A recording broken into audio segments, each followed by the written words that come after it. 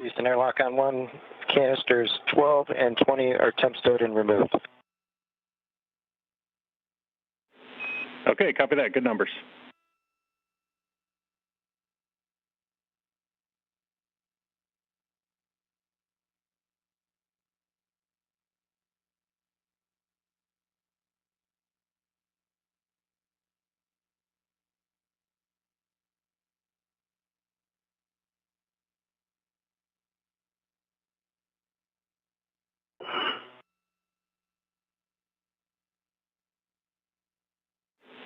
Okay, copy that. Good.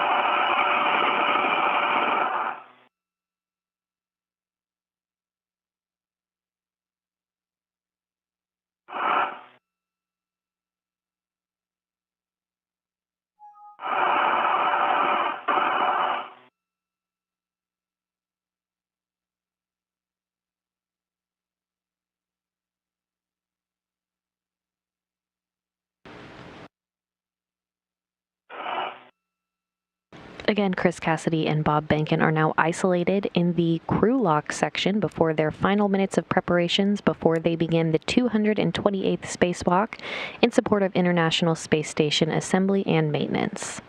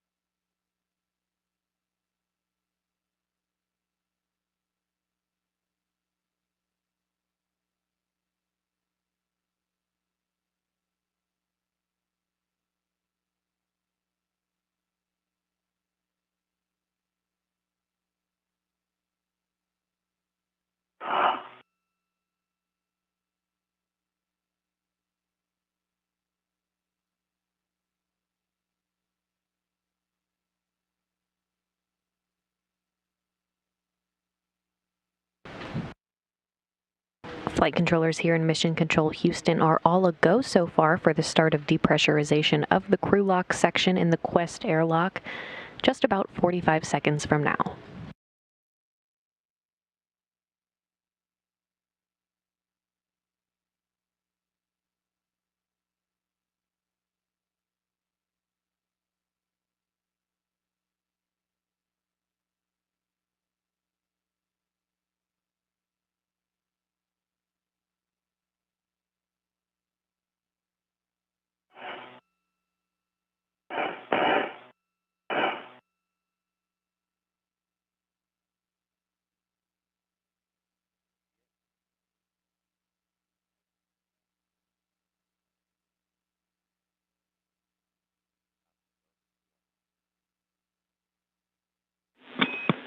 Airlock Houston on Space to Ground 1. Getting back to Step 80. You are go to perform Step 80. And with that, we're going to turn you over to Jaws and David. You guys have fun today. Happy go with Step 80. Thanks, Neil.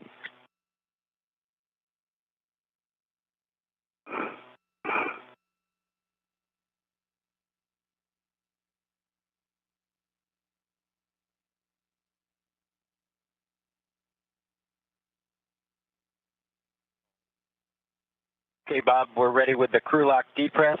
We're going to take the depress pump power switch to on, and then wait 10 seconds, and open the depress pump manual isolation valve. How copy? Loud and clear. Just I'll call depress pump power on, and then you tell me 10 seconds. I'll move the valve. Good plan. Okay, depress pump power coming on. On.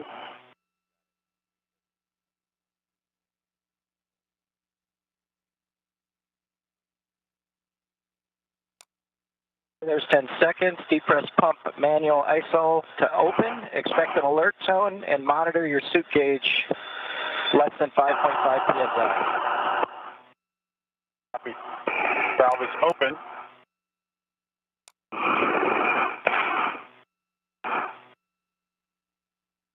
My seat pressure is rising as expected.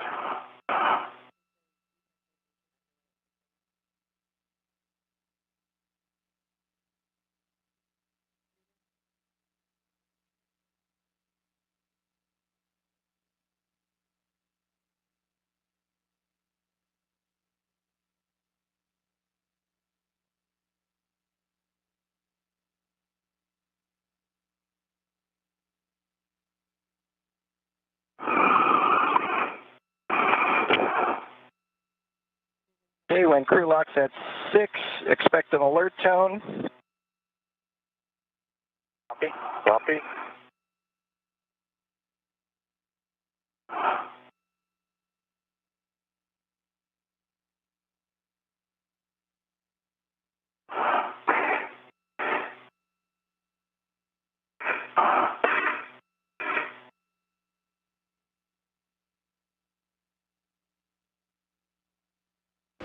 Depressurization of the crew lock section of Quest was officially underway at 6 a.m. Central Time. The depressurization of the crew lock section will be done in a two-stage fashion. First, they'll take the crew lock down to 5 pounds per square inch of pressure.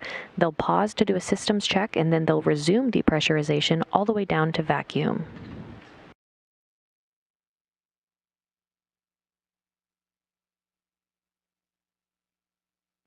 Once it reaches vacuum, the two spacewalkers will conduct suit checks, communications checks with Mission Control here in Houston before they place their suits on internal battery power to officially mark the start of today's spacewalk.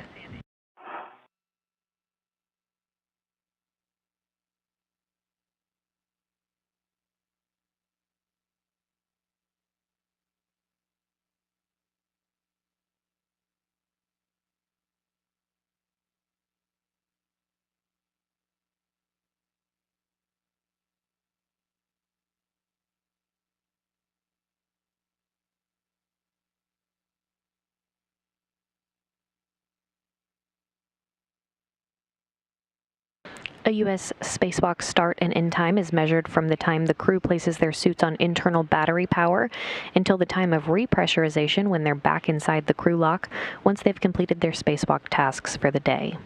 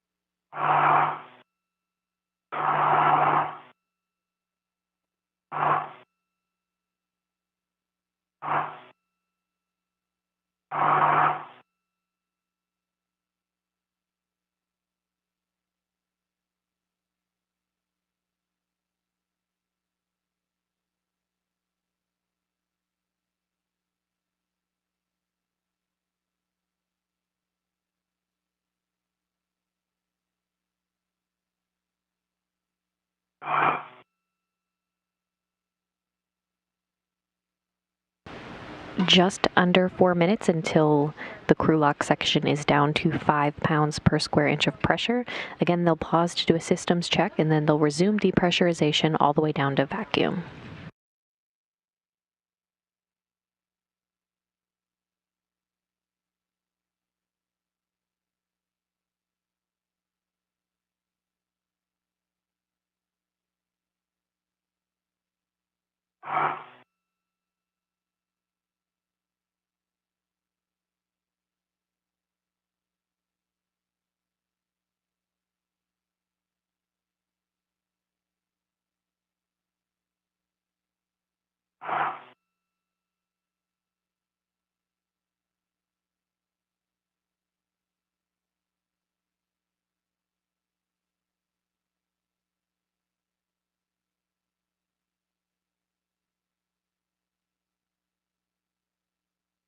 Coming up on 6 pounds per square inch now. Again, they're waiting until it gets down to 5 pounds per square inch.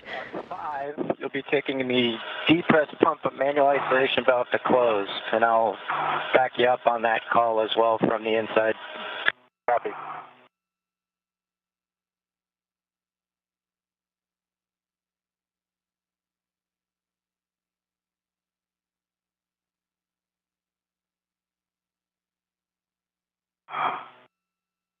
There's my tone at 6, as expected, a little behind, behind you. 0.3 like it was before. Yep. Copy.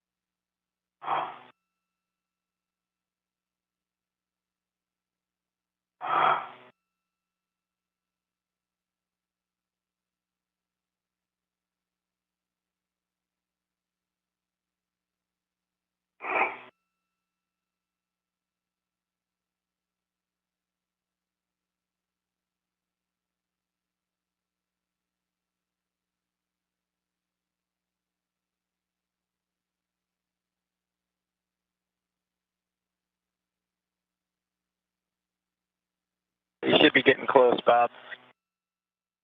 I'm showing 5.1.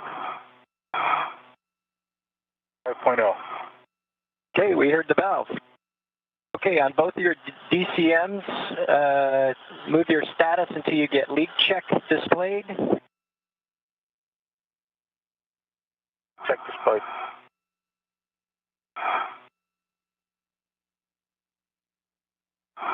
EV1 leak check displayed as well. Copy. Check your O2 actuators to EVA. That's a check.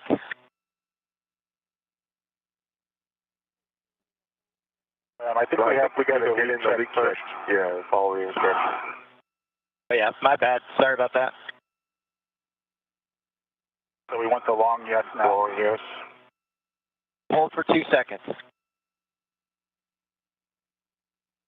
Less than a minute. EV2 as well.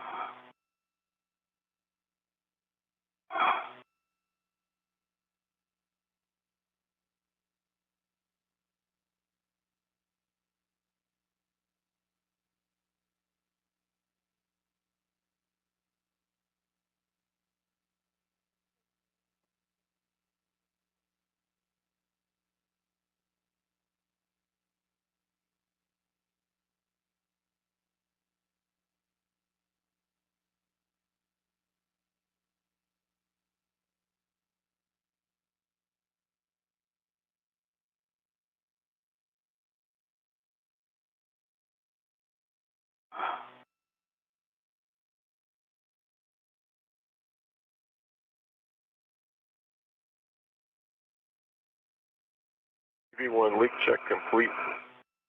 EV2 leak check complete. Copy, EV1 and EV2. Check your O2 actuators are in EVA. One there now, EV1.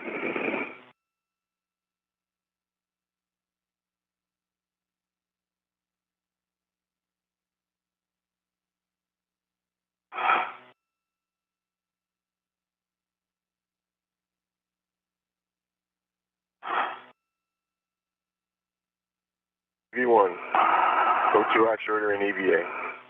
Copy V1.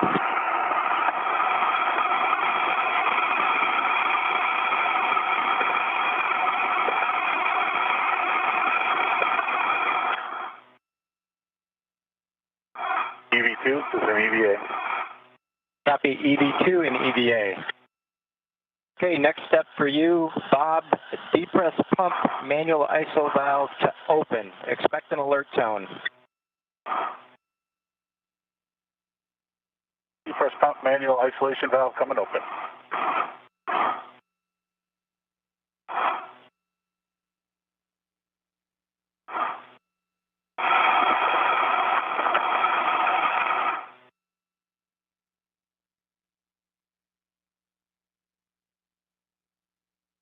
Okay, gents, emergency MPEV is open. You can go ahead and do your tether checks now. All right, copy. Bob, you want to start from structure? Yep, starting from structure.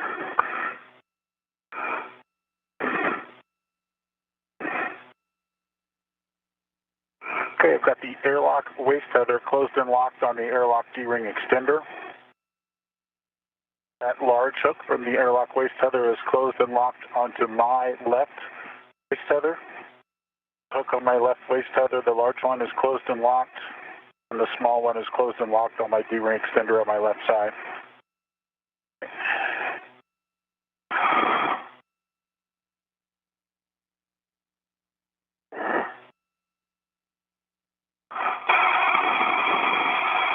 My red hook is closed and locked onto my D-ring extender. Green hook is attached to the red reel. Yellow hook is closed and locked onto the green reel. And then I see that the hook from that green reel is closed and locked onto your red hook. Okay. And both reels are verified unlocked. Copy that. Picking up your hook that you just confirmed. It is closed and locked on my red reel. The red reel, my red crew hook is closed and locked on my left D-ring extender. That completes our current load path. Back on my two reels, red Irkham body has a yellow hook, large yellow hook closed and locked on the green Irkham body. The green crew hook is back onto the red reel. It happens to be locked also. And the large white hook on the green reel is temp stowed on my mini workstation. Both of the Irkhams are in the unlocked reel position. I've got a dry hat, and I've been looking at my gloves for a while, and they're pristine. I also have a dry hat, and the gloves are pristine. Copy all.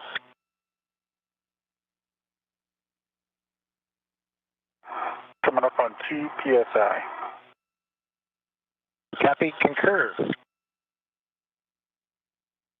When you get to 2, you'll take the depress pump manual ISO valve to close.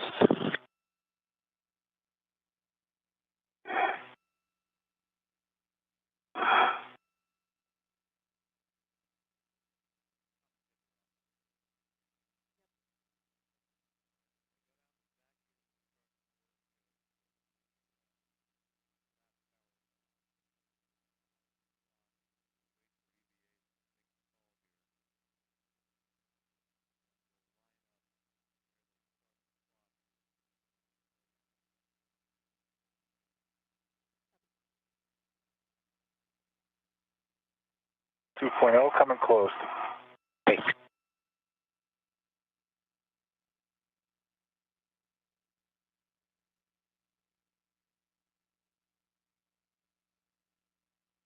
And once you get it closed, take the depress pump power switch on the UIA to off. depress pump power is off. Okay, we talked about tethers.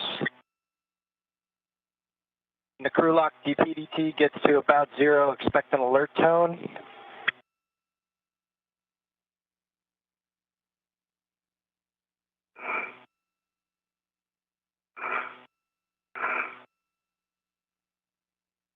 And then when EV hatch delta P is less than 0.5, you can open and stow the EV hatch. Copy all. About just for completeness on my right, E-ring extender.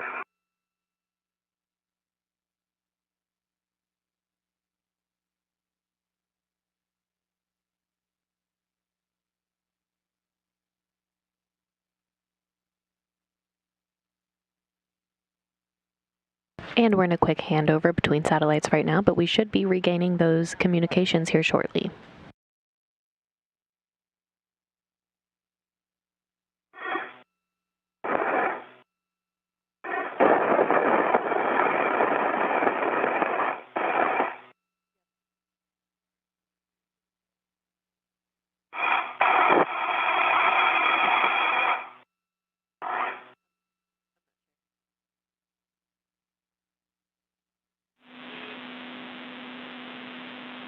Station on one for the airlock. We just had a handover. Can you repeat your last?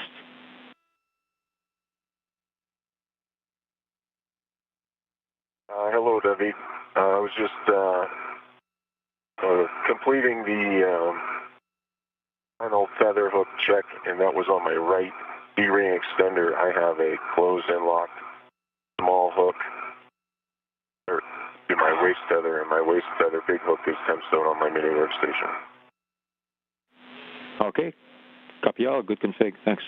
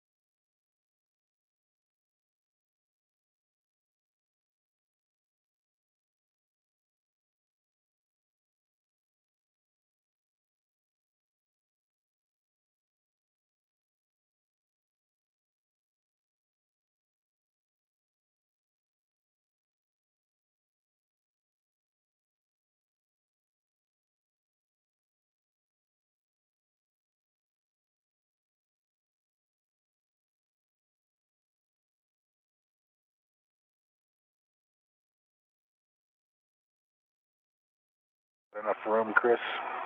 I think so.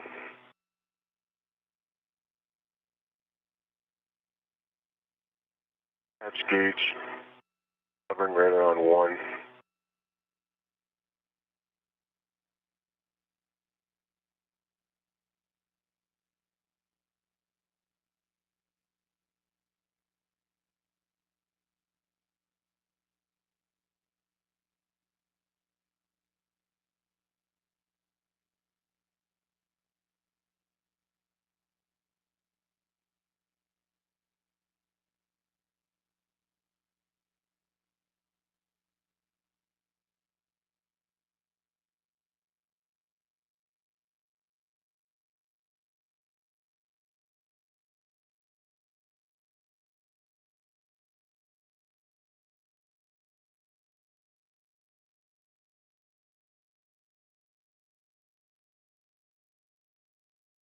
Is my SCU interfering with your crew lock bag area?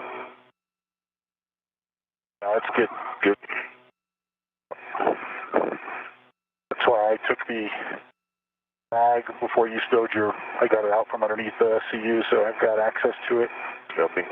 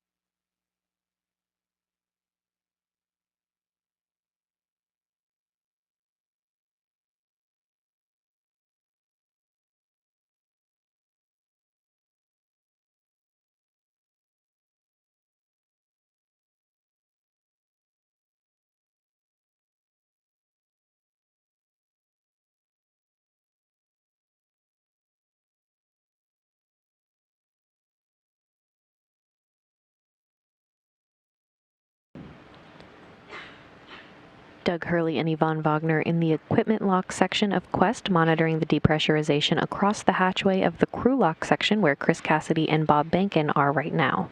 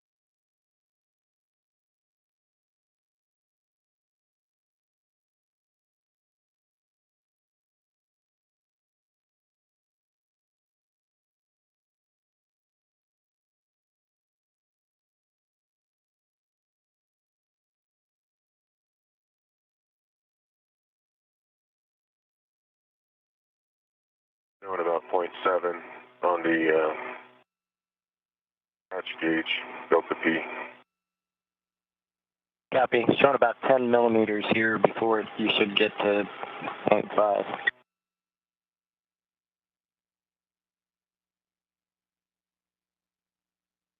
It is slow as you briefed.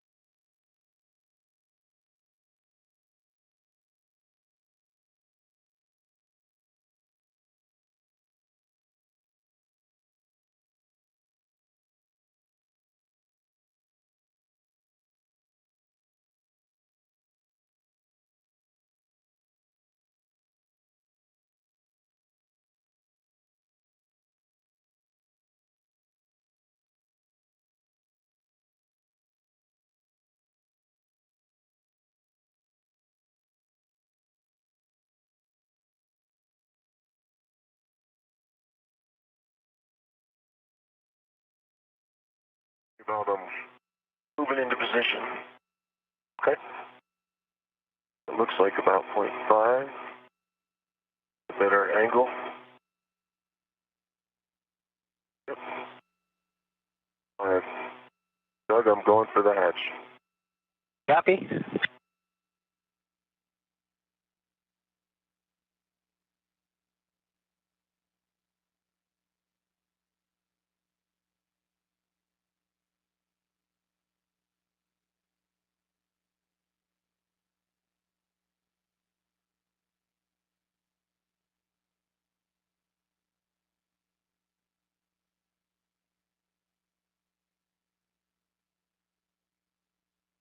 Daylight. Daytime.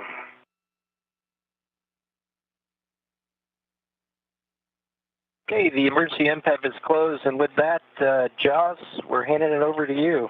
Good luck, guys. Have fun. Thanks a lot. Thanks, Doug and Yvonne. Thanks for your work getting us set up so well. Got us right on timeline. We appreciate it. Chris and Bob, good morning. Good morning. Good morning. Okay, with that, we'll step into the post-depress. Staggering your switch throws, switch power to bat. Expect a warning tone.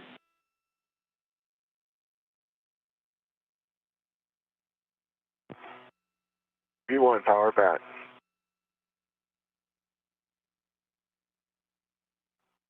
Power bat. Both of you check your display switches are functional.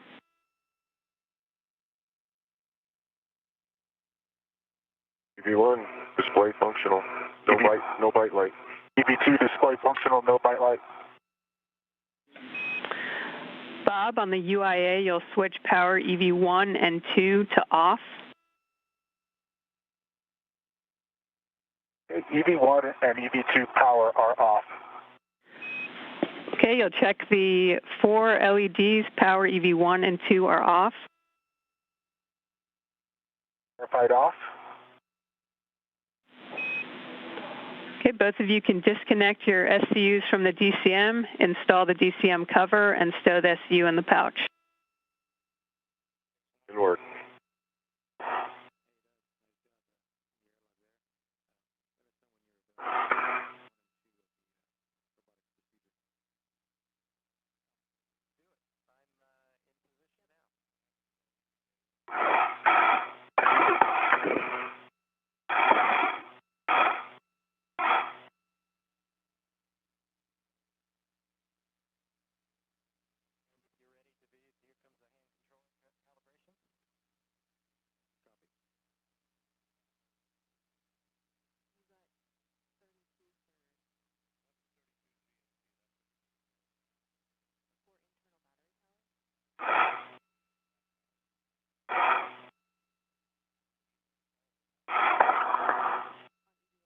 It's complete for EV2. EV1 complete as well. Okay, Bob, on the crew lock, check the depress pump man ISO valve is closed. Depress pump man ISO valve is closed. Both of you can take your temperature control valves to max hot.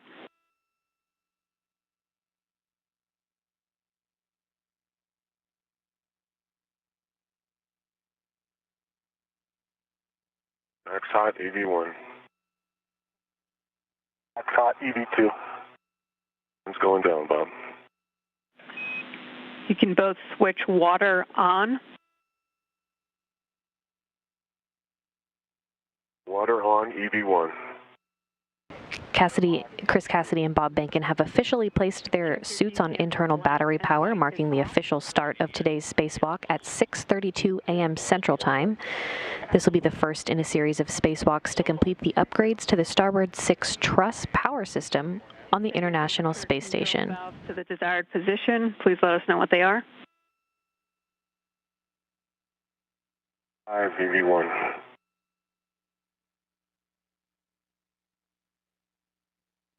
And EV2 set to 5 as well. Copy. Check your suit pressure gauges and report. 4.3 EV1.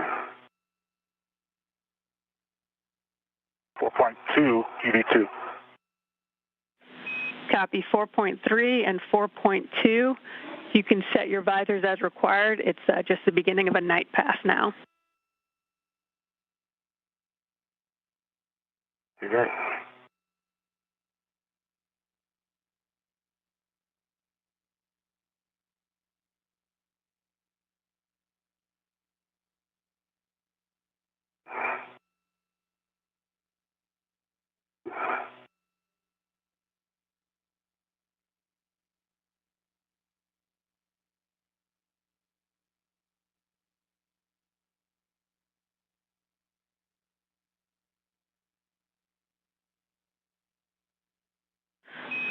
Okay, with that, Chris, if the thermal cover isn't open, you're good to open it and egress the airlock with your medium ORU bag. Thermal cover is open. Coming out.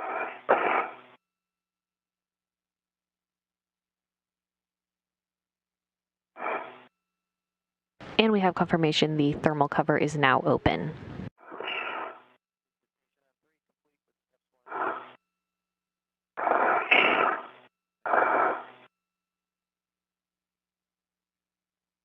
Looks good. I don't think you're going to need two waist tethers, Bob, to get to this APFR, but right here. Yes. Yeah. All right. Throwing it. Throwing it and And you can see on the right side of your screen, Chris Cassidy is now coming outside the hatch. Your wrist there. yeah, how's that happen? Cassidy will be the first out of the hatch this morning, followed by Bob Bankin. Again, Cassidy as EV1 in the suit bearing the red stripes, and Bankin EV2 in the suit bearing no stripes. Once the crew gets outside to their respective work sites, we'll begin getting helmet camera views. Another way to distinguish the spacewalkers will be through those helmet camera numbers. Cassidy will have helmet camera number 18, and Bankin will have helmet camera number 20. Did you catch if it was starboard or port? Or sorry, was it your left or right wrist mirror? There's my left wrist mirror. Straight station nadir. Copy, left wrist mirror, station nadir. All right, Bob, moving out. My manual isolation valve is down, and my sticker deploy handle is down.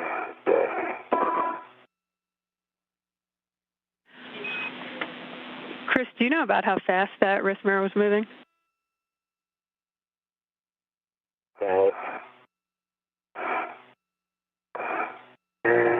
Maybe a foot per second. Copy, 1 foot per second.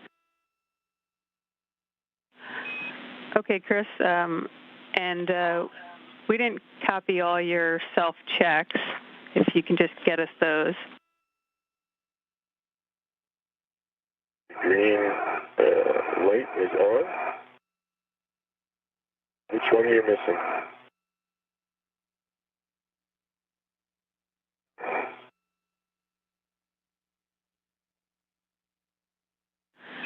Jaws, which step you're missing? And Chris, we didn't copy both your safer handles. Can you just confirm your safer handles are both down? That's affirmative. The deploy handle is down, and the manual isolation valve. I'm at 3410 right now. Okay, firm 3410. Down Bob squarely. And Charles, I have a go to egress the airlock. Okay, firm Bob, you have a go to egress. And you'll be bringing the crew lock bag with you, and that'll be going to the airlock with 11. I have the crew lock bag with me. And Bob Bankin now making his way into the vacuum of space. Arrived at the APFR. Copy, Bob, and we'll take self-checks from you as well when able. Josh, was there anything else you missed on the steering on the self-check? We'll want the tab once you get to the safety tether location. Okay. And for on base 1, moving starboard. Yeah, I can verify my right safer handle is down.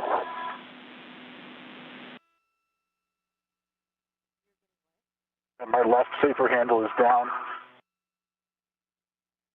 And my green light is on.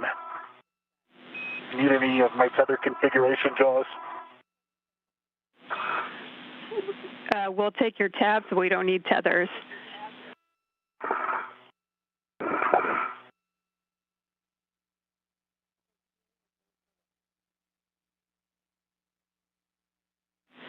And I have my left tab is down. Copy. My left tab is up.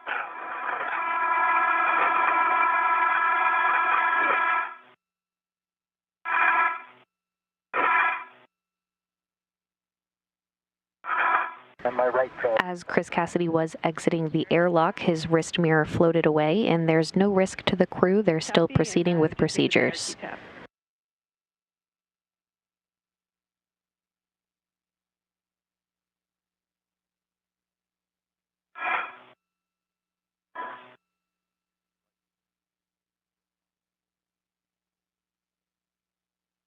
Our T tab is up as well. Copy. Good check, Bob. The first. Nothing the first seat occurred. Copy. And I have a caution for both of you. Avoid contact with deployed TUS cable, Zenith and Nader CETA rails. How copy? Copy EV1. Copy EV2. Okay, Bob, you'll be bundling the crew lock bag to that APFR and airlock with 11. And Chris, let me know when you get to the outboard CETA card, and I can give you the handrail numbers. Okay, copy, Joss.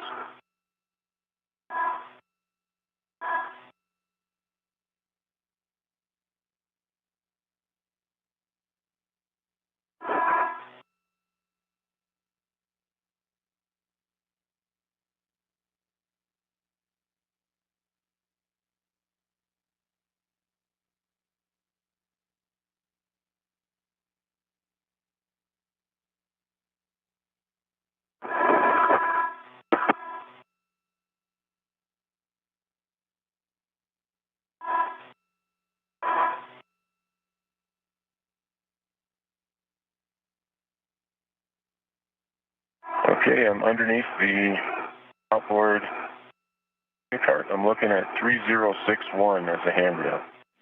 Okay, Chris, that's where you'll drop your anchor hook. My anchor hook is closed. Slider is in the lock position, double checking. Reels are unlocked. Copy, good config. 3V1. And just beside that, you'll see handrail 3060. You'll attach Bob's anchor hook there. Copy all.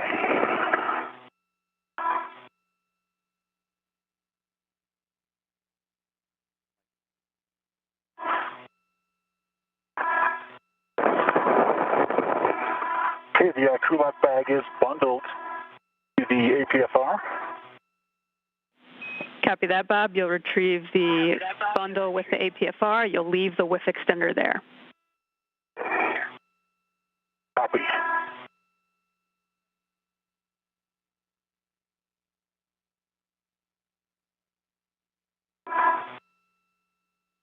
Okay, I'm tethered Bob's hook.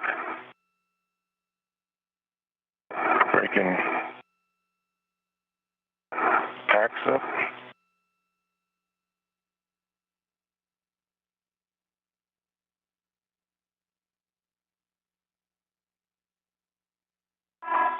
(3060) as Bob's anchor point closed and locked. Copy that. Bob, Good. Ross concurs. You're free to unlock your waist tether. Copy. Affirm, we concur. And Jaws, the BRT is closed on the APFR, and it is tethered as well. Copy, Bob. And Bob, if you can just check your reel is unlocked, you are go to release your waist tether from the airlock waist tether and close the hatch thermal cover. Copy. Okay, the APFR is on my BRT. Copy. And Chris, you'll be translating on that CETA cart to WIF 5 and bundling your ORU bag to the APFR and retrieving it. Okay, in work. And Bob, I'm on the seat. Copy.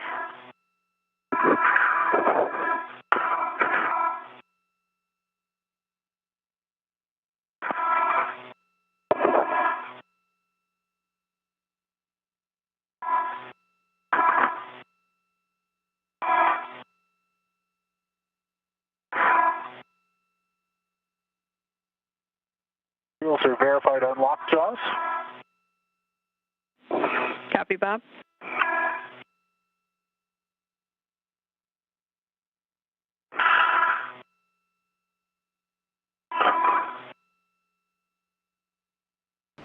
Just over 15 minutes into the spacewalk today, again the first in a series of spacewalks to complete the upgrades to the starboard 6 truss power system on the International Space Station.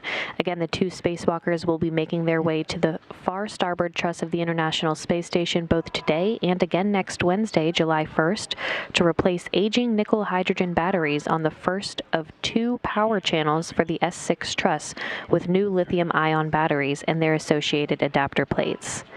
You'll hear the acronym APFR today, which stands for the Articulating Portable Foot Restraints the crews will be using to restrain their feet at their respective work sites.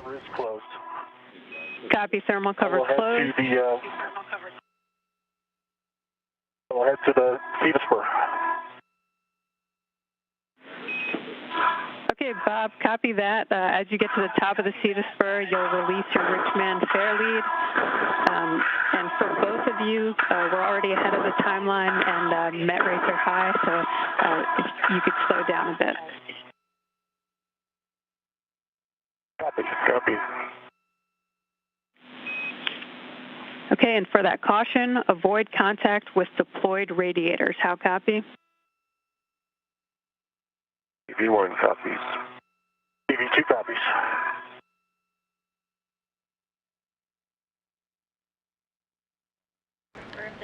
And we're getting helmet camera views. Of course, this one number 18 from Chris Cassidy.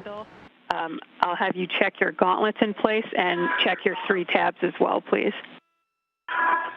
Okay, you bet. Now's a great time. So both gauntlets are in place and tab checking in work. Copy. First order of business for Chris Cassidy this morning will be to set up their tether anchors away from the airlock to enable them to go farther outboard.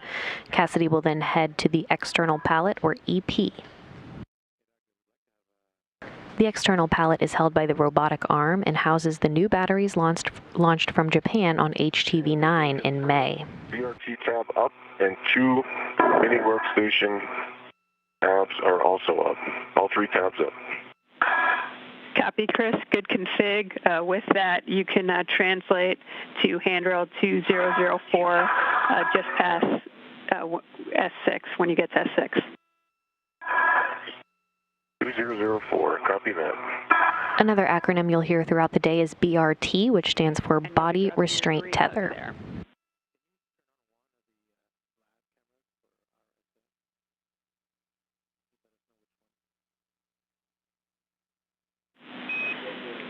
What did he ask for? Jaws have arrived at the 3410. We'll release just the Richmond fair lead and leave the adjustable here. Affirm, Bob. It's complete.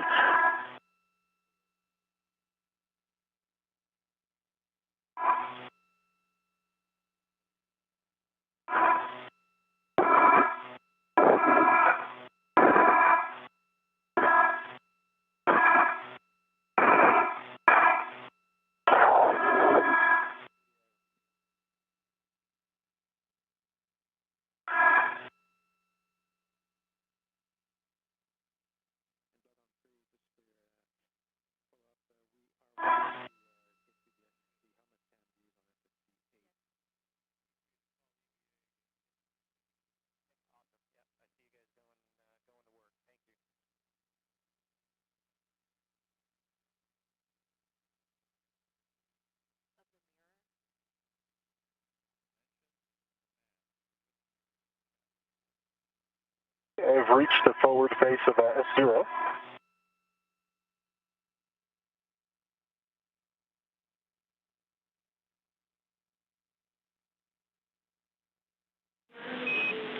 Copy, Bob.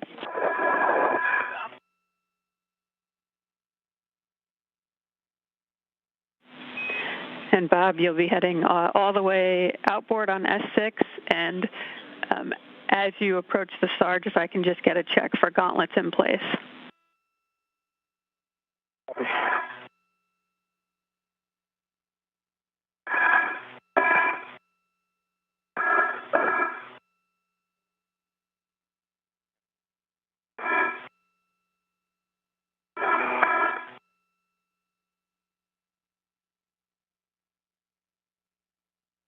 PFR is a little sticky.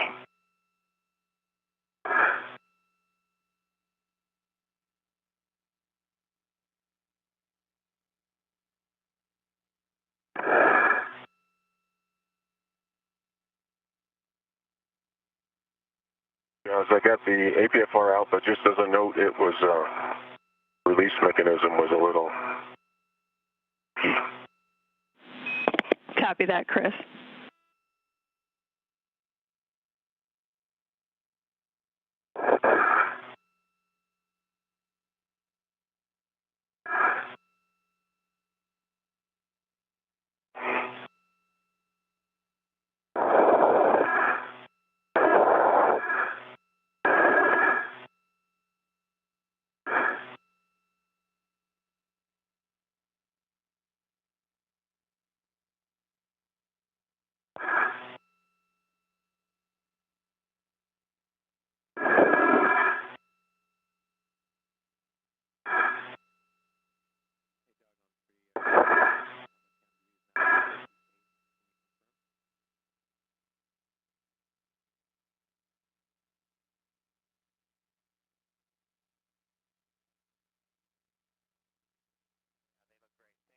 All right. Moving out from Cedar Cart and heading outward. Bob, where are you at? I am at the Cedar Cart. Copy that.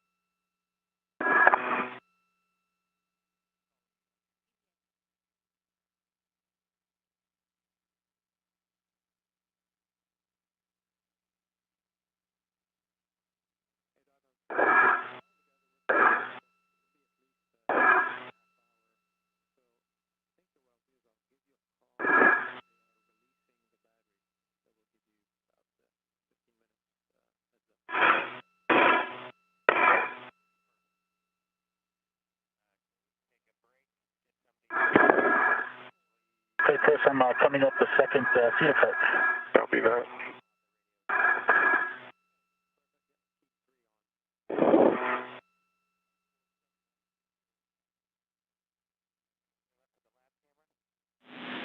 And Chris, reminder for you, you're going to handrail 2004 for your green hook, and Bob will take a gauntlet check prior to crossing the Sarge.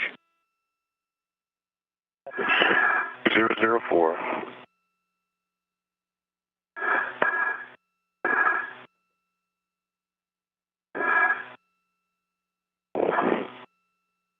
Both of my gauntlets are up, covering my arms. Copy, Bob. I'm at 2004. Okay, Chris, you'll drop your green hook there. See that green hook coming here.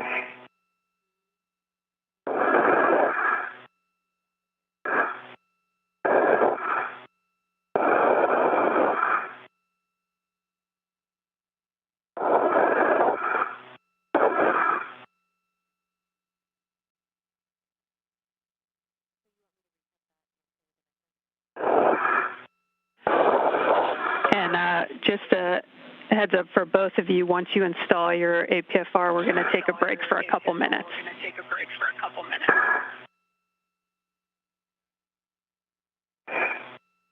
TV2 copies. TV1 copies. All right. Green hook is node, and it's also locked on 2004. Copy, your green hook's down at 2004, Chris. You'll be installing the APFR into WIF 4 with a clocking of 6. 4 clocking 6.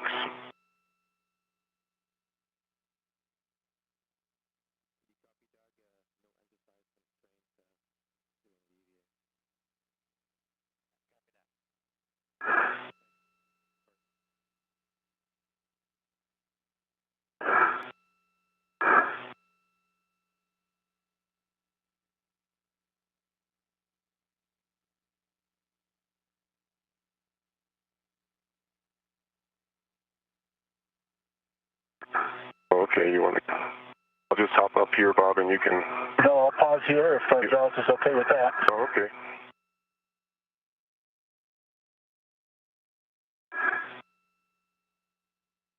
Jaws, Bob's right here next to me. I'm going to put this APFR in. Okay, copy.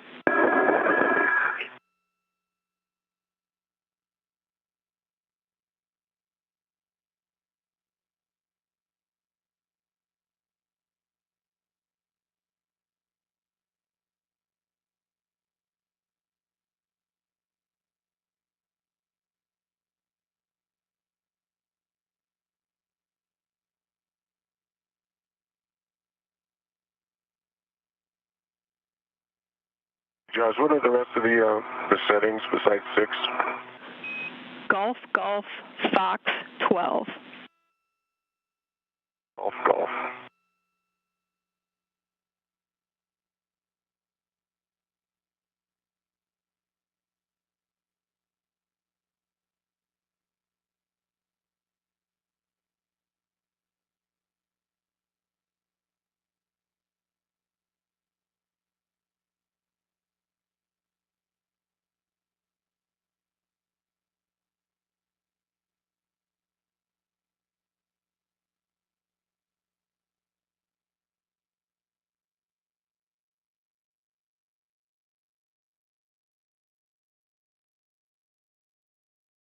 Okay, the black lines are lined up.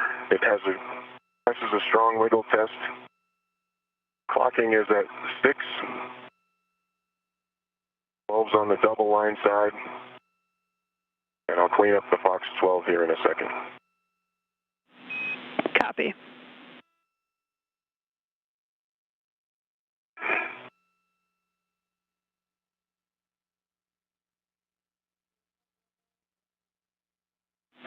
And while we're taking this break, now's a good time for me to read some warnings and cautions for the external pallet. The EP wheels are no touch for pinch points. The EP PVGF grapple shafts and curvic coupling teeth are no touch. Translate only on handrails. Do not impart loads into any ORU on the EP. No sudden movements on the pallet. Maintain less than 0.45 foot per second translation speed. Wait until pallet motion dampens out before imparting any loads. How copy? You one copy. TV2 copies. Tom is a little garbled. Me at this. Did you hear the same thing, Bob? No, the combo's okay for me.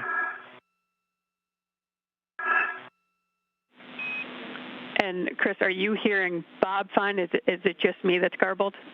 No, it was just you in that last transmission. Now you're fine. Okay, great.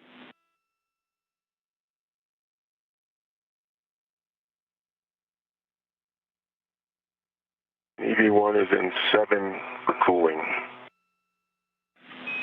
Copy, Chris.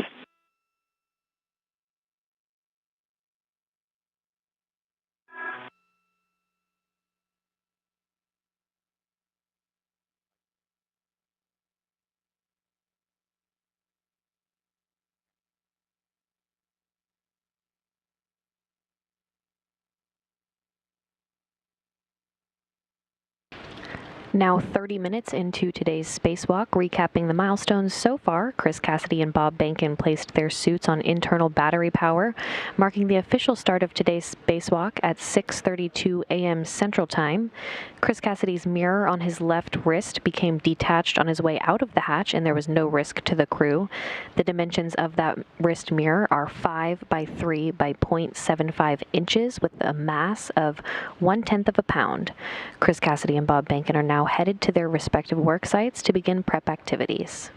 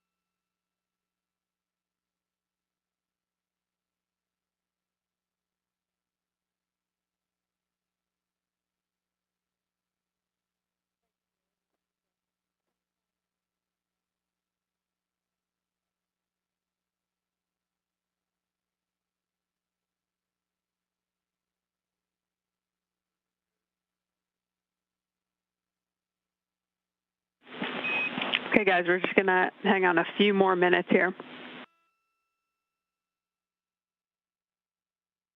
Copy.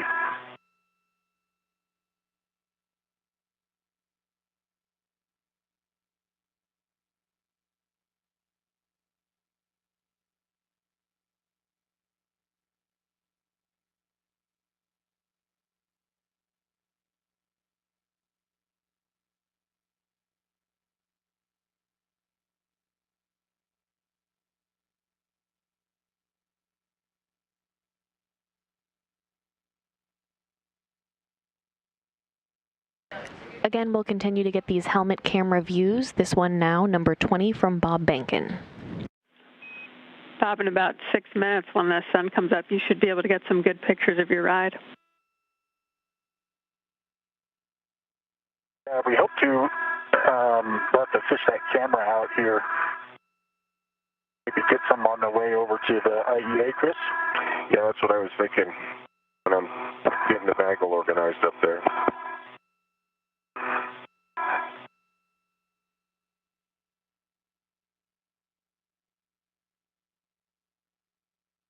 Thanks, Doug. If you see any other good opportunities, let us know. Will do.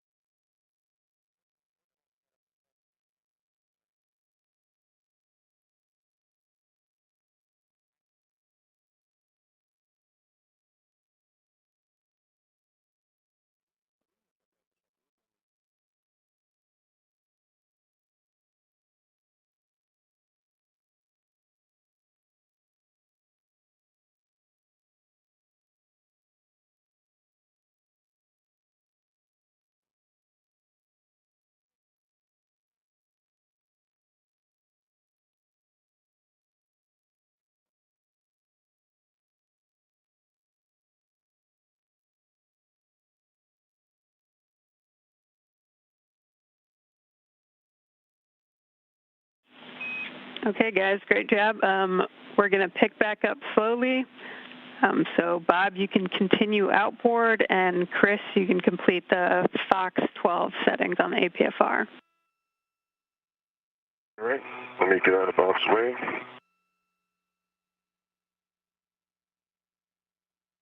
One high, Bob, you can go under. Okay.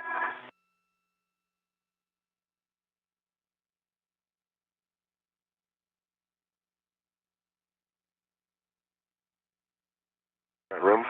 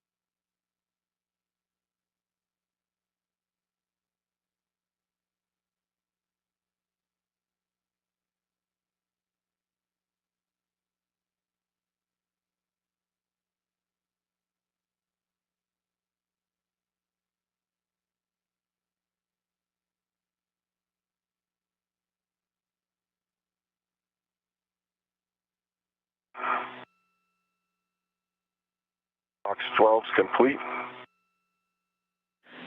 Copy, Chris. And can you just confirm the pitch knob has popped out? It is. I'll put another set of eyes on it. Just confirmed, popped out in the locked position. Copy. Thanks, Chris. You can retrieve your RU bag from the APFR, and you have a go to translate onto the external pallet. All right, copy that. Bob, for you, as you get outboard, you're looking for handrail 2076 or 2075, your preference for your green hook. Copy 2076 or 2075. Good words.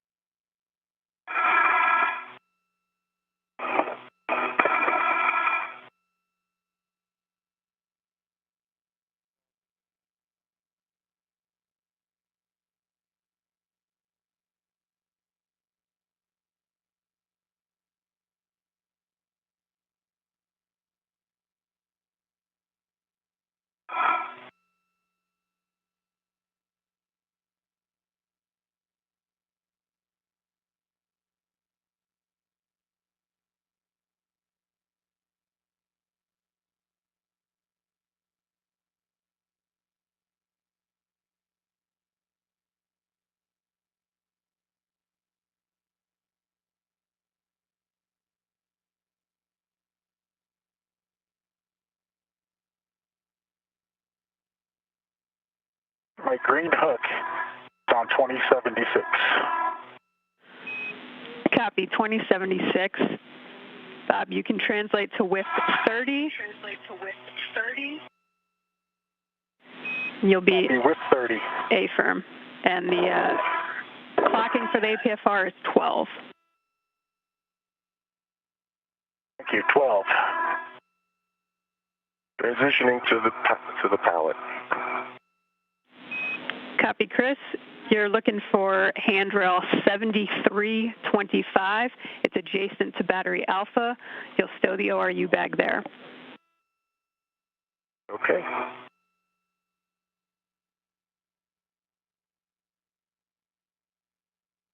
$73.25.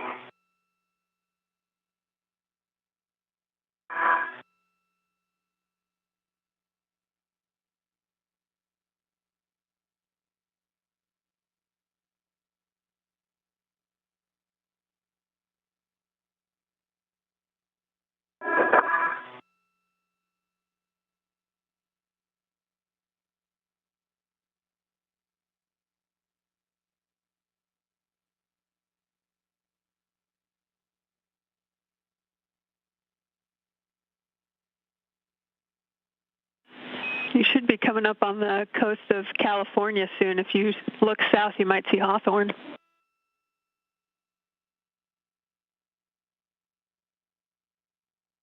Cool.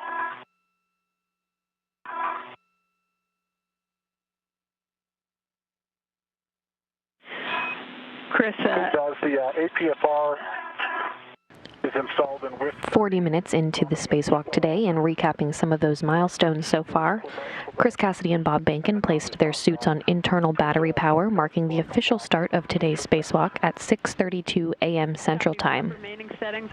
Chris Cassidy's mirror on his left wrist became detached on his way out of the hatch, and there was no risk to the crew. The dimensions of that wrist mirror are 5 by 3 by 0.75 inches, with a mass of 1/10 of a pound. Cassidy will still be able to use the mirror on his right wrist for the duration of the spacewalk today.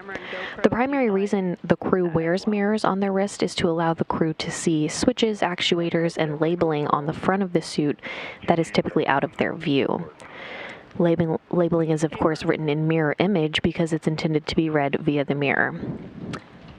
Chris Cassidy and Bob Bankin are now headed to the work site to begin prep activities. And this view now from Chris Cassidy's helmet camera number 18.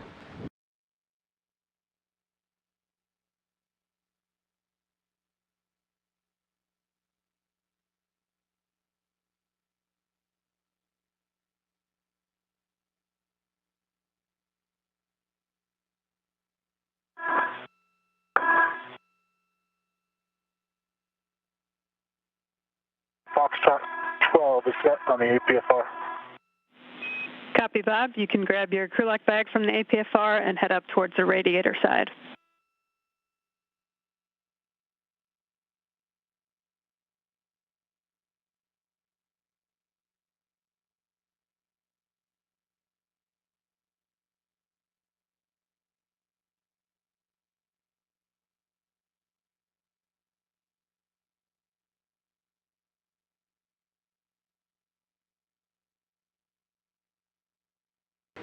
The spacewalkers today will be removing existing nickel-hydrogen batteries and replacing them with new lithium-ion batteries that arrived on a Japanese cargo ship last month. These batteries store electricity for one pair of the station's solar arrays, and then the swap will upgrade the station's power supply capability. The batteries store power generated by the station's solar arrays to provide power to the microgravity laboratory when the station is not in sunlight as it circles Earth during orbital night. Okay, Chris. Been great. Just working on the those tools. Got a good view of you.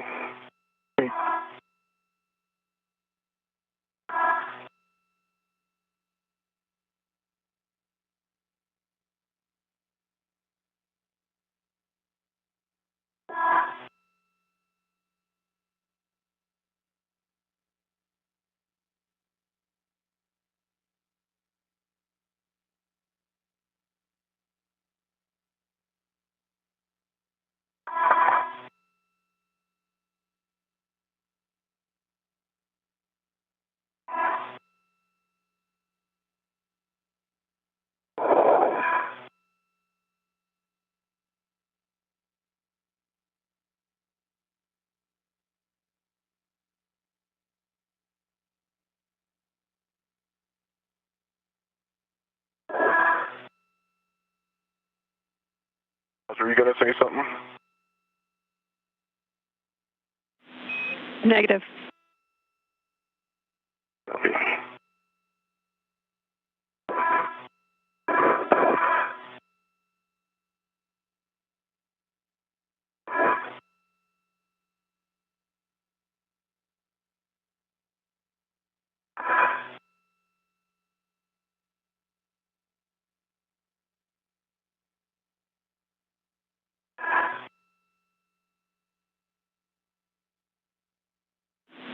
Bob, I see you heading up towards the radiator side. You're looking for handrails 2049 and 2054.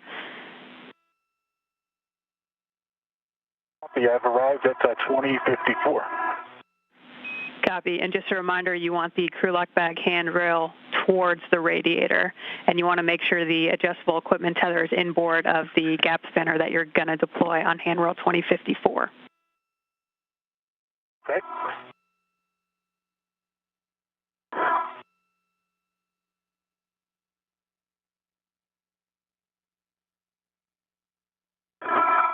Okay, the crew lock bag is tethered to 2049. Copy.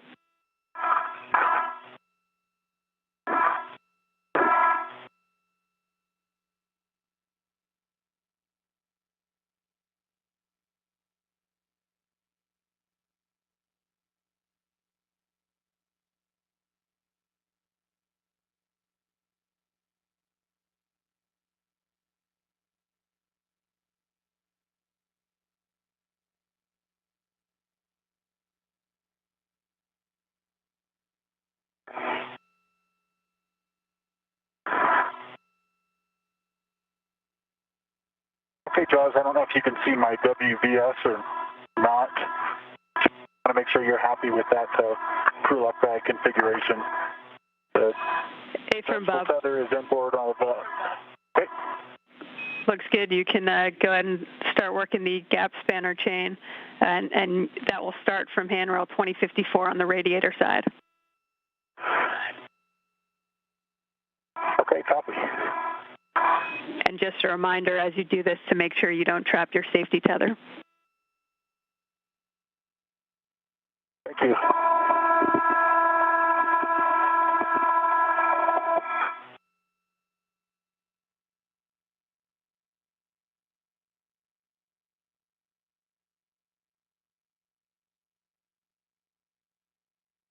And like we talked about in the briefing yesterday, I'm going to put a couple of scoops out first. Copy. Sounds good.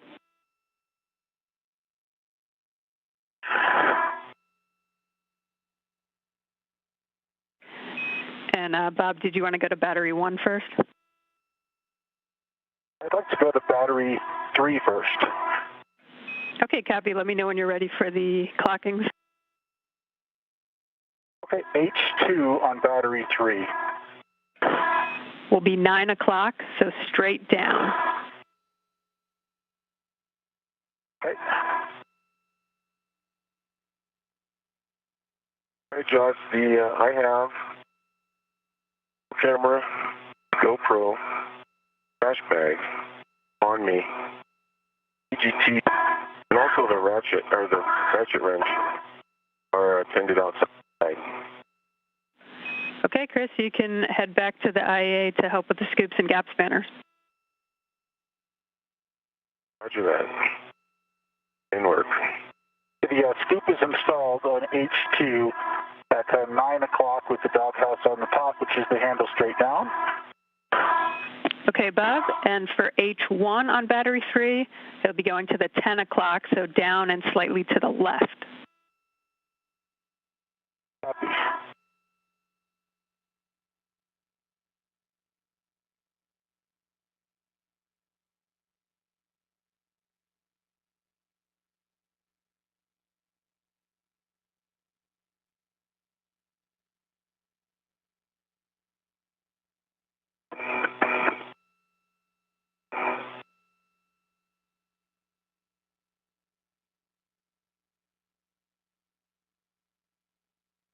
Okay, on H1, I've installed it at 10 o'clock, so down and slightly to the left. Copy, Bob. Let me know which battery you'd like to do next.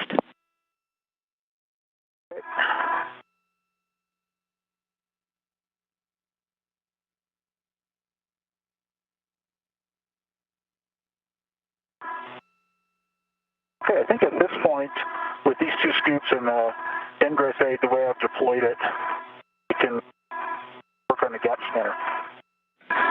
Okay, copy that, Bob. So you're going from handrail 2054 on the radiator side. The 2054 on the radiator side. Good words. All right, I'm off the pallet and on structure. Copy that, Chris.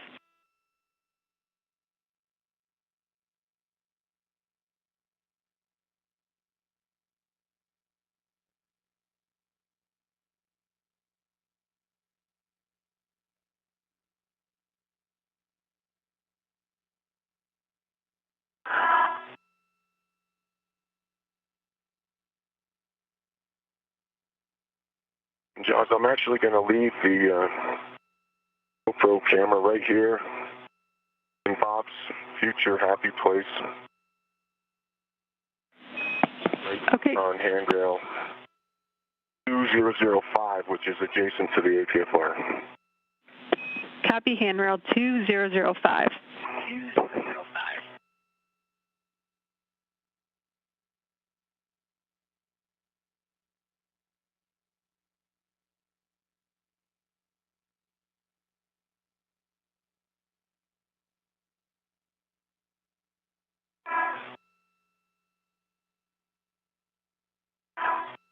Okay, Jaws, I've got the gap spanner deployed to handrail 2054. It's the wire tie end of the gap spanner chain. Copy, Bob. The other end will be going to handrail 2012. Copy.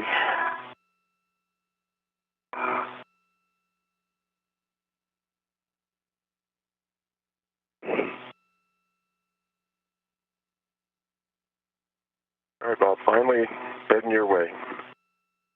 Sounds good.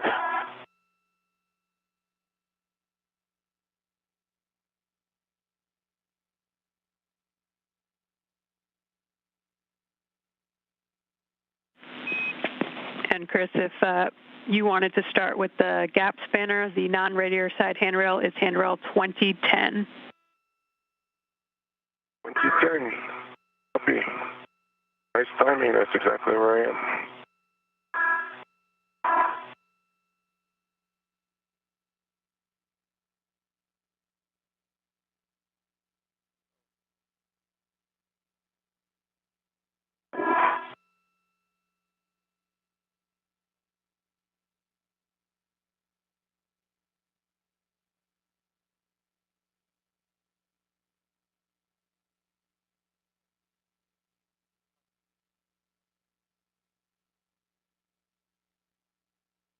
And the still digital camera is on 2010, the same handrail as gap spanner. Copy, handrail 2010 for the camera.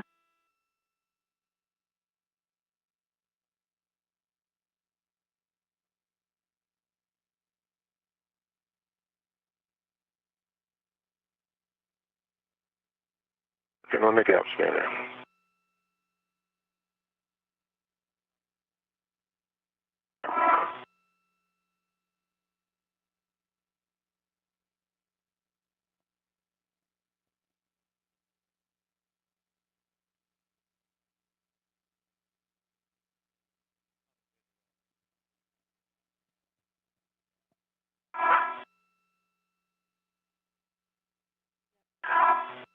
Okay, Jaws, the gap spanner is installed. The handrail 2012. Okay, Bob, we'll check, do a tension gap spanner check and tension it down and then turn the buckle 180 degrees to ensure slacks. And Bob, for your essay, we've lost your WVS video. Okay, copy. If you could just check I will the touch the gap spanner chain down. Okay, let me get to this gap spanner being snugged up, and then I'll do that if that's okay. That's good with us, thanks.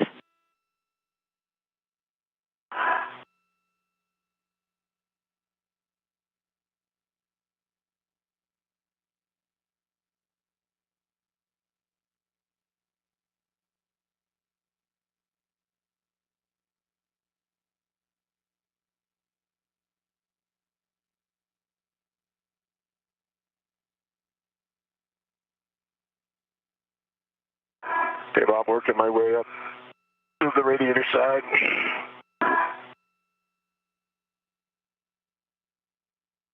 Copy. Okay, Chris, you're going to handrail 2043 on the radiator side. And reminder to make sure you don't trap either of you or Bob's safety tethers. 2043. Copy. And copy the warning. Okay, I've cinched the gap spanner up reasonably well.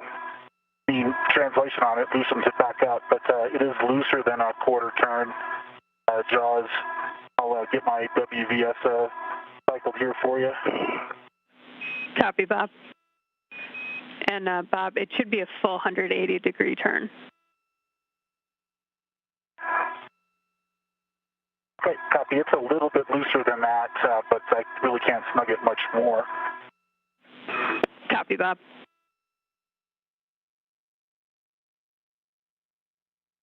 All right, 2043 has my radiator end deployed, and I'm working on the same tensioning steps. Copy, Chris.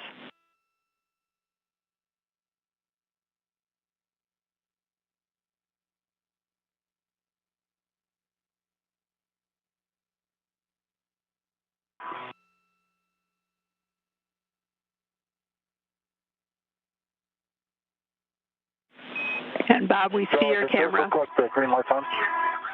I cycled it. I don't think it was on when I cycled it, but it was hard to tell in the sunlight here. Okay, we see it. Thanks. So for me, my next jaws will be more scoops or the PGT, I think. Is that right? Okay, yeah, affirm. So before you do the PGT, you'll need to get the scoop to battery 4. All right, one full 180-degree turn on the buckle. Copy, Chris. And if you want to... A little loose, like Bob was saying, but... Yeah, I think we've heard that from the previous ones as well.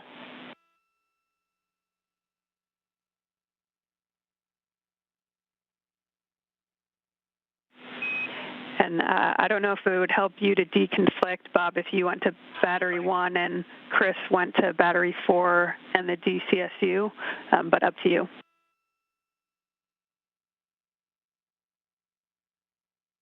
That works. Okay.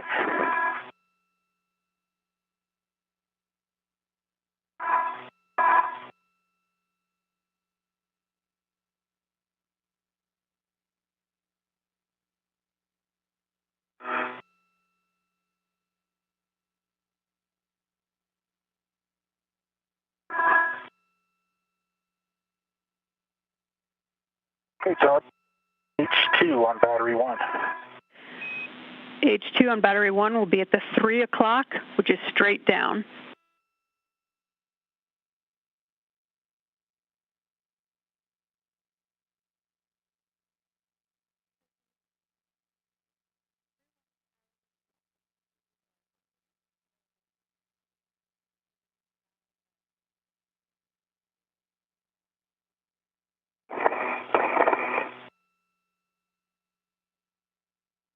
That's complete. H2, 3 o'clock, straight, verified, locked.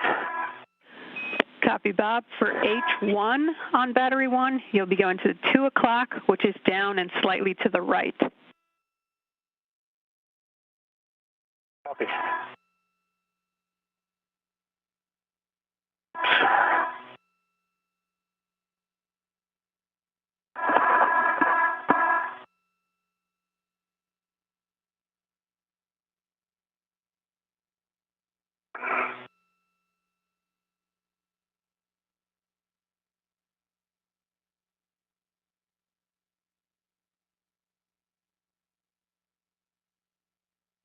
Copy.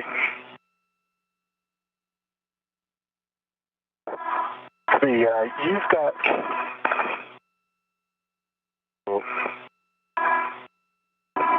scoops as well, huh? Yeah. Okay. If that makes sense. I can, I'm right here at battery 4. Yeah, Chris, if you want to do battery 4 that way, Bob can, as he sets up his PGT, stow it there. Okay. So you'll be going to H2 on battery 4. Let me know when you're ready for the clocking.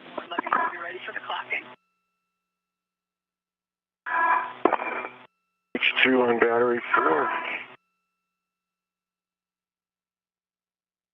ready for that clocking. It'll be 9 o'clock, which is straight down. And the acronym PGT, which you just heard, stands for Pistol Grip Tool, and that will be used to help the crew release the bolts during some of their procedures today. Now 1 hour into the spacewalk today, recapping some of the milestones so far. Chris Cassidy and Bob Behnken placed their suits on internal battery power, marking the official start of today's spacewalk at 6:32 a.m. Central Time. Chris Cassidy's mirror on his left wrist became detached on his way out of the hatch, and there was no risk to the crew. The dimensions of that wrist mirror are 5 by 3 by 0.75 inches with a mass of 1/10 of a pound. Cassidy will still be able to use the mirror on his right wrist for the duration of the spacewalk. Again, the primary reason for the crew to wear those mirrors on their wrists is to allow them to see the switches, actuators, and labeling on the front of their suit that is out of their view. Of course, the labeling is written in mirror image because it's intended to be read via mirror. Chris Cassidy and Bob Behnken have now arrived at their work sites to begin setting up. Just for size reference on the batteries and adapter plates the crew will be handling today, the adapter plate is 40 inches by 37 inches by 8 inches with a mass of 75 pounds. The aging nickel hydrogen batteries being replaced are 40 inches by 37 inches by 19 inches with a mass of 364 pounds. And the new lithium-ion batteries being installed today are 40 inches by 37 inches by 19 inches with a mass of 428 pounds. I think all I'm doing is I'm going to put this right angle, sorry, the 9-inch X head onto my PGT. Okay, copy.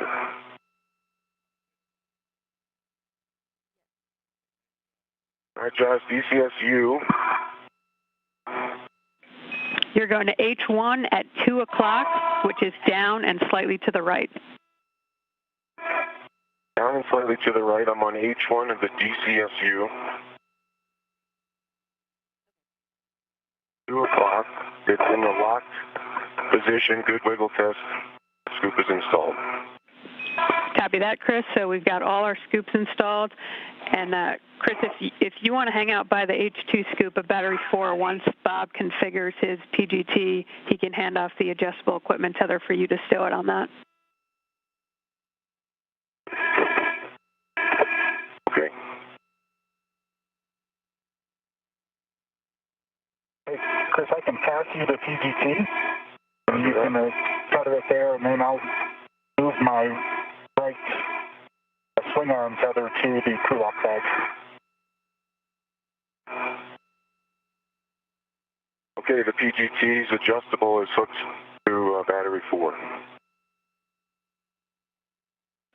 Copy, and Bob, you may have said it, but I didn't catch it. You've got the red series going back to the crew lock bag and a good pull test on the hex driver?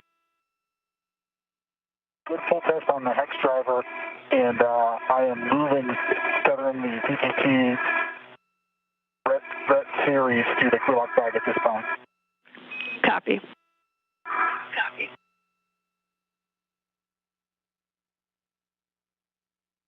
That's complete. I'm going to go ahead and close up the crew lock bag, everything but the ratchet wrench, I think. Okay. You can get it.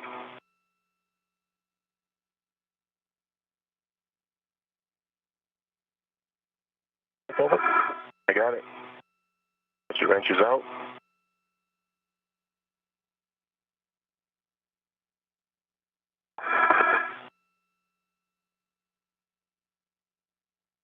Jaws, am I heading to the APFR?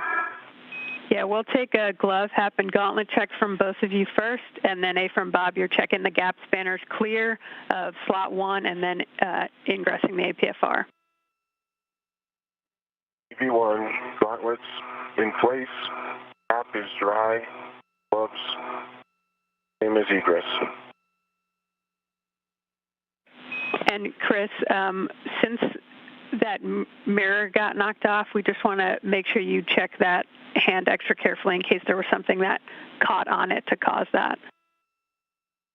Yeah, I I had done that a while ago, but it's good to double check and now that it's sunlight, because it was dark when I did it before, and no evidence of a red damage or anything like that. All nominal. Copy. Good checks, Chris.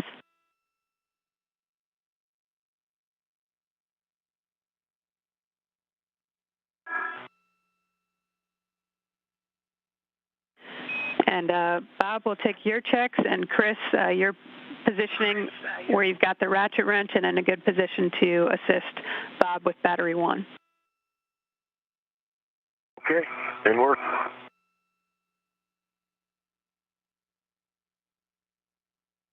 I've got a good glove check. I still look like a little bit of a black smudging, so nothing significant. Gloves are in good shape. App is in same state that it was when I left the airlock, and both of my gauntlets are up. Copy that, Bob. If that gap spanner's clear, you are go to ingress APFR.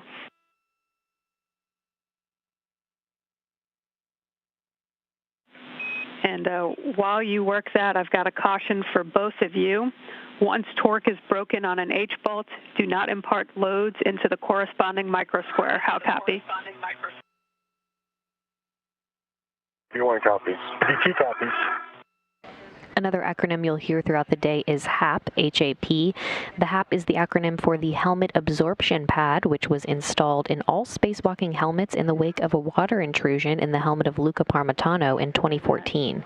The installation of the Helmet Absorption Pad, or HAP by the acronym, is intended to absorb water in the case that it has migrated to the back of a crew member's helmet. The H2 side, if you don't mind me doing that one, otherwise I'll wait for Bob. Need that order. We need H1 first. Then that's for Bob to do. Copy.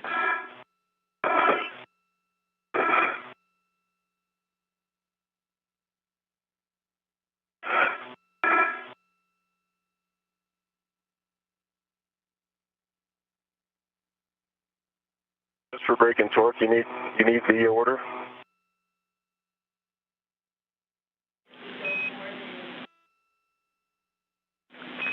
I'm being told A-firm we need to go in order, even breaking torque. Copy that. No problem.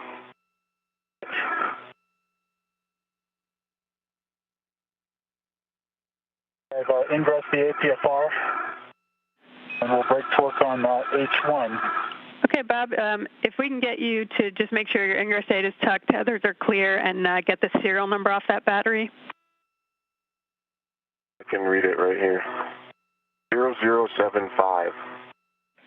Copy, good serial number.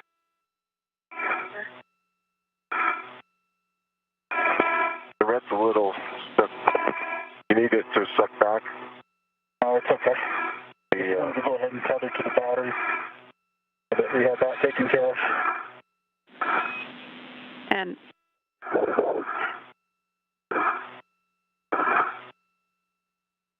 ahead, Josh.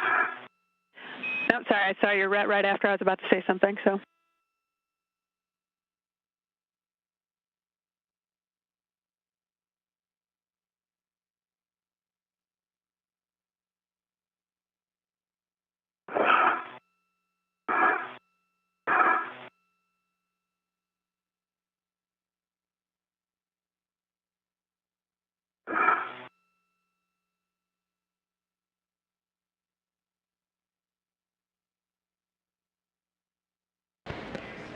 And we've reached one of the main milestones in the spacewalk today, one of the many milestones.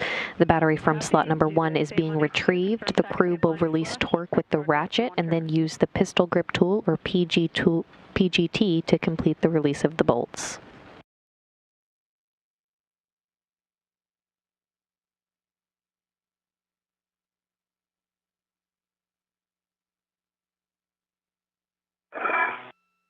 Torque is broke. Okay, you can hand that ratchet wrench back to Chris. Maybe a quarter. Chris has it. And swap for Chris's PGT with the 6-inch.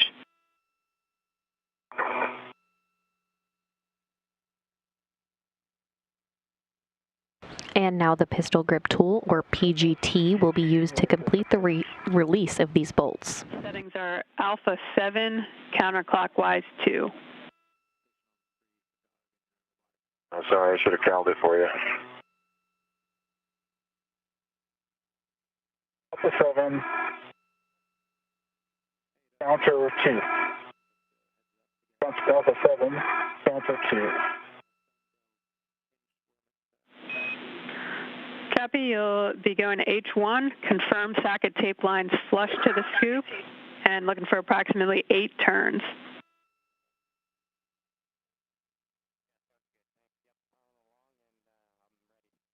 Socket tape line is flush, verified counter 2.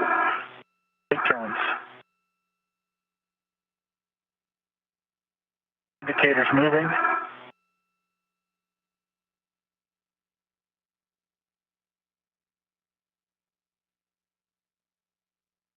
So about 6.5 turns, the indicator started popping, indicating it was fully unlocked. Gave it the full 8 turns.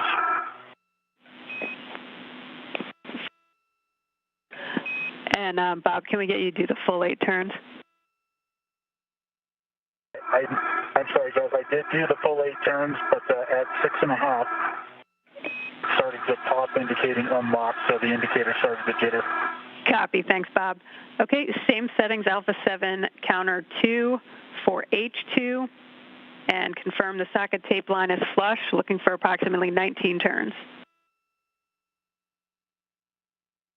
The socket tape line is flush.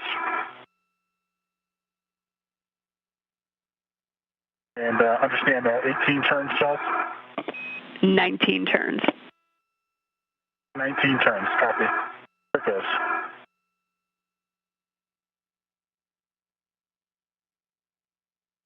See the battery rising.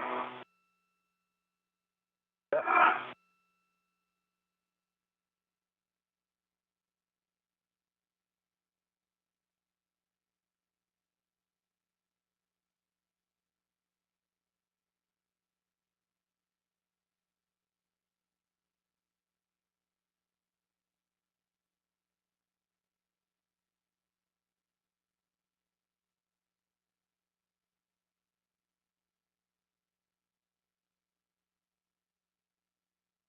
There's 19 turns.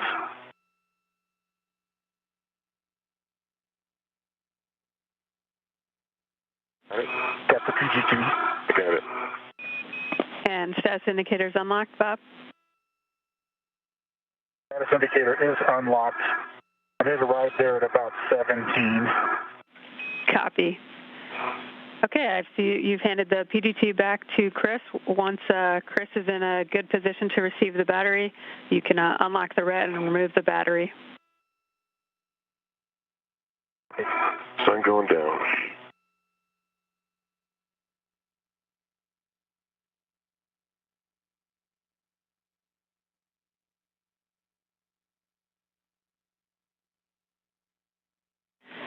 And Chris, for you, just a reminder to check that you're not local tethered on the outboard gap spanner and all your fair leads are released.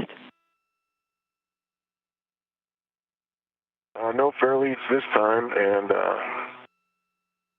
I am not tethered on the gap spanner. Get myself situated here, Bob. Copy. Local tether to a handrail.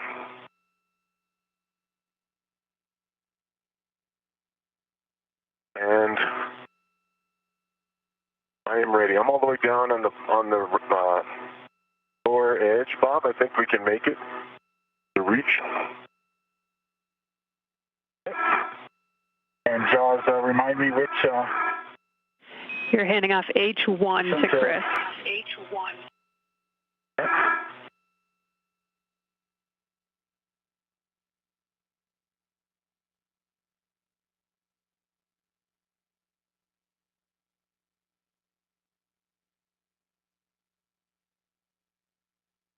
Have a ret. Have control. Okay. You have control of the battery, and I'm going to release my ret and egress the APFR.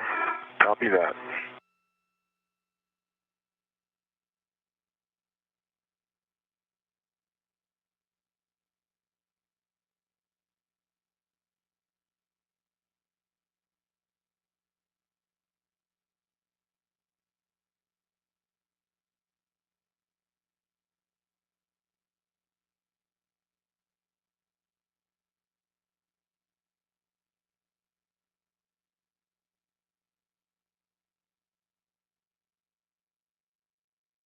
Got that APFR right in the middle.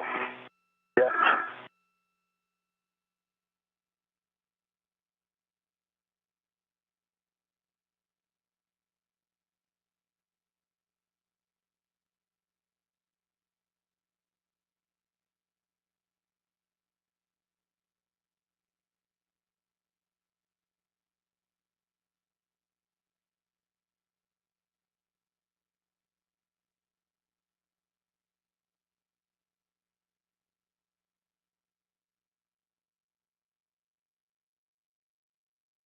Trying to get it to you. I have control of the batteries. You have control.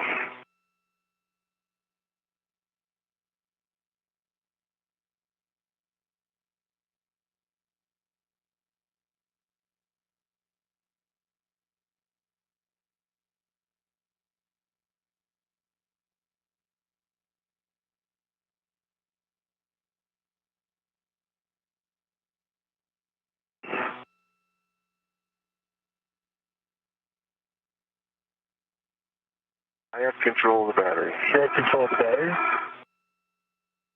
We've got the pin side out. Inside's out. And the first nickel hydrogen battery has been released. The crew will now work together to move it over to the external pallet for disposal. While you're translating. I think I'd rather you hold on just a minute. Copy. I've got the battery. You have control of the battery. You have control of the battery.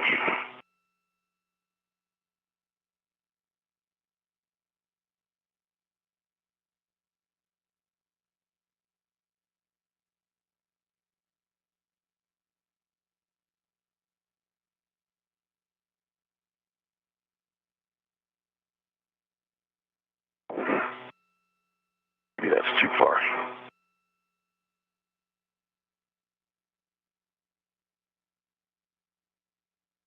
I have control of the battery.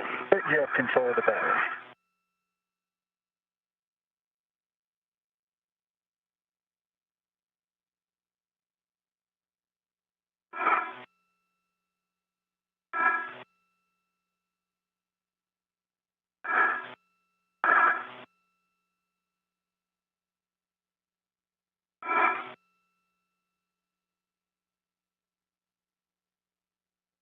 I have control of the battery. You have control.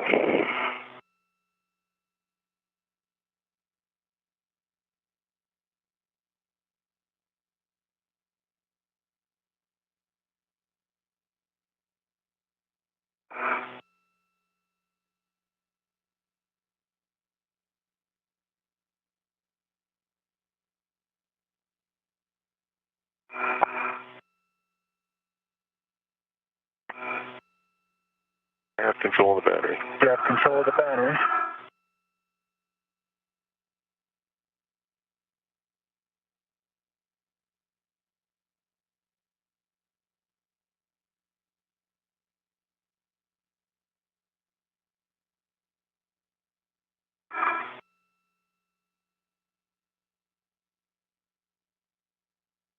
I'm going to move over one more handle. Okay, copy. I have control of the battery. You have control.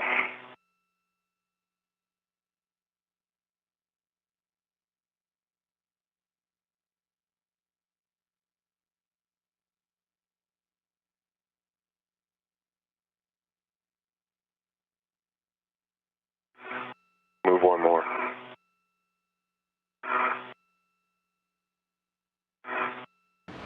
Again, the first nickel hydrogen battery has been released.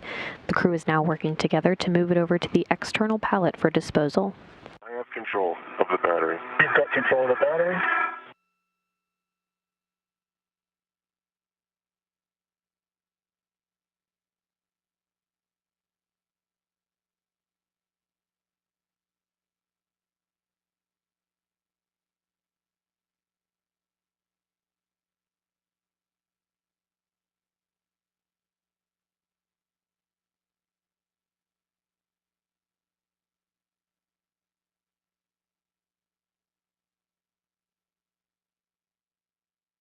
I have control of the battery.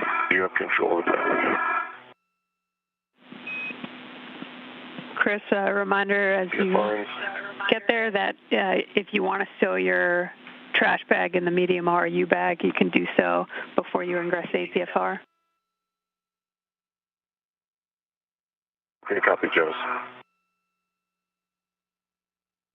This will just be a short hop, Bob, and then I'll go to the other side. Okay. I have control of the battery. Okay, you have control of the battery.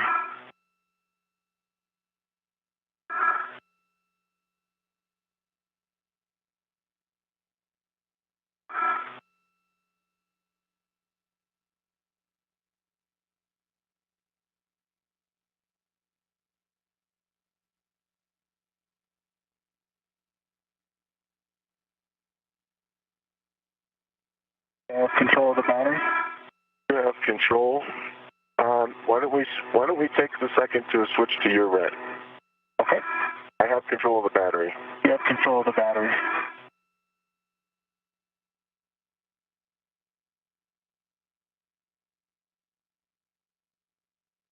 I have a rep to the battery. Copy. I have control of the battery. And you have control. Moving my red. Okay, my red is off. You have control. I'm moving.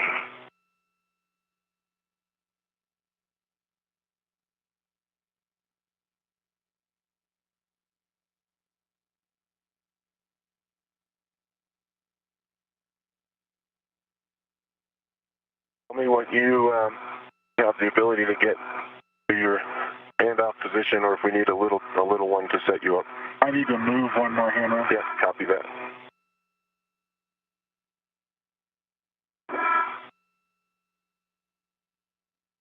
Clear you. I have control of the battery. You have control of the battery, and I'm going to go ahead and put my RT down. See that. The GoPro.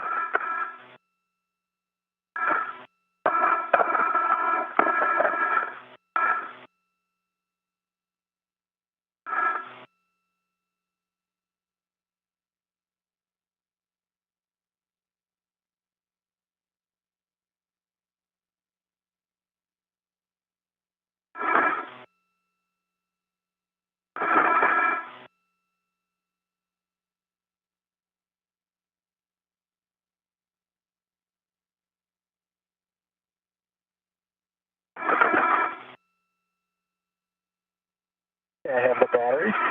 You have the battery. That. I'm going to ingress APFR.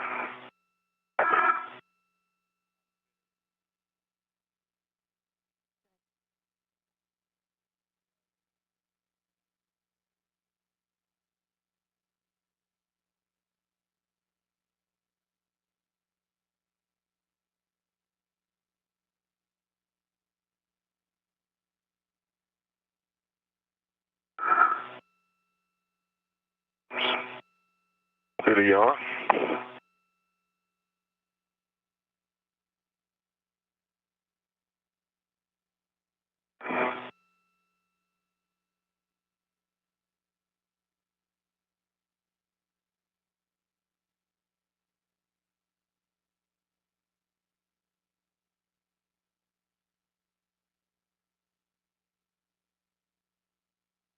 Look locked, Bob.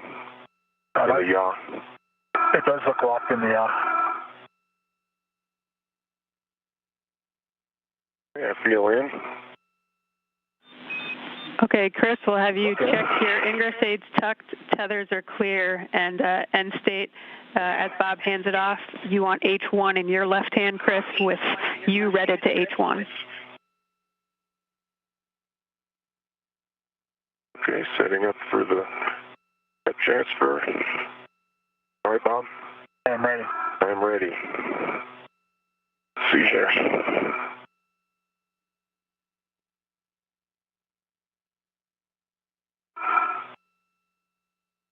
I'm ready. I have control. Okay. So remove my rep.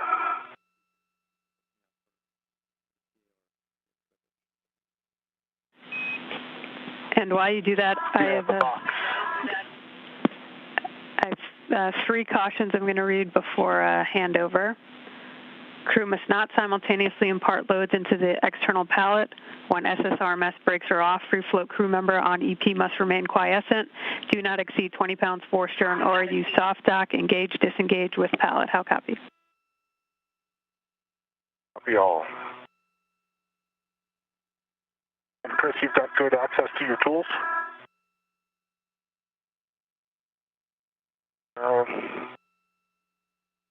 It's a little far over there to the left, but for right now, I'll just get this battery solved.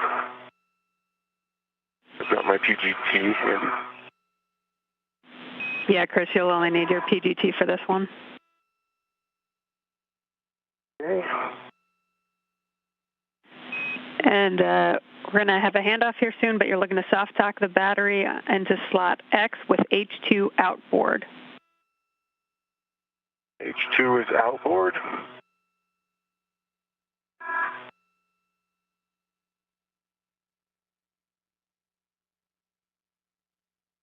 Looks like a lot of, there we go.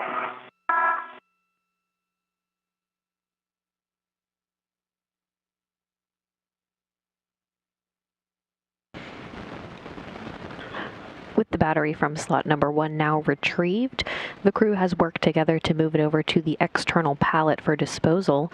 Cassidy is now working to ingress the foot restraint, and the two will work together to install the battery in empty slot X. We're in a short handover between satellites right now, but should be regaining communications here shortly. The interface looks good. If anything, it looks a little bit like the H1 side is pushed in a little bit. Yeah. That square it up right there.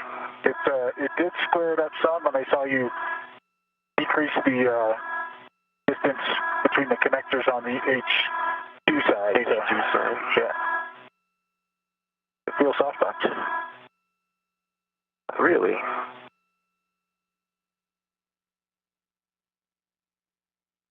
Yeah, I think that is right there. Not a huge confirmation feel, you know what I mean? Yeah. Chris and Bob, I'm back with you after the handover. Let me know when you're ready for PGT settings.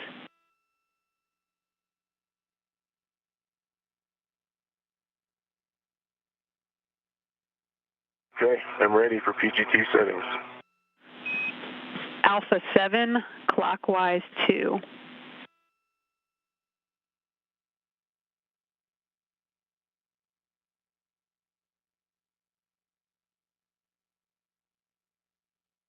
Okay, Alpha 7,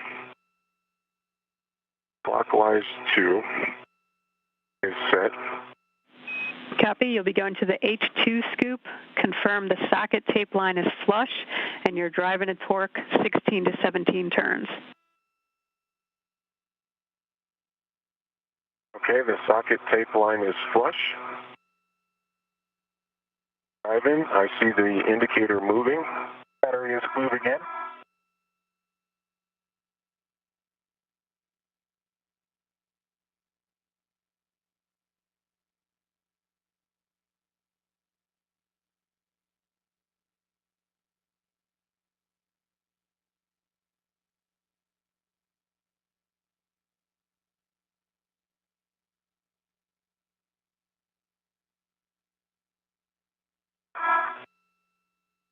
Seventeen turns.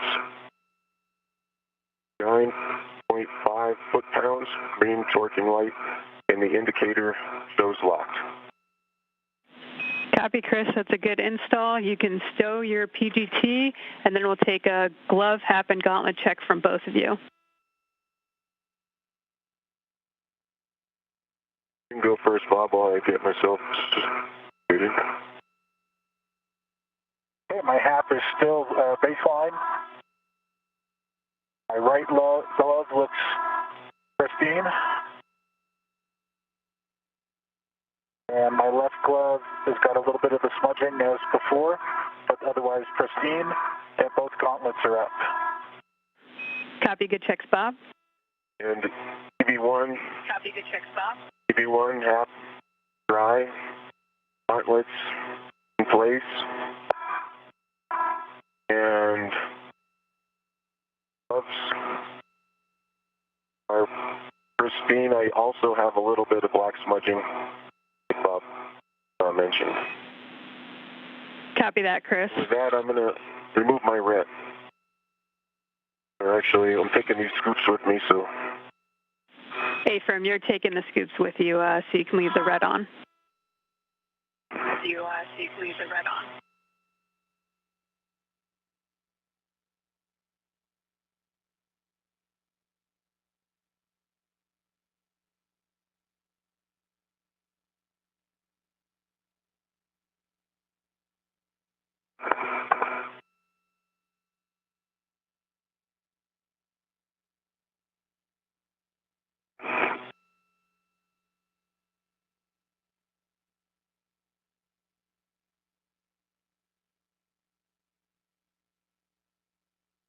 Okay, both scoops removed. Copy that, Chris. If you can check that your ingress aid and tethers are clear, you can give SSRMS the go to the published EPA alpha position.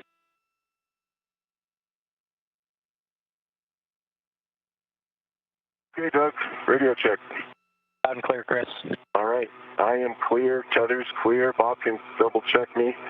I verify you're clear. And you have a go to your published position, Doug. Okay, copy. We'll put over to worksite alpha in work.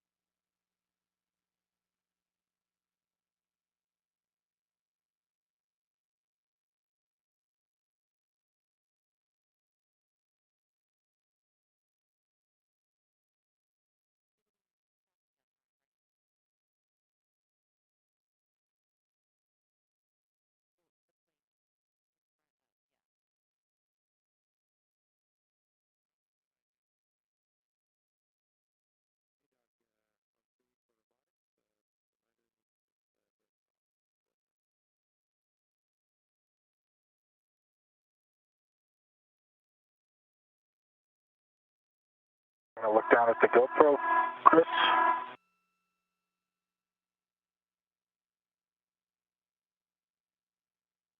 Got a bunch of scoops on your front. Yep. Now an hour and 33 minutes into today's spacewalk, recapping some of the milestones so far today. Chris Cassidy and Bob Bankin placed their suits on internal battery power, marking the official start of today's spacewalk at 6:32 a.m. Central Time.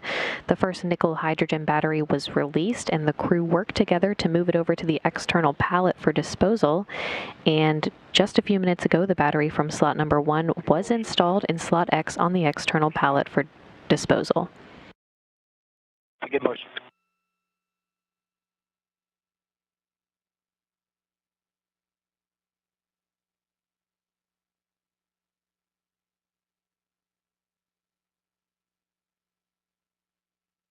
Doug Hurley now at the controls of the robotic arm, and the arm will maneuver to place Cassidy in front of the first new battery in slot A.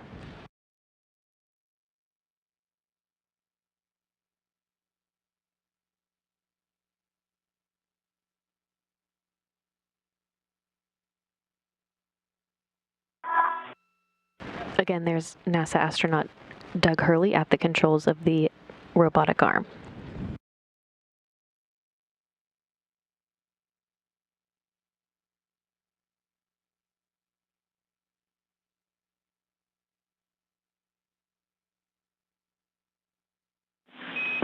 And we're about to enter a night pass.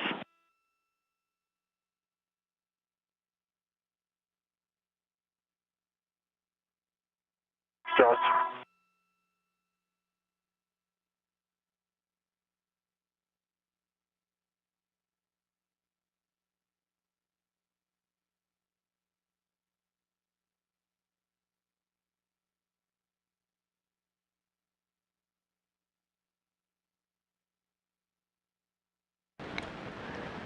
Again, the robotic arm is now being maneuvered to place Chris Cassidy in front of the first new battery in slot A.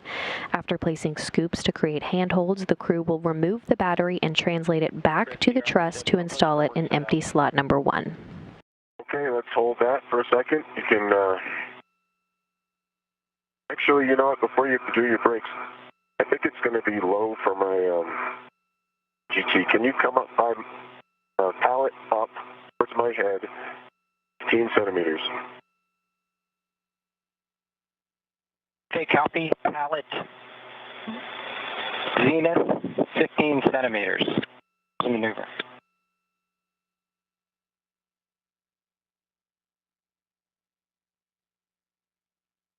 That's the begin GCA.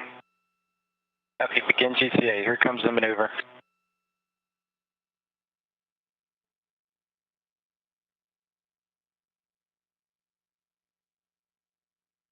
That was 15. Stop there, NGCA, thank you very much. NGCA. All right, Jaws. Oops. And I didn't catch it. Are brakes on? Brakes are on.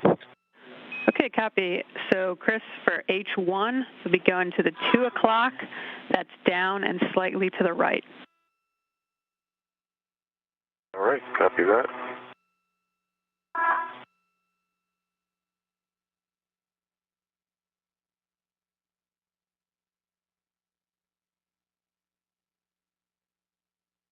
Confirmed locked. H1, 2 o'clock, down slightly to the right. Okay, for H2, you'll be going to 3 o'clock, which is straight down, and you'll stay redded to that scoop.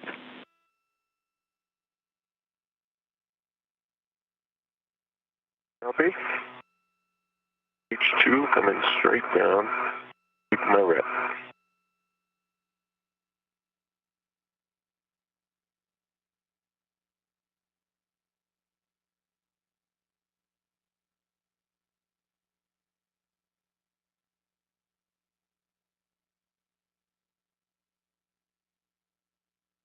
Confirmed locked.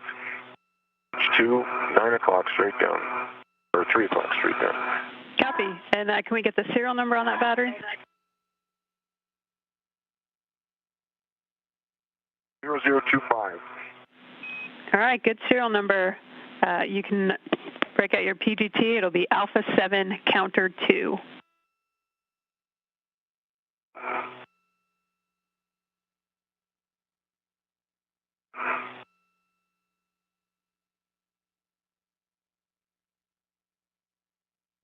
Alpha 7. Counterclockwise 2 is set. Copy. And Chris, can you confirm your red is still on H2, correct?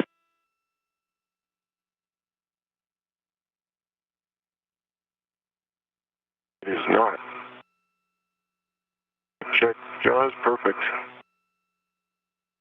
Headed.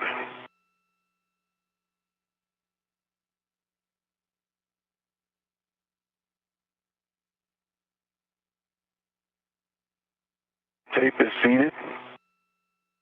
Ahead of H1, and I'm waiting on your go. And Chris, H1 is actually already released, so we'll be going to H2. Confirm the socket tape line is flush. I'm looking for 19 turns. 19 turns. Tape line is flush. 19 turns, here we go, H2.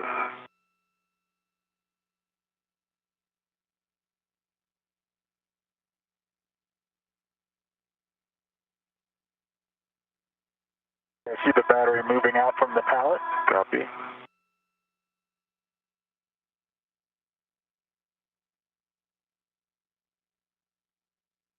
It's 10 for 19.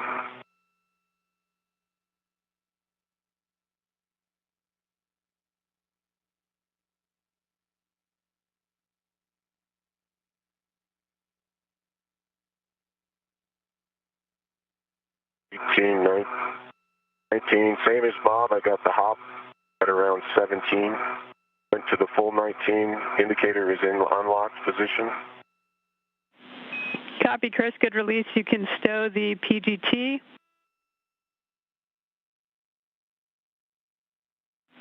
And end state, as you hand this off to Bob, you're going to want to hand off H1 to Bob, and Bob, you'll end up redded to H1 in the red swap. Thanks, Jeff. Copy all.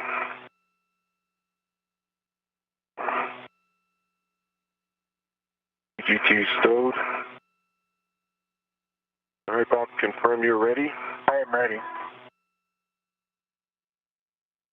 Pulling it out, presenting H1 to you. I have the ret right now. Coming out.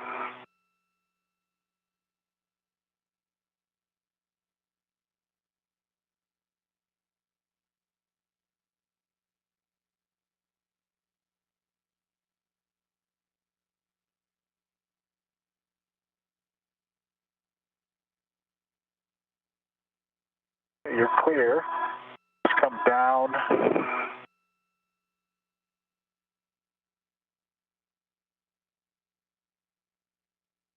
If you could stay redded to it. I'm ready to it. Okay.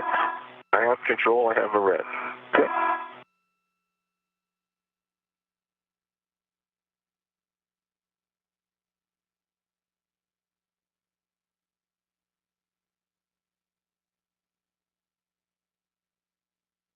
I have a red as well. I have control now. You have control. You have the ret. Removing my ret.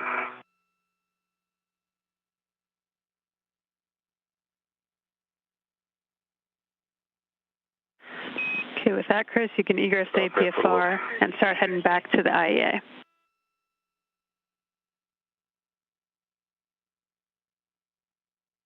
All right, copy that.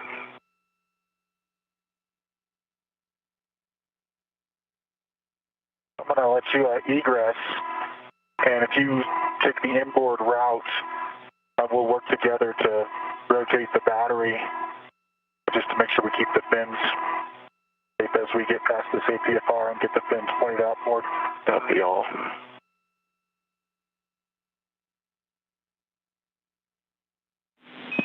Chris, we've lost your WDS. Before you take the battery back, could you check the button?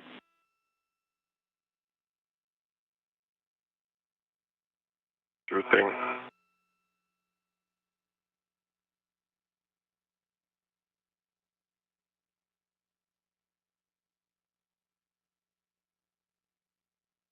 Green light.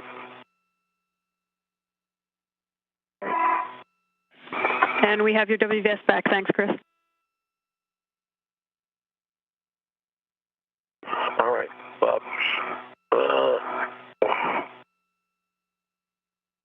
And the crew has now removed the new lithium-ion battery from slot A and will now translate it back to the truss to install it in empty slot number 1. All right, my wrist is going to run out of... And I've got control of the battery. You've got control. I have control ready to rotate. Just want to get it down below the P. Copy that. All right, I have control. You have the ret. Okay, I have control. You have control. I have the ret, and I'm going to come off my BRT. Copy that.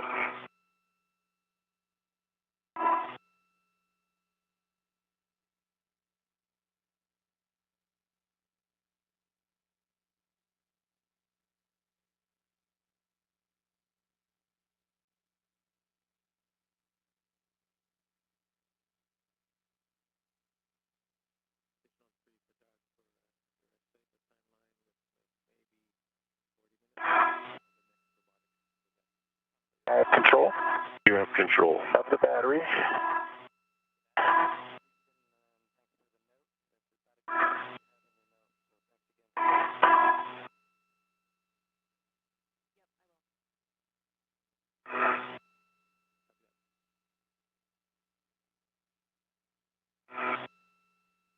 Connector cap doesn't help. No, it doesn't. I have control. Do you have control of the battery?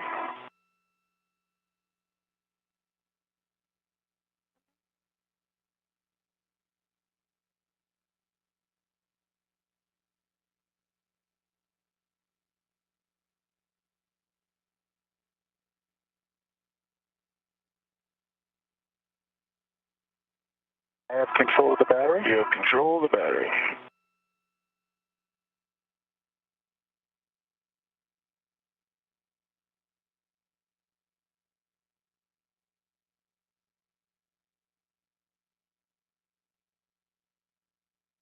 I have control of the battery. You have control of the battery.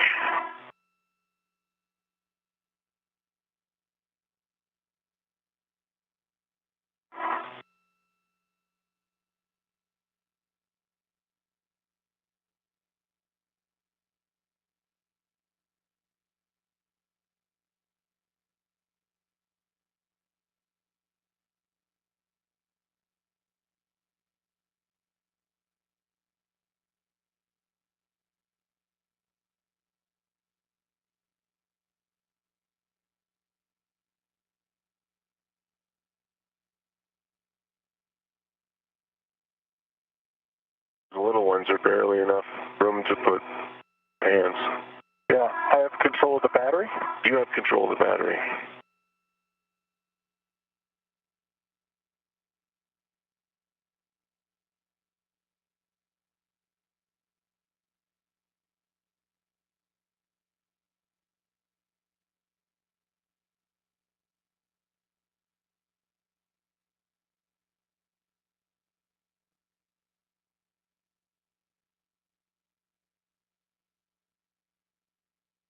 I have control of the battery. You have control of the battery.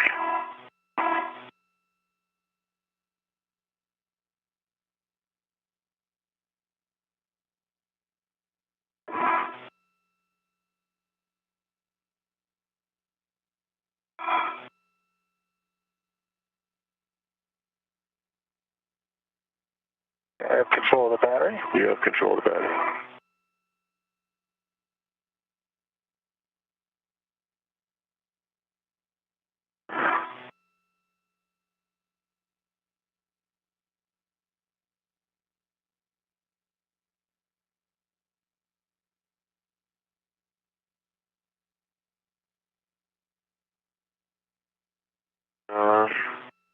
Evaluating I went up on top there to 2032. yeah, that's going. Yep.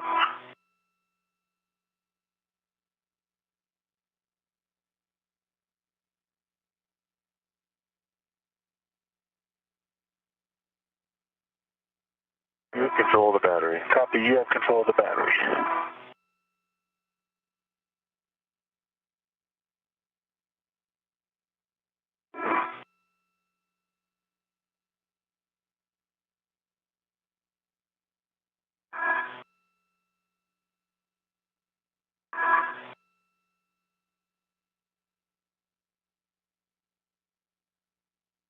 I have control of the battery. You have control of the battery.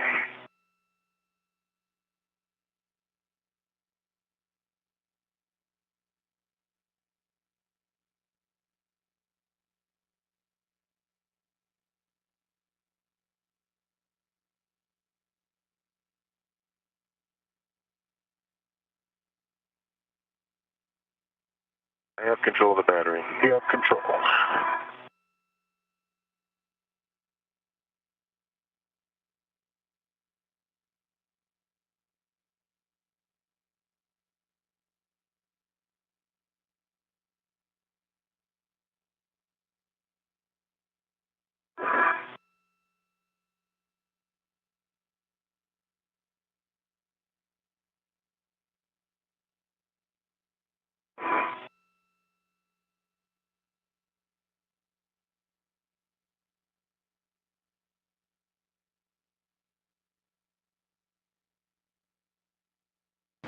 And the crew is now in process transferring that new lithium-ion battery from slot A back to the truss to install it in empty slot number 1.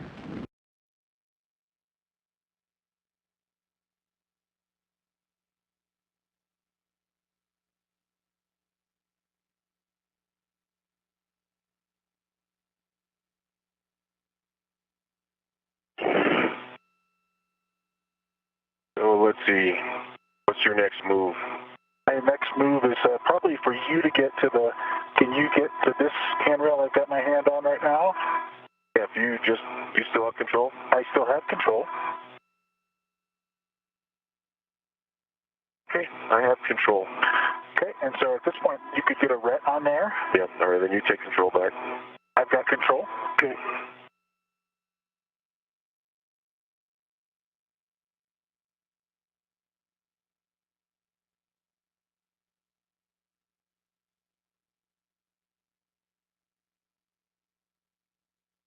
I'm confirmed redded. Okay. And I have control. Okay, I'm going to remove my ret. I agree.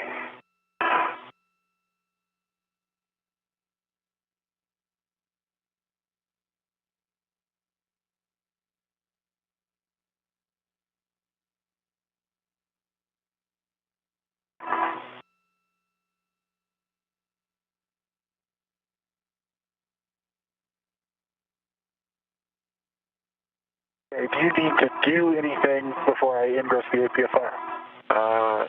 Bob, you just need to check yeah, that the gap spanner is clear of slot 1. Okay, the gap spanner is clear of slot 1. I don't know if I have the leverage to Okay. maneuver myself up. If you yeah, if you can take it. I have control of the battery. You have control of the battery.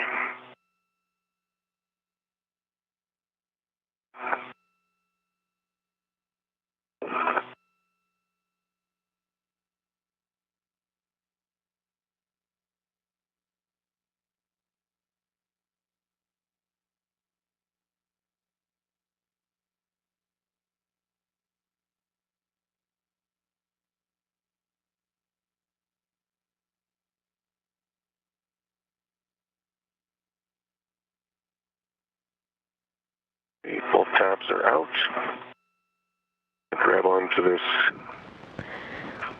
You'll continue to hear the acronym RET throughout the spacewalk today. RET stands for Retractable Equipment Tethers, and those RETs are used to hold varying equipment in place while the crew works through spacewalk procedures.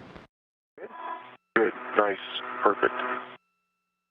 Okay, well, the gap spanner is clear.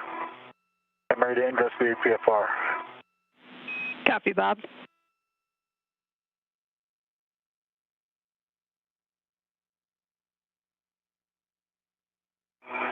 Probably have to just move the battery as you need to.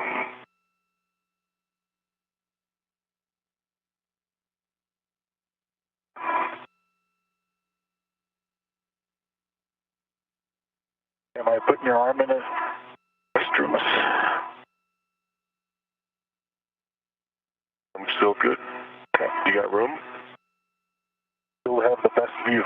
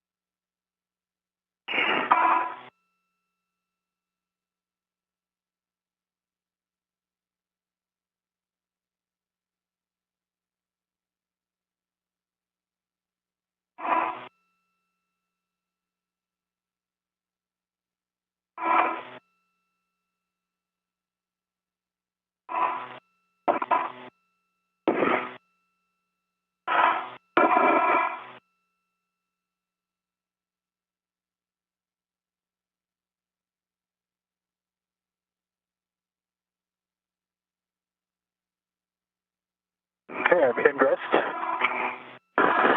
Copy, Bob. If you can check your ingress aid is tucked and tethers are clear, then we'll take an inspection of the IAA receptacle. The ingress grate is tucked. The IEA receptacle looks clear. The fins are straight, no FOD. The electrical connector looks good as well. Copy. My arm's in a bit of a singularity. Okay, I have control. You have control. Oh, okay. And Bob, you'll want H2 inboard, and you want to inspect or present the battery, the bottom to Bob, or to Chris rather, for an inspection of the connector pin, SOD, and EMI band. That'll be right there, Bob. Okay.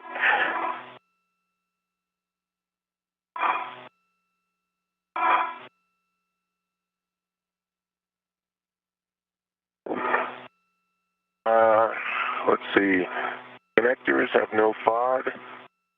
I can see the EMI band is intact. Fins look straight. Fins on the back, nice. Everything's good. Copy, good inspection. I've got control of the gap spanner. The gap spanner is free and clear. Okay, Bob, you look to soft dock the battery onto H2 with H2 inboard. Okay, I got the H2 inboard, and should we swap reps prior to that? Yeah, you'll want... Good if you just want to put it in there. Yeah, over to you. Whatever you want, Bob. Okay. I am ready to it. You're ready to it. Copy that. Got it.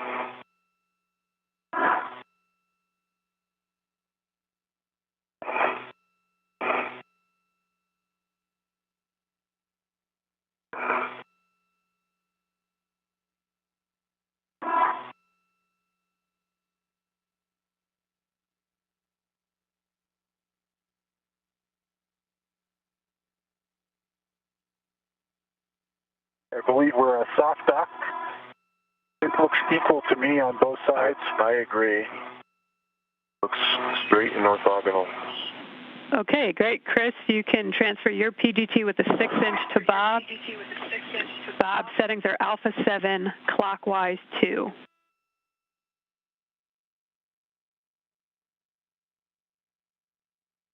Okay, alpha 7, clockwise 2. Good settings. You'll be going to H2, confirm the socket tape line is flush, and drive 16 to 17 turns. Okay, I'm on H2, tape line is flush, and 16 to 17 turns. Here we go.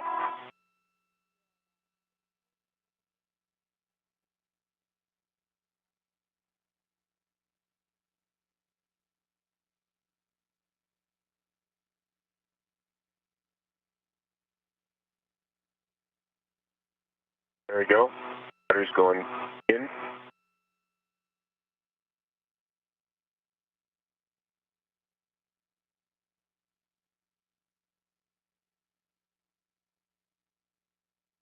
Looks like it's going in smooth. The indicator was a little bit jumpy.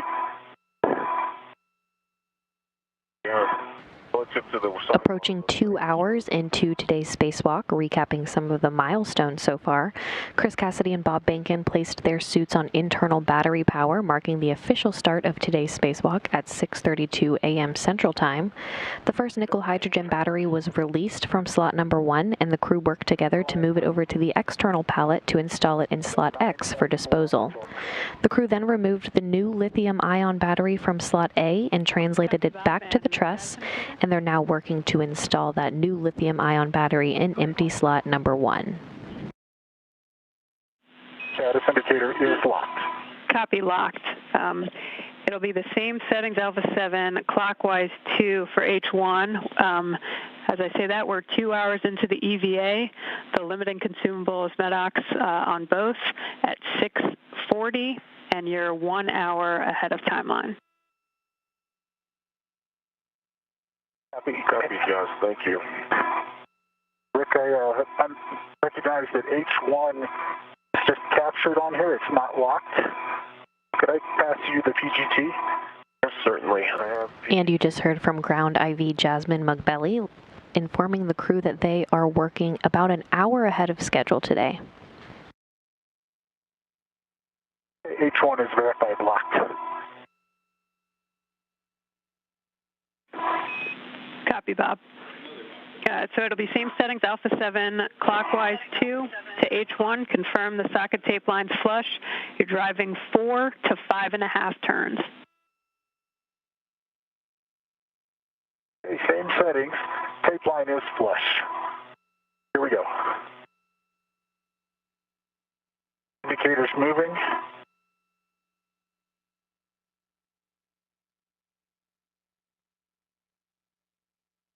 About 4.5 turns. Indicator is just, the black line lines up with the lock on the indicator here, not the white line or the metal piece. Green light, 9.1 on the torque. Got it? Rick? Got it. Got it. Flashback to Rick. Okay. Copy, Bob. You can hand that PGT back to Chris and release the RET from the scoop.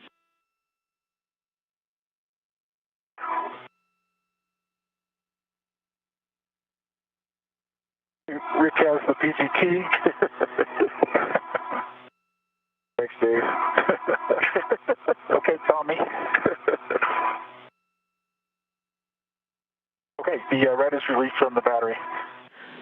Copy. With that, we'll start moving on to getting battery 2 to the EP alpha slot. So, Bob, you'll be relocating the APFR to WIF 26. It'll be a clocking of 12. And Chris will have you relocate those 2 scoops down 1 to battery 2. Okay. Okay, I'll egress the APFR.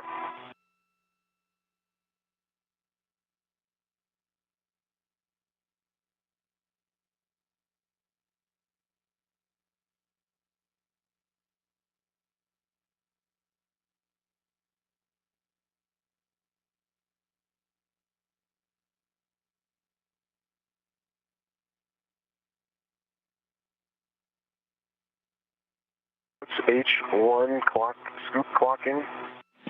For battery 2, it'll be 2 o'clock, down and slightly to the right.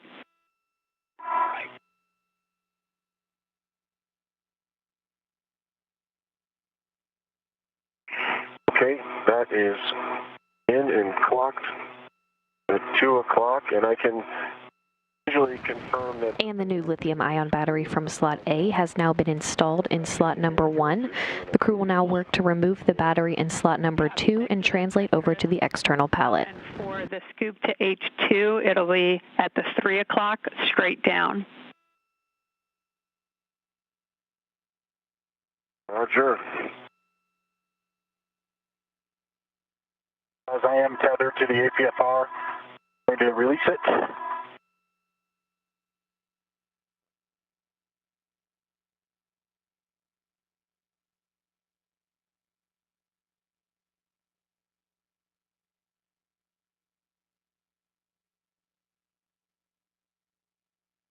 H2, 3 o'clock straight down. Confirmed locked, good wiggle. The scoop. Okay, Chris, with that, you can retrieve the ratchet wrench and position yourself, we recommend, on the outboard edge of the IEA to assist with PGT ops.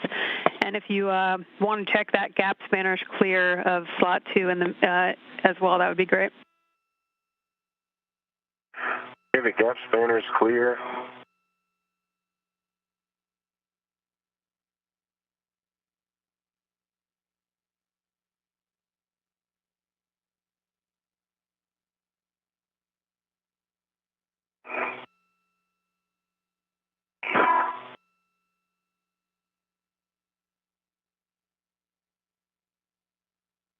Okay, Jaws, the APFR is relocated to WIF 26. Black on black, good pull test, good twist test, and the pitch knob is verified out. Copy, and settings 12, Quebec, Quebec, Juliet 12. 12 on the clocking, Quebec, Quebec. Coming to Juliet now on the roll. Copy. And H1 torque is broken. Copy, Chris. And you can move on to H2. Juliet 12 is set. I'm going to release my RET from the APFR. Copy, Bob. And once you do that, you can ingress the APFR, make sure the ingress aid is tucked, and your tethers are clear, and then we'll take the serial number.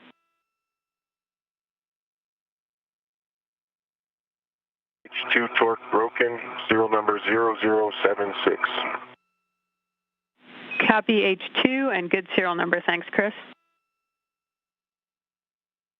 Bob, if you agree, I'm going to not go to the outer edge, kind of hang over here. Chris, do you think that'll... I think it's going to be fine for you. Yeah, I think so too. Most important thing is for you to get a good, stable position. Yep, and I've got a BRT. Based on our knowledge now of your APFR,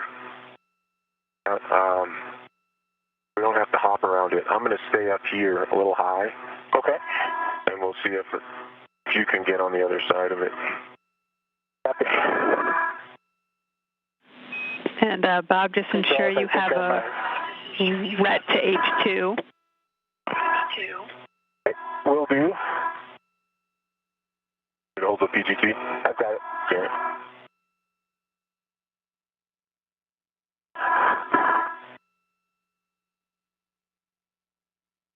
I am ready to H2. Okay, copy. I see you've got the PGT settings are Alpha 7, counter 2. Alpha 7, counter 2, H1. Hold on, it's stuck on the PGT battery. There we go. Confirm. Here's the battery. Go ahead, Joss.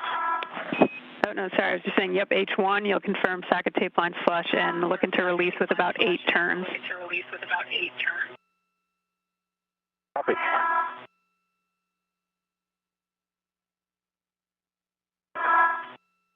Not the best Velcro on that. Yeah.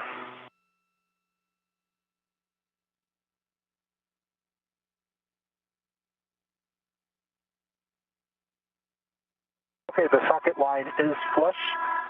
Alpha 7, counter 2 for H1. Here it comes.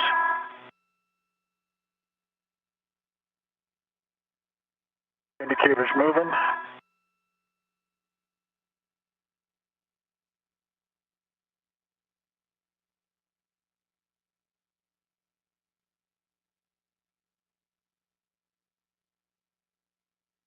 It popped out and unlocked at a little over 5.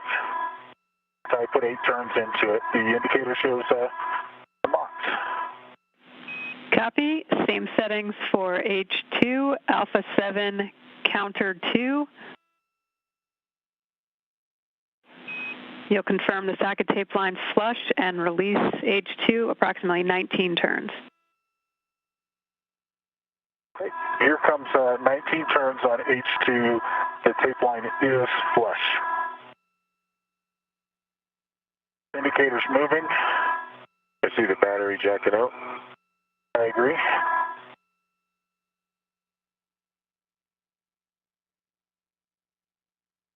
Again, the crew is now working to remove the battery in slot number 2 and will then translate over to the external pallet.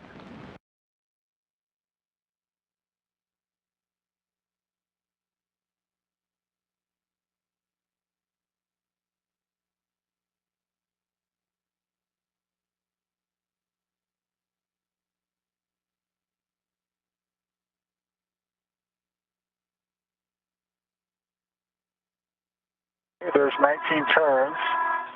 The indicator shows beyond unlocked. I didn't quite have the same feeling of it being all the way loose and jumping, but got the PGT? I have the PGT. Okay, copy. And just a heads up, you're going into a day pass in about a minute. Okay, I'm going to configure my visor then before I pull the battery out.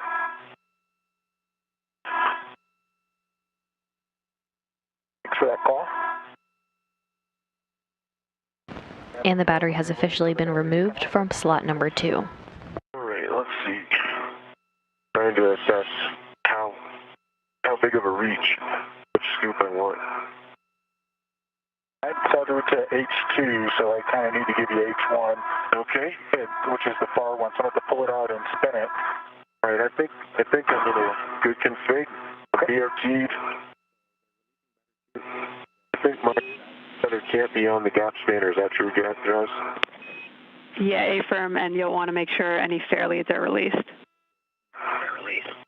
No fair leads exist. And, all right. I'm ready, Bob. Here we go. Yeah, not much of a soft talk on this one. And Bob, you'll want to hand off H1 to Chris. Copy.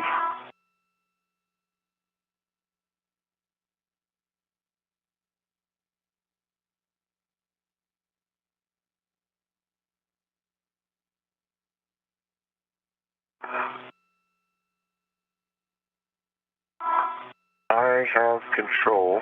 Okay. But you put a red on it. All right, you take control back. I've got control. Here's my ret. And I have control. Okay. You have control. I'm going to release my ret. Roger.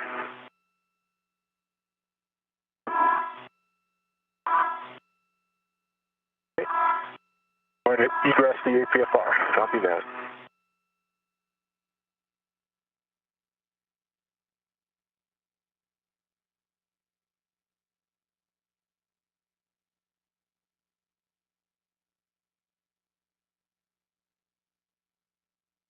It's just like Jaws predicted. Yep, there it is.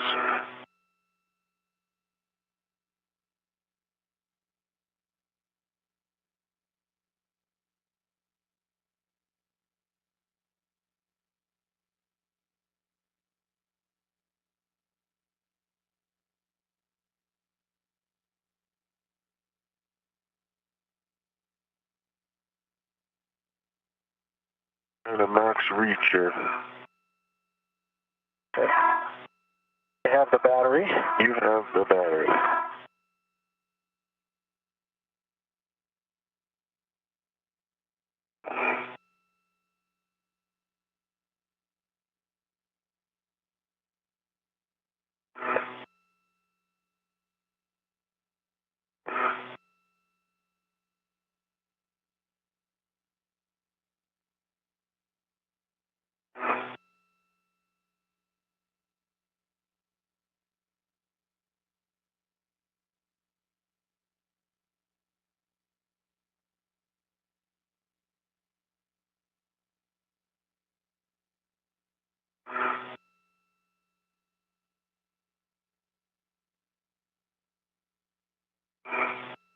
Local tethered.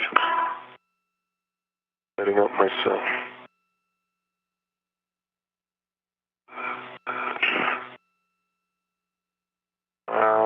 You want me to go a little bit farther? Yeah, can you go one more? Yeah.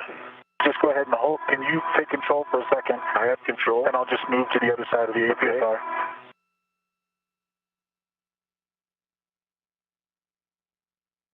There you go.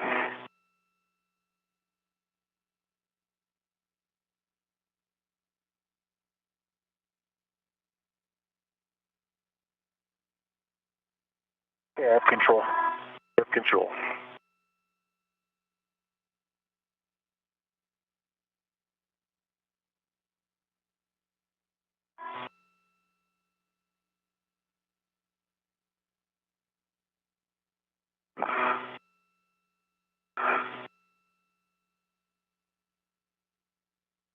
I have control. Okay, you have control.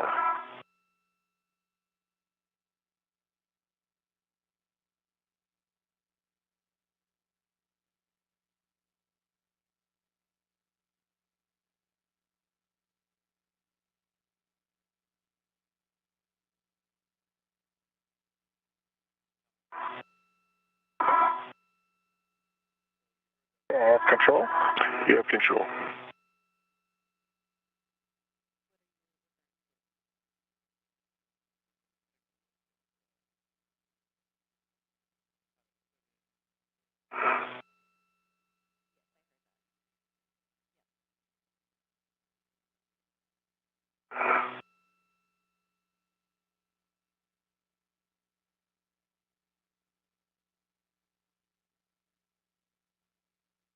Be nice to move that adapter plate in the daylight. Better view of it as I translate. Yeah. It's hard to keep track of the thing on your BRT if it's dark.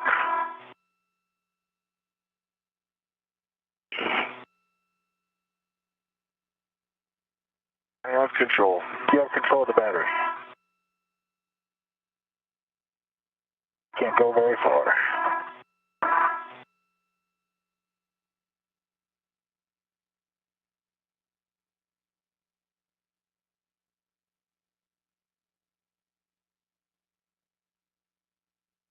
Okay. I have control of the battery. You have control of the battery.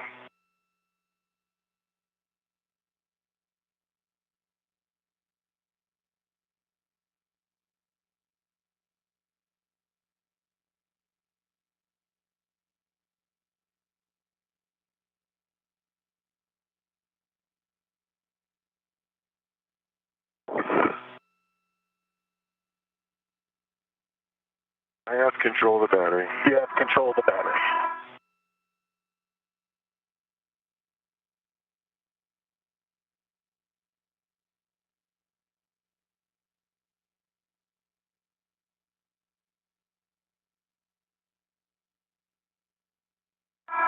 It's a hash marked one, careful.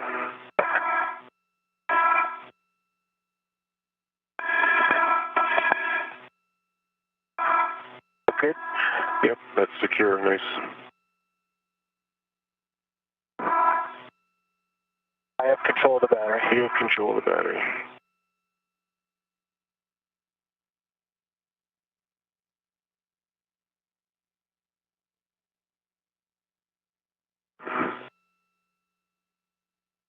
I have control of the battery. Copy.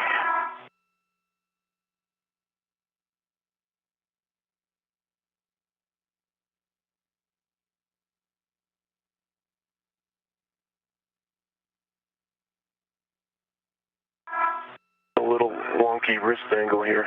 Okay. Yeah, I have control of the battery. Okay, you have control of the battery.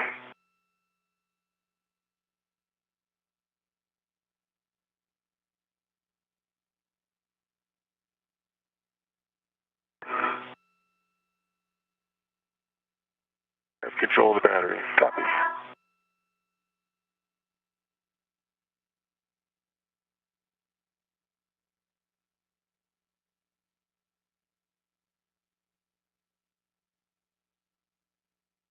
I have control of the battery. You have control.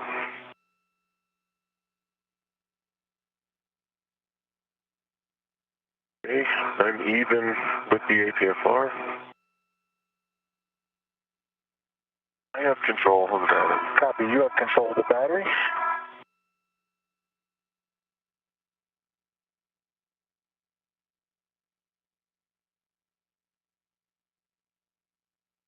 Make it to your BRT spot. I think I can Get a little bit more. tether there, but I might need to. A little bit more for the BRT. Yeah.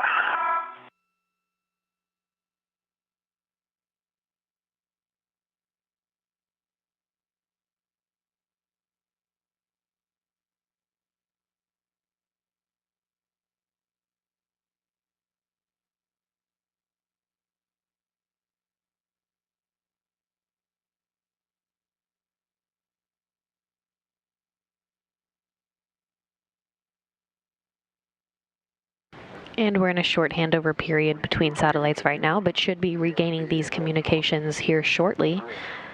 For size reference on the batteries and adapter plates the crew will be handling today, the adapter plate is 40 inches by 37 inches by 8 inches with a mass of 75 pounds. The nickel hydrogen batteries being replaced today are 40 inches by 37 inches by 19 inches with a mass of 364 pounds. And the new lithium ion batteries are 40 inches by 37 inches by 19 inches with a mass of 428 pounds.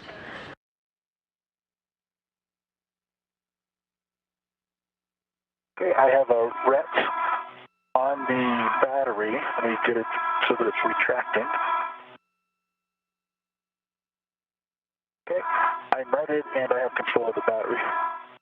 you have control. I'm removing my RET. That's good. My RET is removed. And you're ready, Bob? I'll get in the APFR. I am ready.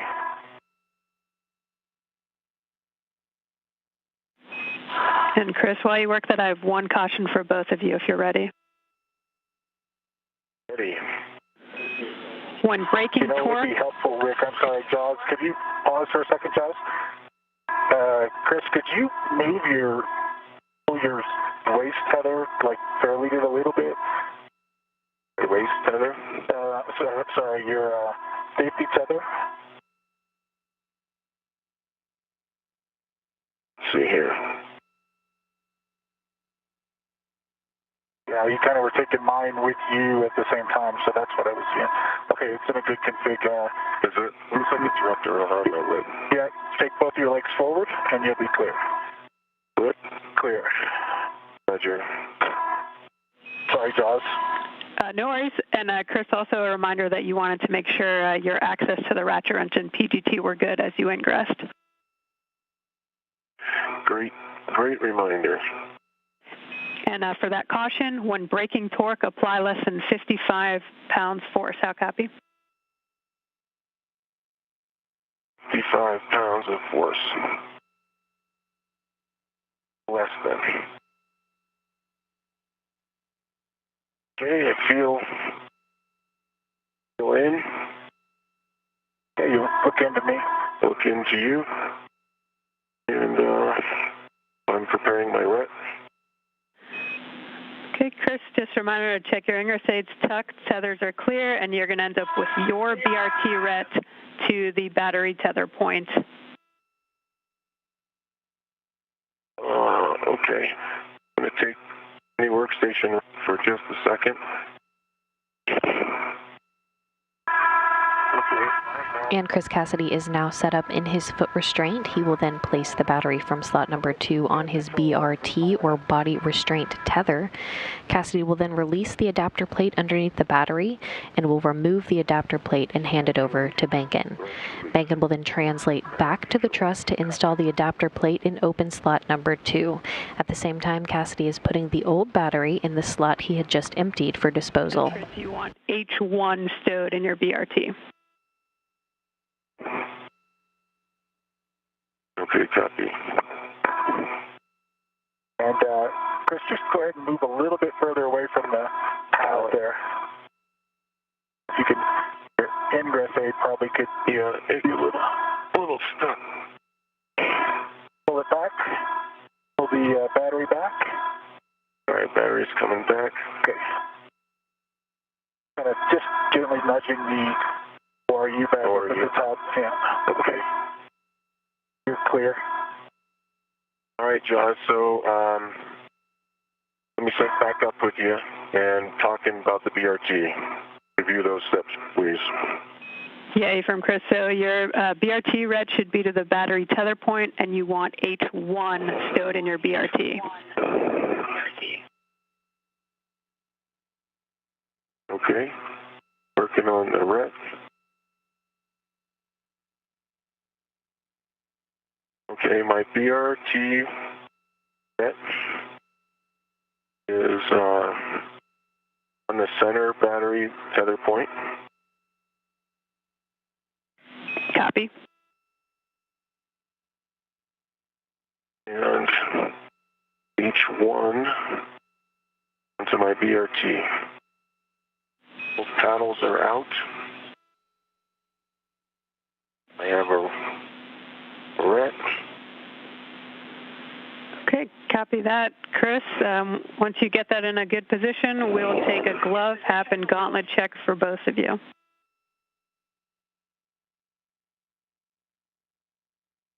Okay, copy.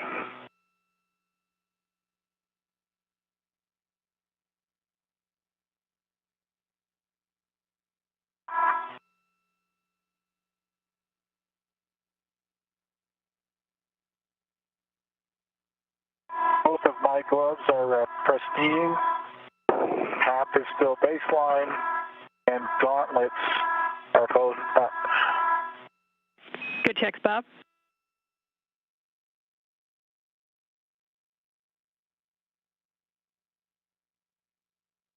Okay. My half dry baseline are in place and up. And no change to the gloves. Great. Copy, Chris. Okay, Chris, you'll attach your... Batteries BRT. Batteries BRT. Go ahead, John, sorry. Oh, copy that, Chris. You'll be attaching a RET to the adapter plate heater mat tether point. Okay.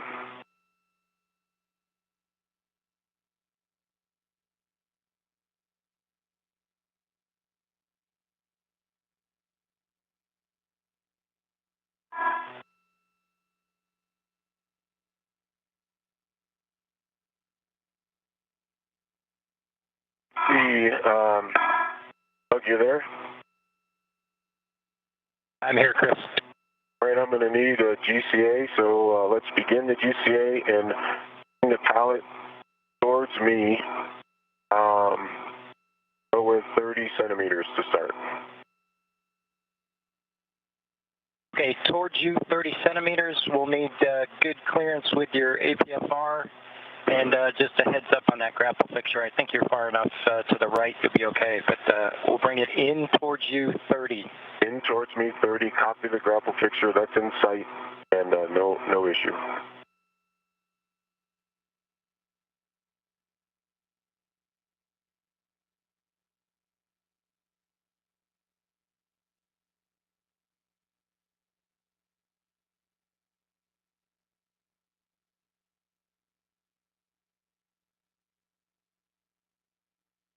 Okay, here comes motion in 30. Copy that.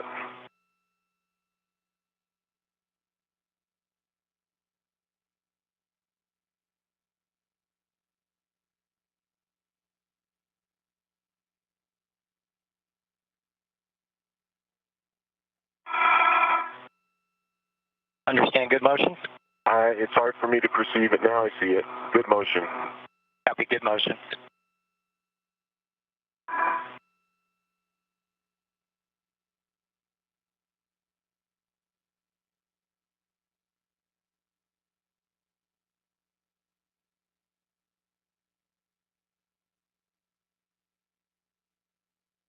Five more.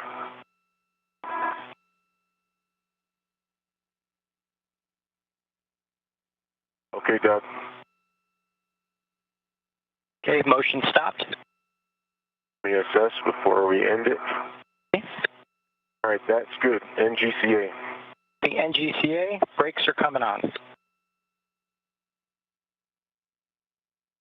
Brakes are on, you're clear to maneuver. Copy that. All right, Josh, my tether is on the adapter plate. Copy, Chris. You'll grab the ratchet wrench with the hex driver, and you'll be going to H1 first.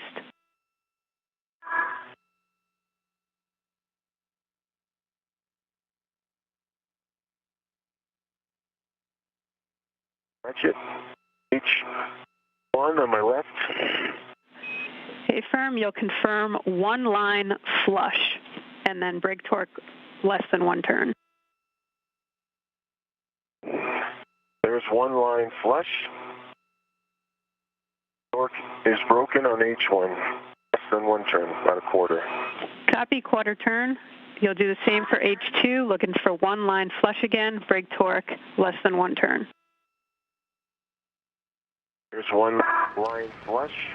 Now 2 hours and 30 minutes into today's spacewalk. Recapping the milestones so far, Chris Cassidy and Bob Bankin placed their suits on internal battery power, marking the official start of today's spacewalk at 6:32 a.m. Central Time. The first nickel hydrogen battery was released from slot 1, and the crew worked together to move it over to the external pallet to install it in slot X for disposal.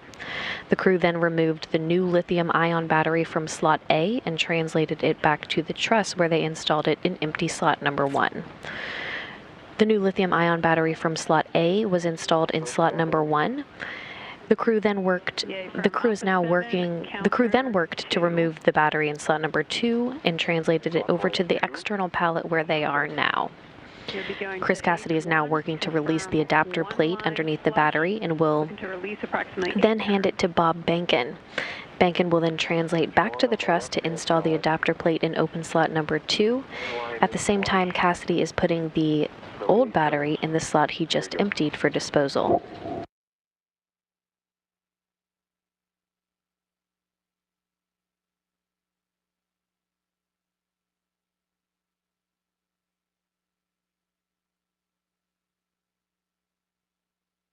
There's 8 turns complete. Bolt was hopping on the shoulder the last 1.5 turns. Copy. Same settings, Alpha 7, counter 2 for H2. Confirm 1 line flush.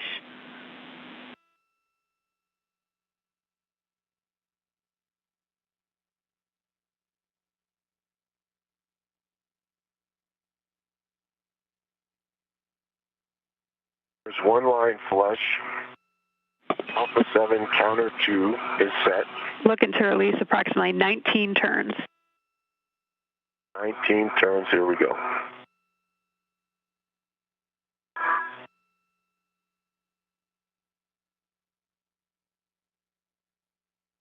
I see the adapter plate moving away from the EP. I concur.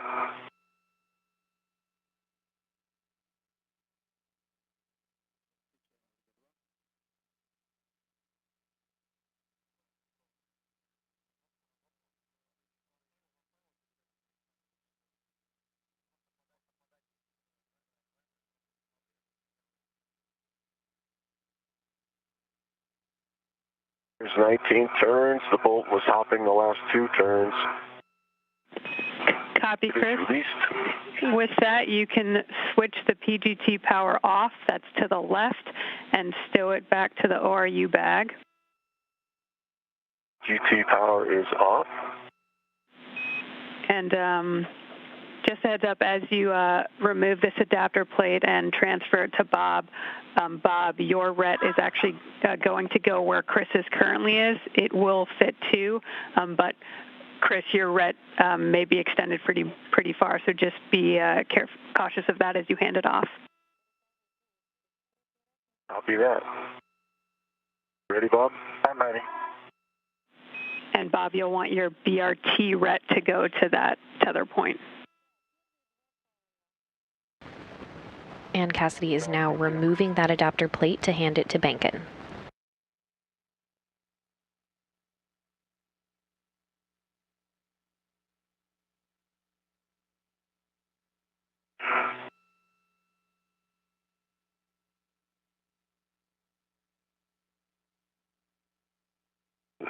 Here you are. Closer. I'm ready to it. Copy. Here comes your RET. Just let it go. Have it. Okay. And Bob, you'll stow the adapter plate on your BRT. Control. Copy. Right, Bob, you have control and you have the RET. I have control and I have the RET. I'm releasing. Okay.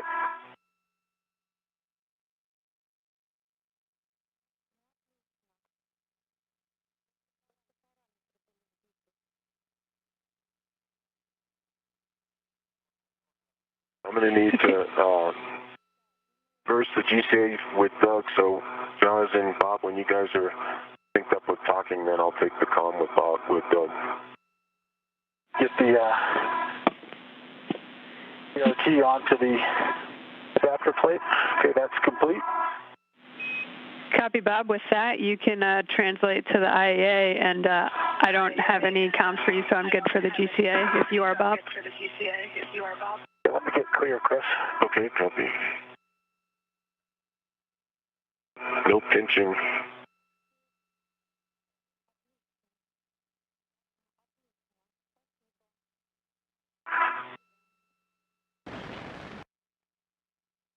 And the adapter plate just taken out by Chris Cassidy is now in the hands of Bob Bankin, who will now translate back to the truss to install the adapter plate in open slot number 2, while Cassidy installs the old battery in the slot he just emptied for disposal.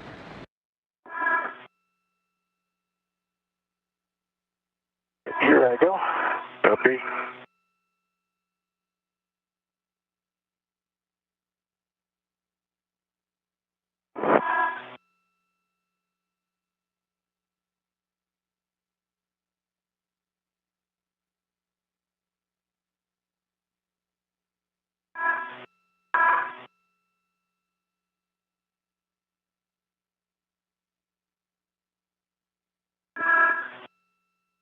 does it help me get ahead anything if I put stuff in the ORU bag now for that rotation if we end up going that route?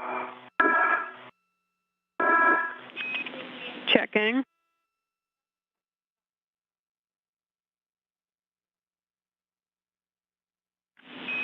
Chris, stand by one, and I'll get back to you on that.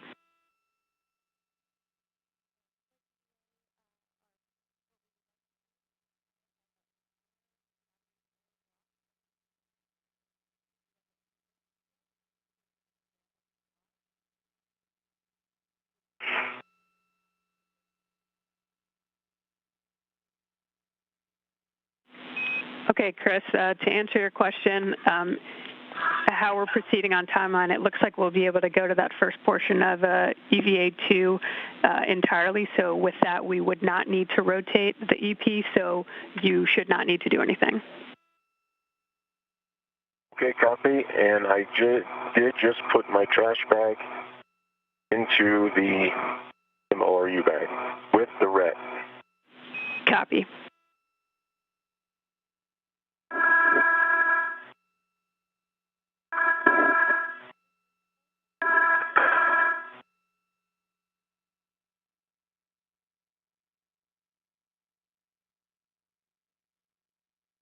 Okay, Doug, you there?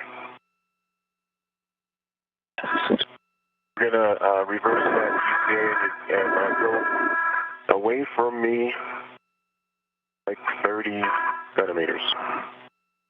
Okay, copy that. You want motion station forward or pallet away from you 30 centimeters. Stand by. Okay, firm.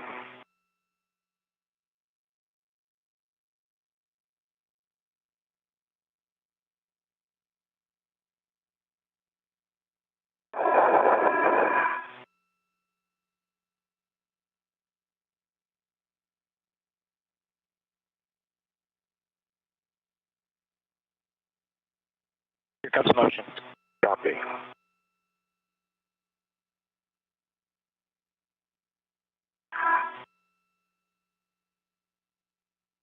It's good motion.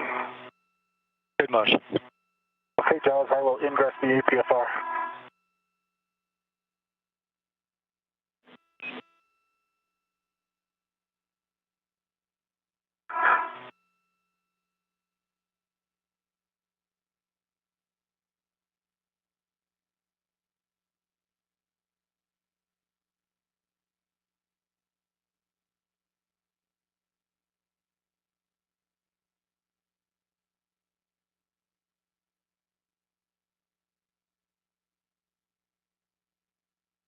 Okay, that maneuver is complete. Anything else?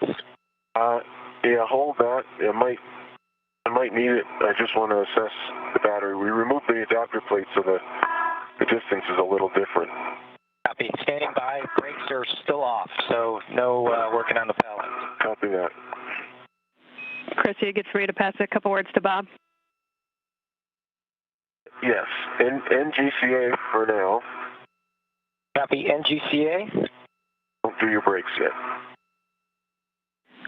Okay, Bob, I see you're getting in the APFR. You just want to make sure that the gap spanner is clear, slot 2, and you can reach the PGT with the hex driver as you do that. Thanks, Giles. Gap spanner is clear.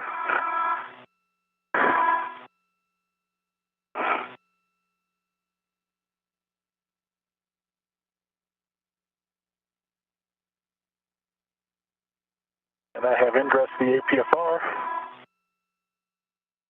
Okay, Doug. This is good. You can do your brakes. Okay, copy that. NGCA. Brakes are on. You're clear to maneuver. Copy that. Coming in.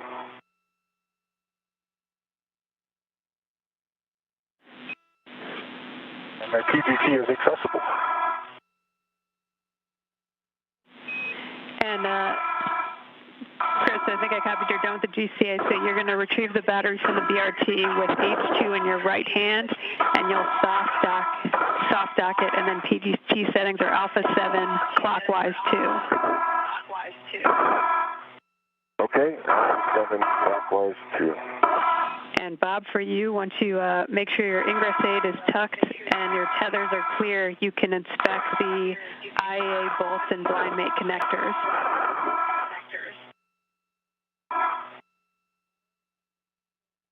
The IEA bolts look clear to me. There's a little bit of scuffing on the H2 side. Maybe that's just a lubricant on the outer housing. Okay, yep, and I've confirmed there is a lubricant there. And so looking for H2. no FOD and good EMI band and blind mate connectors. Copy, Chris. Yep, just getting a good body position to see that. Good EMI band and no FOD in the connectors. The 2 connectors. Again, Cassidy is now working to install the old battery in the slot he just emptied for disposal, while Bob Bankin translates back to the truss to install the adapter plate in open slot number 2.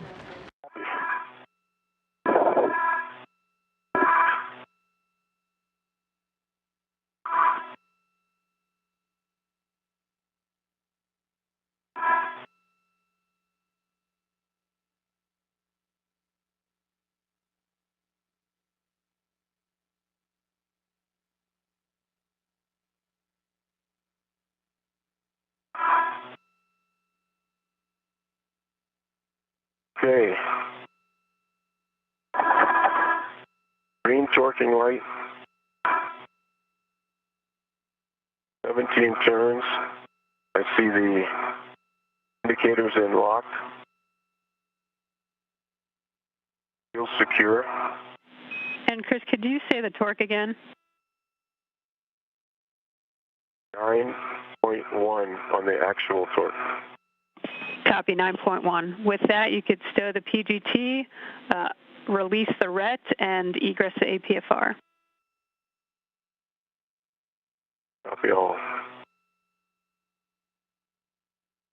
Okay, good EMI band, no FOD in the electrical connectors or the 2 bolt interfaces on the battery adapter plate.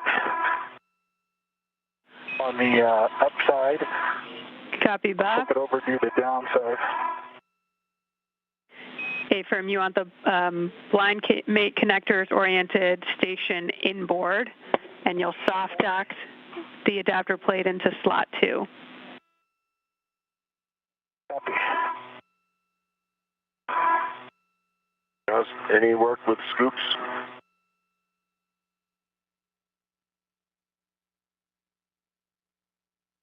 Checking. Negative, Chris. You can leave the scoops where they are. Copy that. I'm egressing.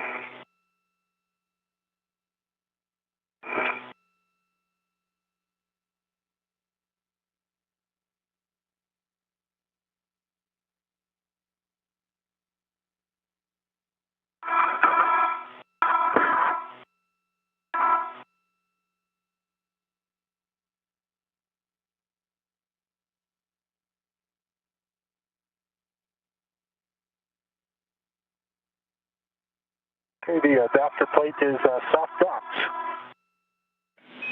Copy that, Bob. You can retrieve the PGT with the hex driver. That's the one that's on battery 4, and settings will be alpha 7 clockwise 2. And Chris, for you, as you get back on structure, you'll want to prepare the EP for translation. So make sure the ingress aid is stowed towards the boot plate and tethers are clear. And then once you're 5 feet clear of the external pallet, you can give SSRMS the go to maneuver to the EP Bravo position. Okay. The ingress aid is against the boot plate.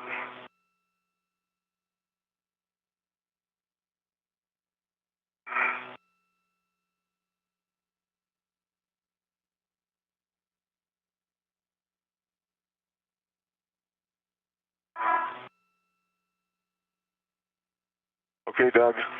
I am well clear. Go Tethers, no interference. You're clear to move. Copy, Chris. Clear the work site. Here comes the maneuver to EP work site Bravo. It'll be another starboard maneuver, about a little over a meter. Okay, copy.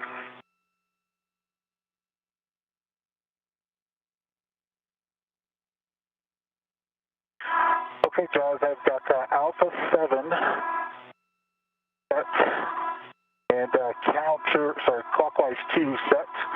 I'm getting ready to drive on H2. A-firm H2, you'll confirm one line flush, looking for 16 to 17 turns.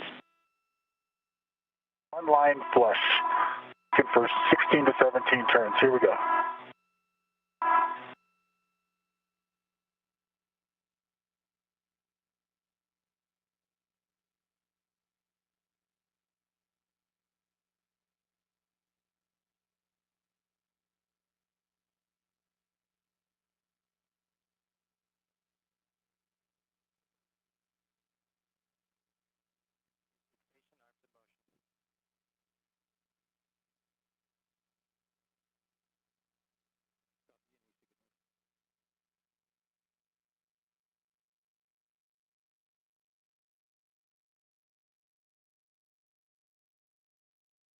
Okay, 17 and a half turns, green light, 9.6 on the torque for H2. Copy, Bob. Same settings, Alpha 7, clockwise 2 for H1. You'll confirm 2 lines, one of them flush. And Cassidy just completed the work to install the old battery in the slot that was emptied for disposal, and Bankin is still working to install the adapter plate in open slot number 2 on the truss. Confirmed 2 lines, one of them flush, verified, and can you say again number of turns? It'll be 4.5 to 5.5 turns.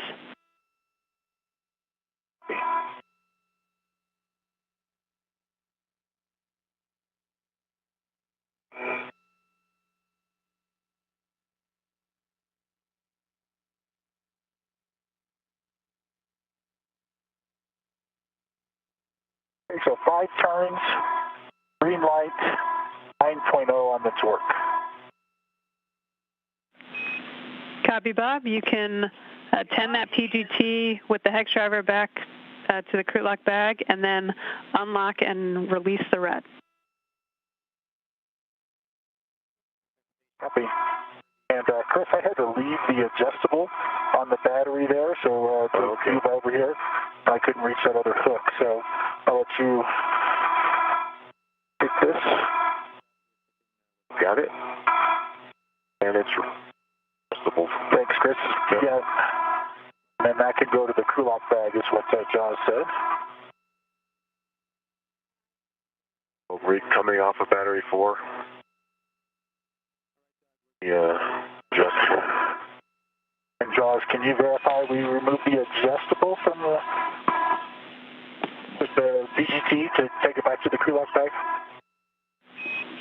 A-firm. You can remove the adjustable. Okay. So the adjustable stays with the PGT. Stays with the PGT. Yeah, you'll leave the adjustable on the PGT, so the PGT with the adjustable will go back to the crew lock bag. And that's complete. All right, John, I'm just arriving at the work site and looking to tag out. Okay, copy, Chris. So next, we'll be working the TA clamps and the AP connectors. Bob, over to you if you prefer to egress the APFR, and if there's room for both of you to work it. We're releasing 3 TA clamps and demating the adapter plate connector. I'm going to go ahead and egress the APFR and then release the TA clamps. And we're just taking this electrical connector to release it from J4. Are we ready for that yet? Yep, to the battery up there at J4. Yep, A-firm. And the cap also needs to be moved from the lithium-ion battery.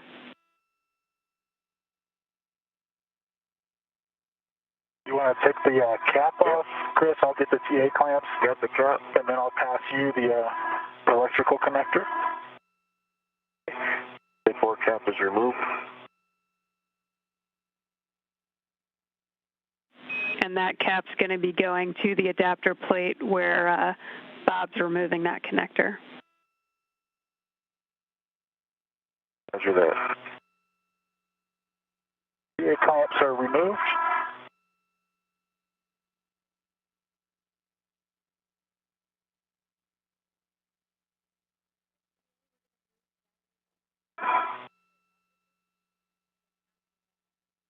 Got the electrical connector. I've got the electrical connector.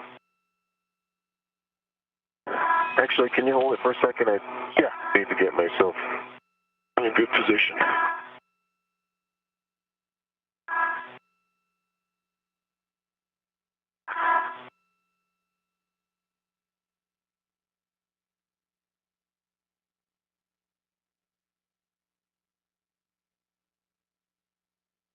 All right.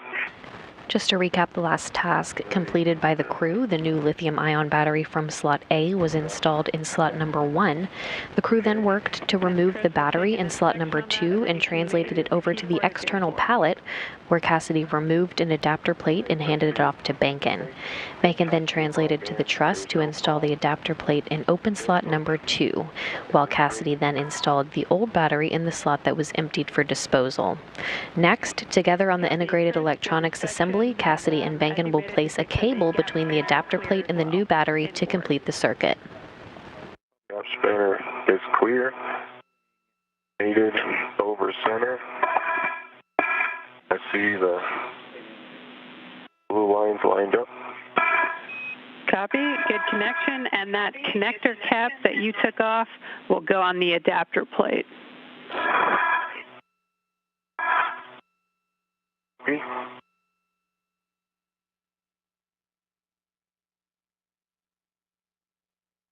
And the connector cap is reinstalled on the adapter plate. Copy. With that, we'll take glove, hat, and gauntlet checks from both of you. And once that cable between the adapter plate and the new battery are complete to complete the circuit, one of the 3 battery pairs will be complete. Copy, Chris. All good. All good.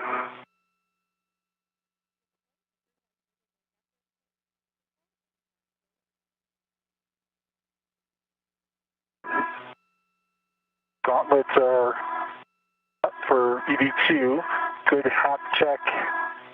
And gloves still look to be in good shape. Okay, good checks, Bob. Okay, next, big picture, we're going to be moving the battery from slot 3 onto the adapter plate you just installed in slot 2. So, Chris, if you can verify the PGT with the hex driver is clear of slot 3 and that the adapter plate... Before we get started on that, Jaws, I'm sorry, before we get started on that, Chris, what do you think about that electrical cable? It's kind of right on. We're going to...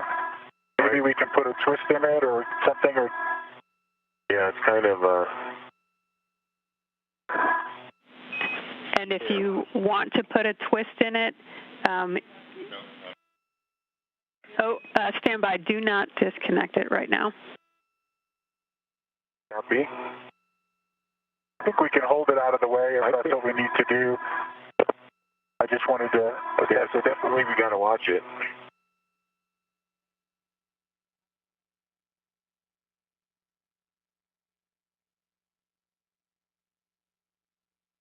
Could also just adjustable it out of the way there on the scoop there and clean that up later. Yeah, we see you're using the bumper right now. If that holds, you're good, or you can use an adjustable or whatever else you need to hold it out of the way.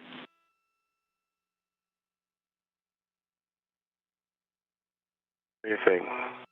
If you think it's good and we've got 2 people, we just may have to stay here until we get it locked. I think that's an I think it's going to stay. I think it's going to stay. Yeah. I'm ready for APFR settings, Josh. Okay, you're going to roll the APFR to Foxtrot.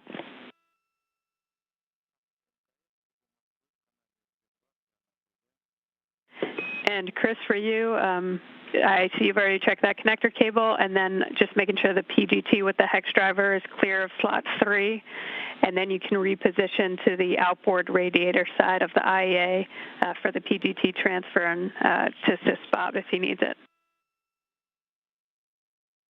All right. Yeah, PGT, slot bag, clear. Copy. Got the top spinner to deal with, Bob. Okay. We can slide it around.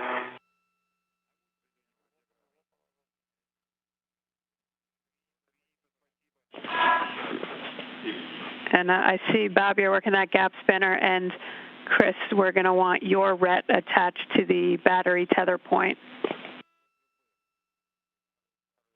for the battery in slot 3. For the battery in slot 3. Okay. Copy that.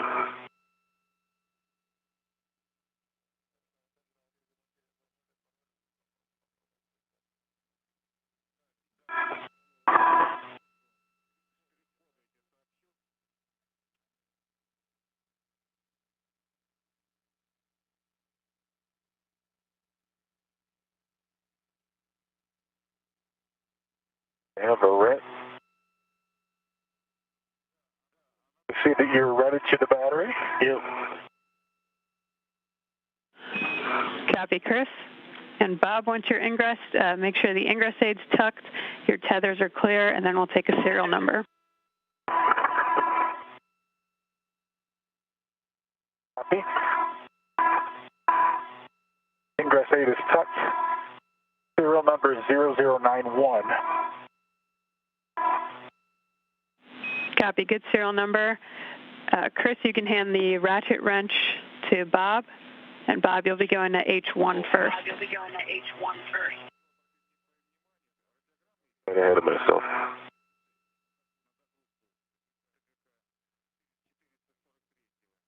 You want to do H1 since you're right in front of you?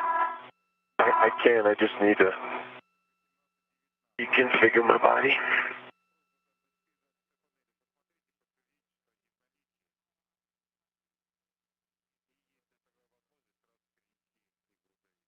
That tape looks place or down and seated. Good to me. H1 torque broken. Copy, H1's broken. Go to H2, same thing, confirm socket tape line's flush, less than 1 turn. H2. Socket tape is flush. Torque is broke. Copy, and with that, we're 3 hours into the EVA. Limiting consumable is Medox on Bob at 6:30, and you're about an hour and 30 minutes ahead on the timeline. So with that, we still expect to be able to get the first block of EVA2 done with battery A to EP Bravo and adapter plate Bravo to slot 4 on the IEA. Okay, we copy all. Thanks for that big picture. Okay, PGT settings are Alpha 7, counter 2. Alpha 7, counter 2. You'll go to H1, confirm the socket tape line is flush, and looking for 8 turns. Socket tape line is flush. Comes to turns. Indicators moving.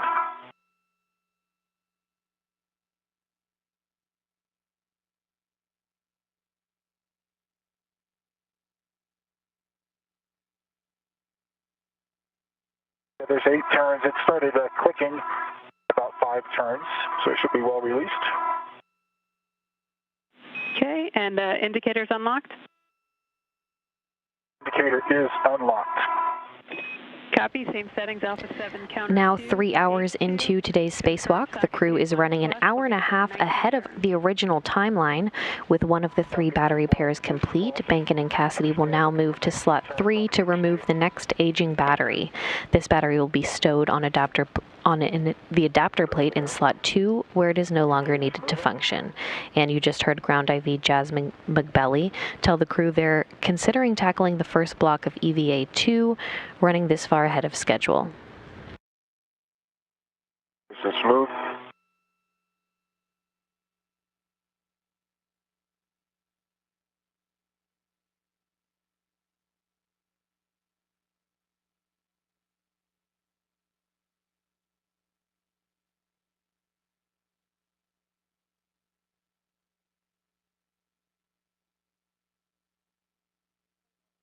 There's 19 turns.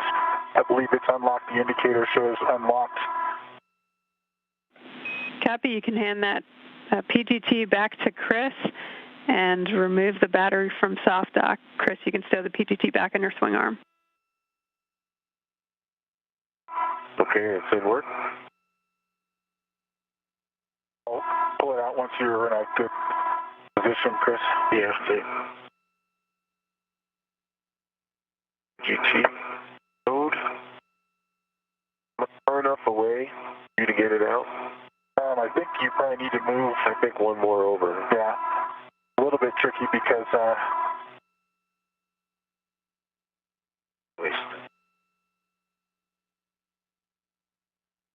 I'm kind of biased towards the H2 side with this APFR setting. I have to go there too far, but just enough to be clear. All right. Okay.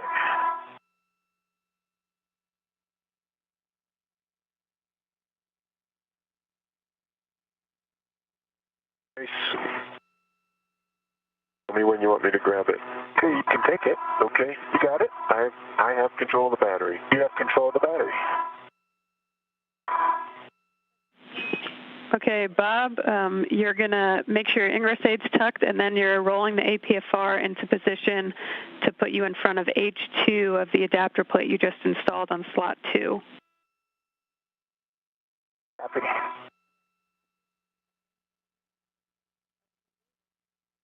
Cable come up. Yep.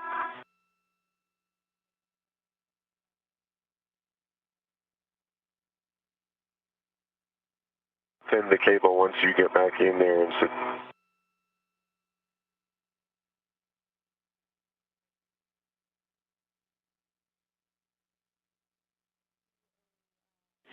Yeah, I'm back in. Bob, you'll check the gap spanner is clear and the ingress aid is clear of slot 2.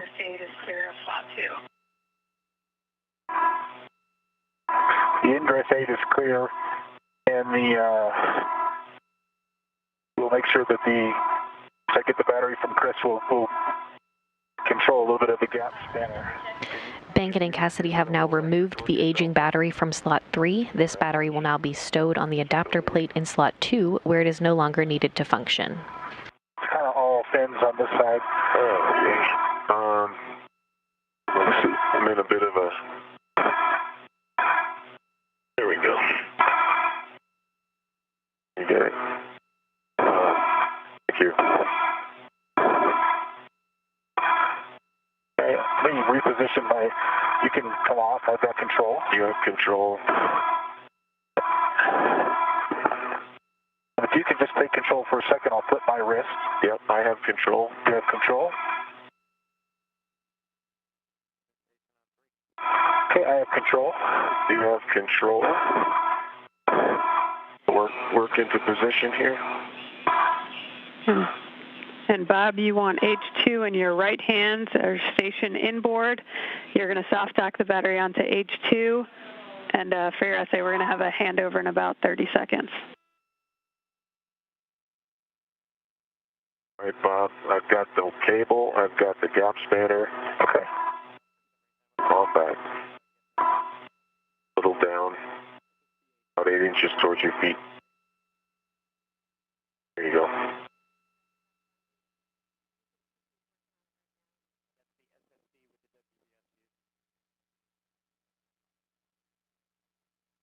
Looks lined up.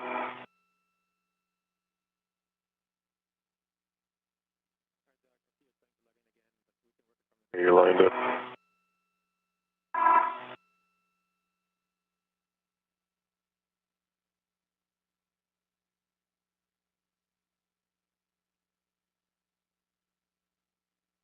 Again, Bacon and Cassidy have removed the aging battery from slot 3. This battery will now be stowed on the adapter plate in slot 2, where it is no longer needed to function.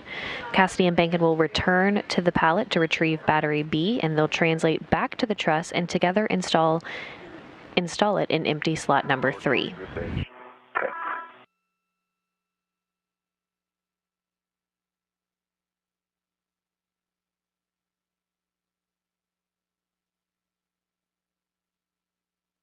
You know if you want me to put my hands on it and help, or I don't want to interact. Okay, I think that's lined up. That's definitely not going on.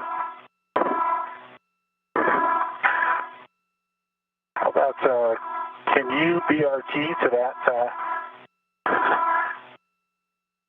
BRT to the scoop? To that scoop? Yeah.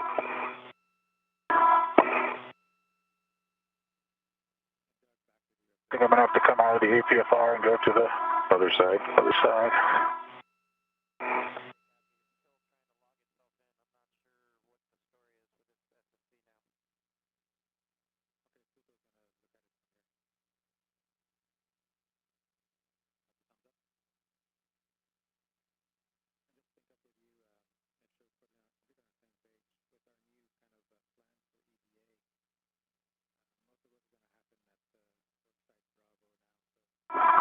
Okay.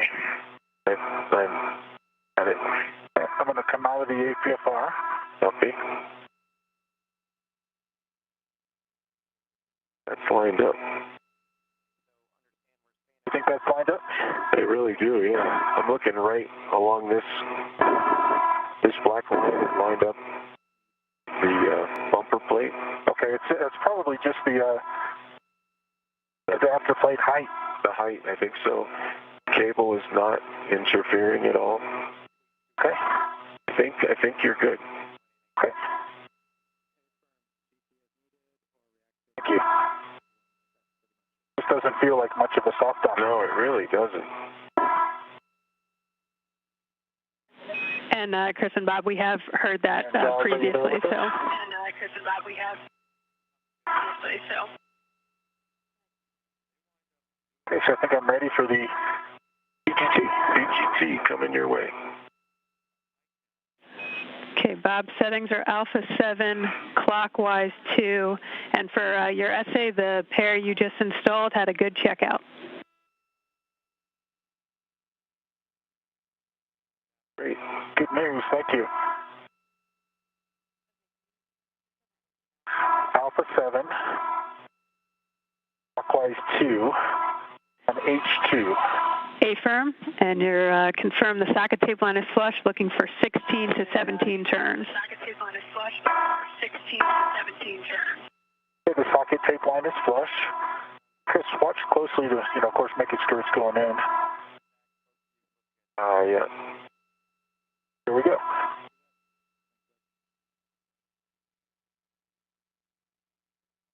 Torqued out immediately. Okay, copy, stand by. It's going in. Yep, it's going smooth. It's just been a little bit of a kink there. Yeah. And nice and smooth, going in.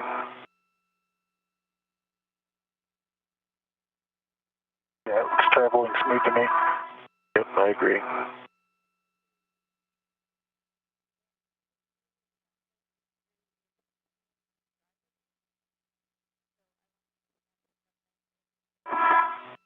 Okay, there's lock, torque out, green light, 9.4, 16 and a half turns. Copy, Bob. Same settings, Alpha 7, clockwise 2 for H1, looking for 4 to 5.5 turns.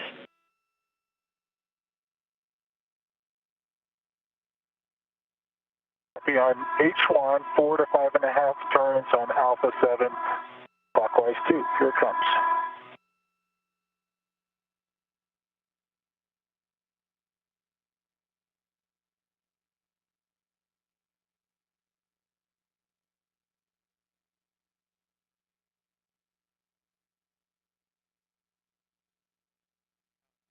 Four and a half turns, green light, 9 on the torque, 0.0. Copy, and status indicator? It is locked. Okay, you can hand that PGT back to Chris to stow on his swing arm and release the RET.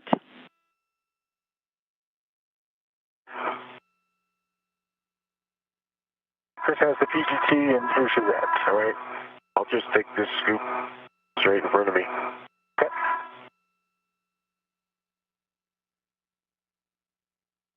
And shall I collect the scoop in front of me as well, Bess? We're taking the scoop from H1 only. And that's going to be going over H1 to only. the Okay. DCSU. I have the scoop from H1. You want me to put the scoop back on H2? I can move it to someplace. Checking. After I got the scoop, can I egress the APFR? A-firm, Bob, you can egress. We're going to be relocating that scoop to the DCSU and rolling the APFR to Foxtrot.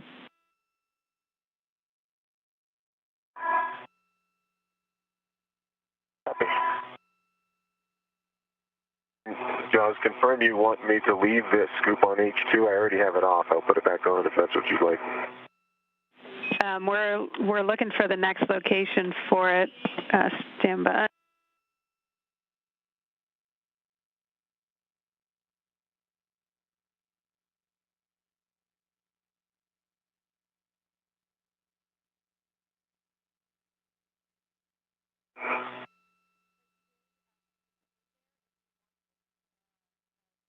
That self-talk is a little bit, yeah, it's kind of there, but it doesn't engage very far. Yeah. It's not obviously. It's definitely not obviously.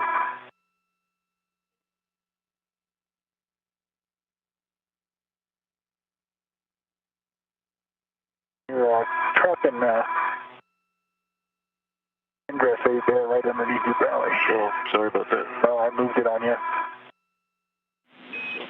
And Chris, you can either leave the H2 scoop there if you think it's going to be needed for body positioning, or you can move it to battery 4 at H1.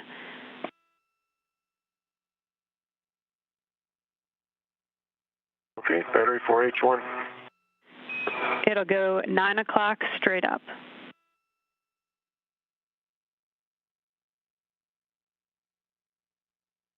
And Jaws, just to verify, roll to Foxtrot, correct, for the APFR?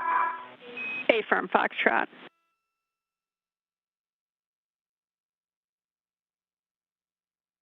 And then what's my next? The scoop, correct? And so that scoop that was off of H1 will go on the DCSU H2 at 9 o'clock or straight up.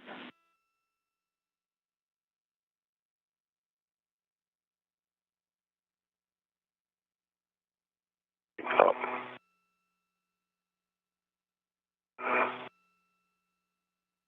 Can I hand it to you? Yeah. It's right by your... Absolutely.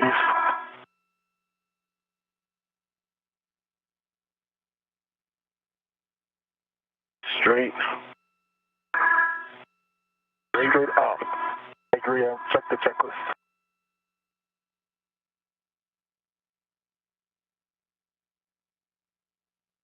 And we're in a short handover period between satellites right now, but we should be regaining video and audio communication with the crew here shortly.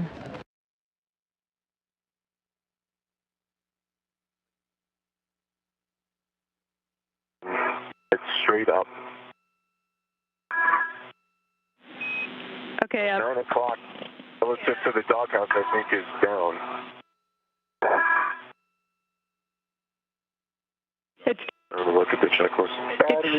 scoot down. I think you're correct. Yeah, it's correct. Battery 4 both go down. Yep, I agree. Is that correct, Jaws? Yeah, A-firm, sorry. It's straight down at battery 4. For both scoops. All right, what's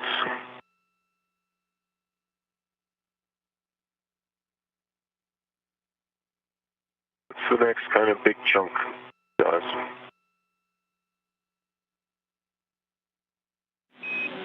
And Chris, the next big chunk, we're moving, so you'll both be heading over to the EP. We're going to be moving battery Bravo to slot 3. Battery Bravo to slot 3. Look at that.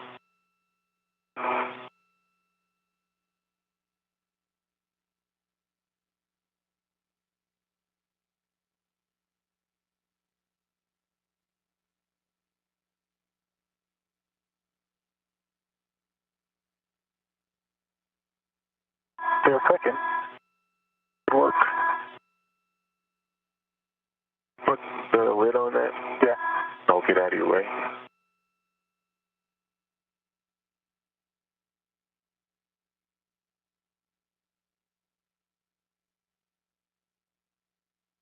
Bankin and Cassidy have now removed the aging battery from slot 3 and installed it on the adapter plate in slot 2 where it is no longer needed to function.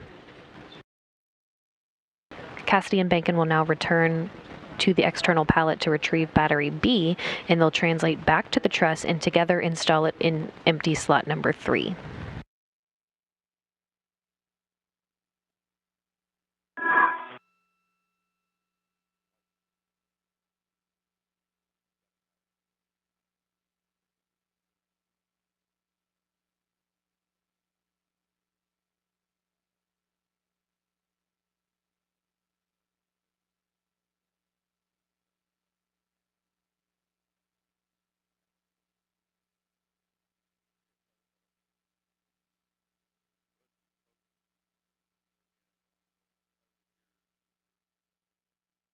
It's on. Yeah.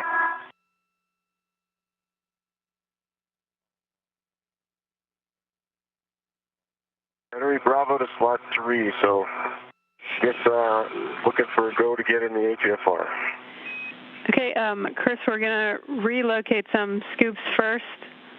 So you are go to translate onto the EP, and you're going to be moving scoops from the battery in slot Alpha to the lithium-ion battery in slot Bravo.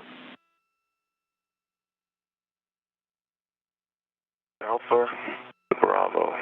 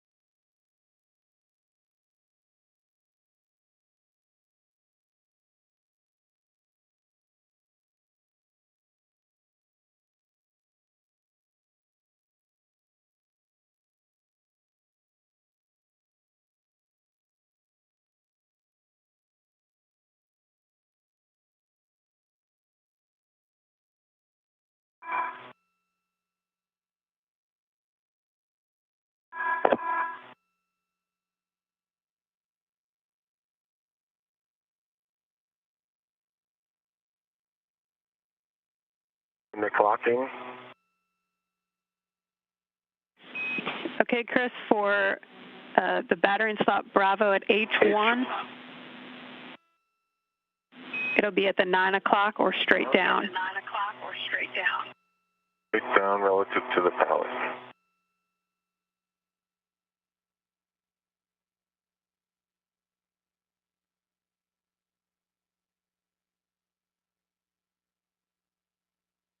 H1 is in and locked. Copy, Chris. For H2, it'll also be 9 o'clock straight down. Copy, also 9 o'clock straight down.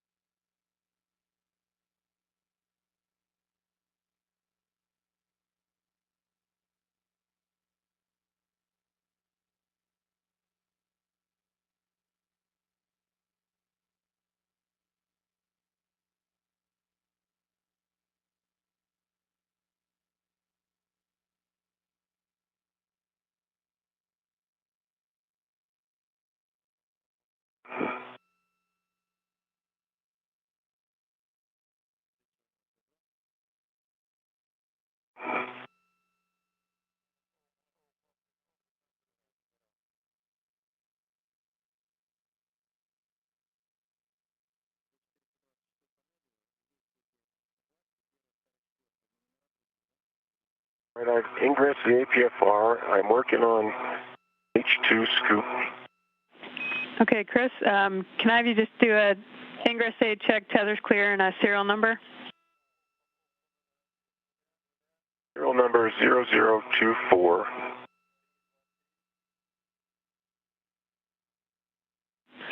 Copy, and you'll be reading to H2. Heading to H2. That ret is complete. Okay, and PGT settings And are Alpha 7, Counter 2. Clear. Copy. All right, just double checking everything. I'm tethered.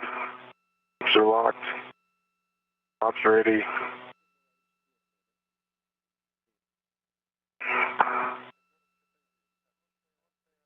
Alpha 7.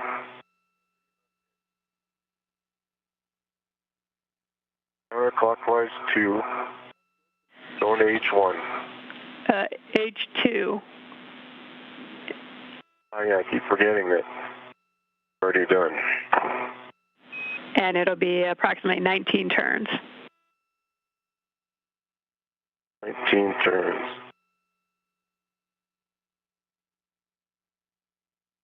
Okay, Doug, I'm doing some work on your pallet. You're clear. Brakes are on. Okay, the tool is inserted to the tape line. I can feel it's on the socket. And copy 19 turns. Affirm. Here we go. Worked out. There we go. First attempt worked out right away. Driving now. Copy.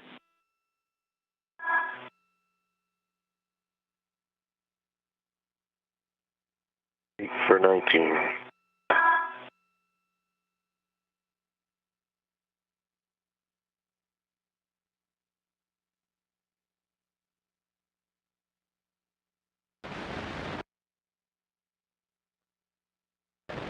Cassidy and Bankin are now working on the external pallet to retrieve battery B. They'll translate back to the truss and together install it in empty slot number 3. Working light. The unlock indicator is unlocked. Copy, Chris. You can stow the PGT, and when Bob's ready, you can remove the battery, and you'll be transferring H1 to Bob with a ret swap.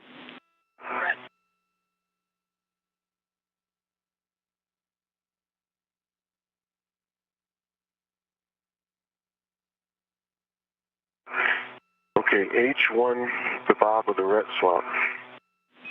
Affirm. We want Bob to end up redded to H1.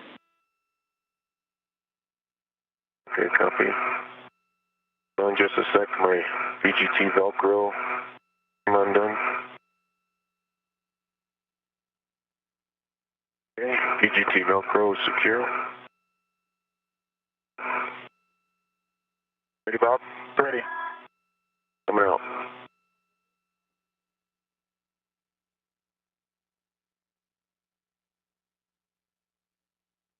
Out.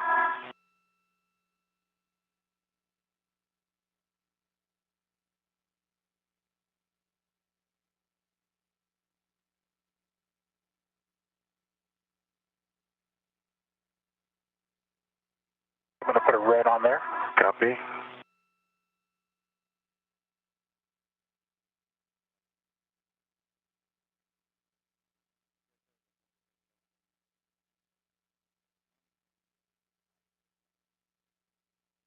I am ready. Take the battery for a second. I have the battery. I will release my BRT. Okay, you've got the battery. I have the control of the battery.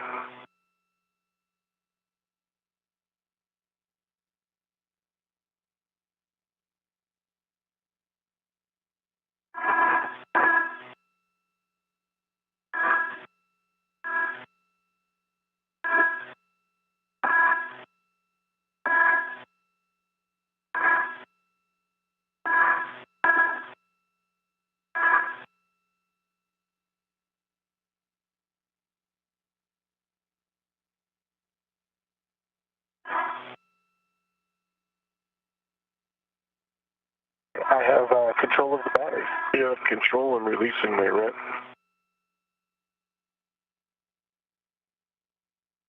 It's released. You have control. Copy. And with that, Chris, you can... Now coming up on 3.5 hours into today's spacewalk. Recapping some of the milestones so far today, Chris Cassidy and Bob Behnken placed their suits on internal battery power, marking the official start of today's spacewalk at 6:32 a.m. Central Time. The first nickel hydrogen battery was released from slot number 1, and the crew worked together to move it over to the external pallet to install it in slot X for disposal. The crew then removed the new lithium-ion battery from slot A and translated it back to the truss, where they installed it in empty slot number 1. The new lithium-ion battery from slot A was installed in slot number 1, and the crew then worked to remove the battery in slot number 2 and translated it over to the external pallet, where Cassidy removed an adapter plate and handed it off to Behnken. Behnken translated to the truss to install the adapter plate in open slot 2, and Cassidy then installed the old battery in the slot that was emptied for disposal.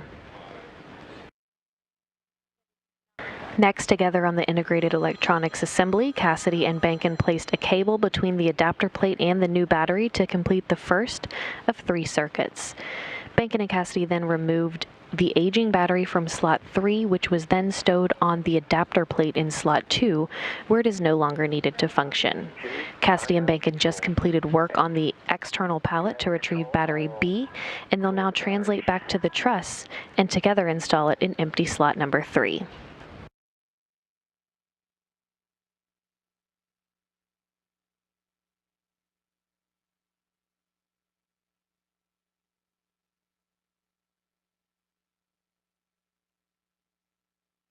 I have control of the battery.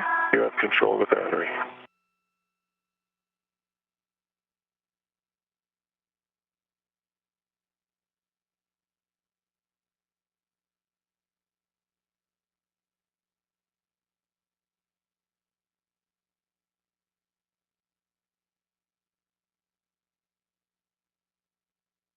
I have control of the battery. Okay. You have control of the battery.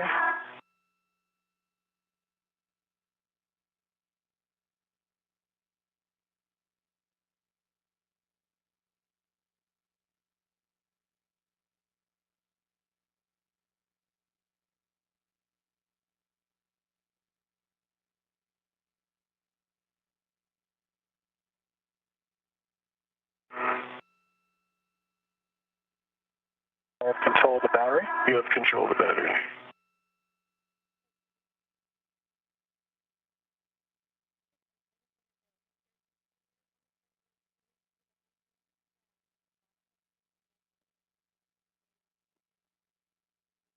I have control of the battery. Okay. You have control.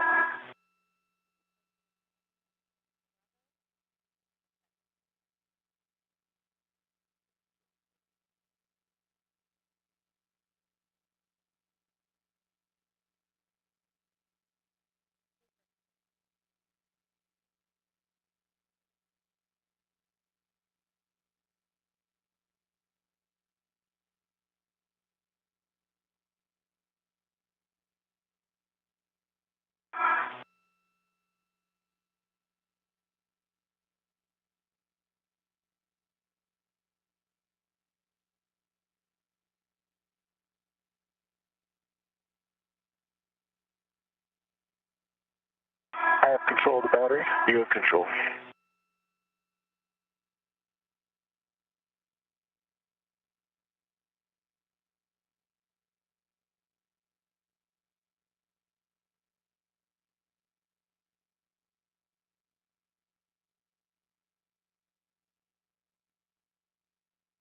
I have control of the battery. You have control.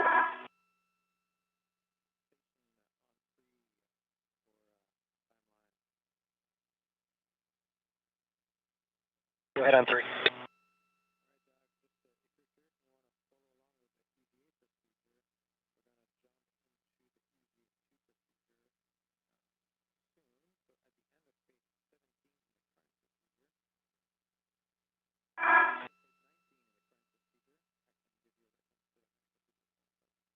I have control of the battery. You have control.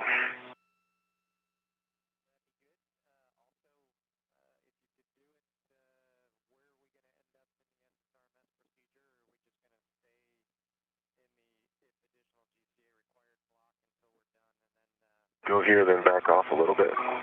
Good.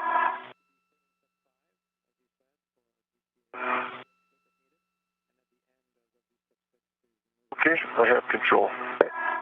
You have control.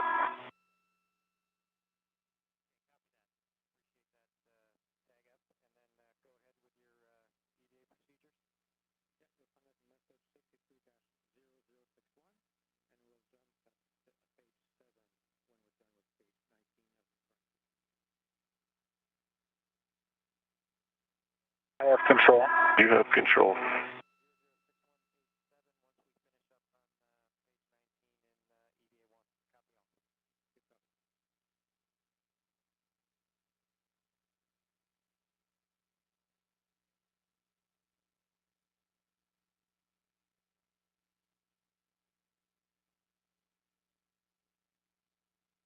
You have control. Okay. You have control.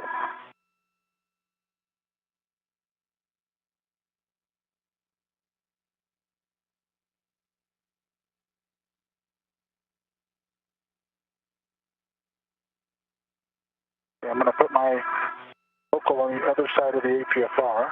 Roger.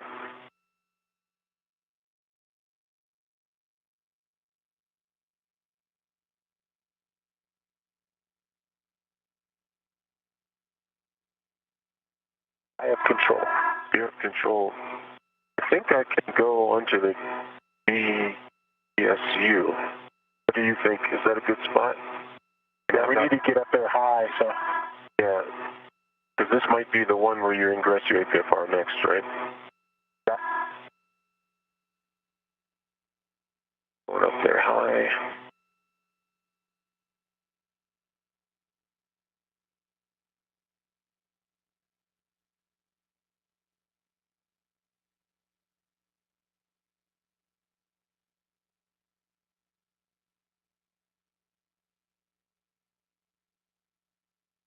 And you probably need to take over the red. Yeah, let me take the red.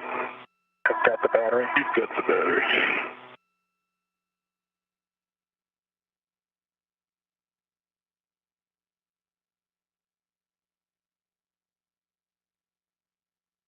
I have a ret, and I have control. Okay, I'm going to release my red. Copy that. And Bob, prior to ingressing the APFR, you'll want to check that the gap spanner is clear of slot 3. You have the battery and you have the red. I have the battery, I have the ret.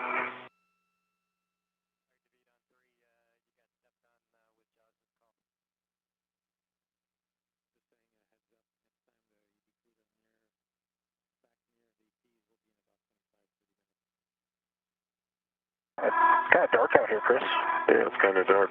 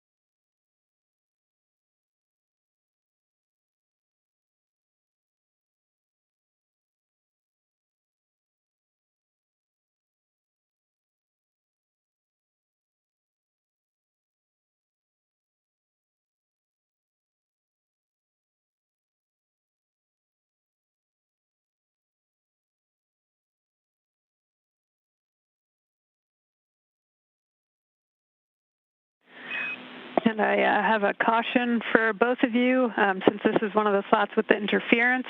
Avoid translation and BRT loads into a scoop on the H2 microsquare for lithium-ion batteries installed with bracket interference. And slot 3 is one of those slots. Okay, copy.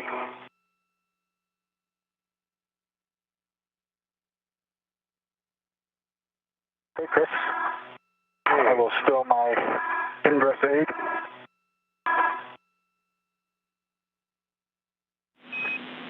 Okay, Bob, once you do that and check your tethers clear, we'll take an inspection of the IAA receptacle.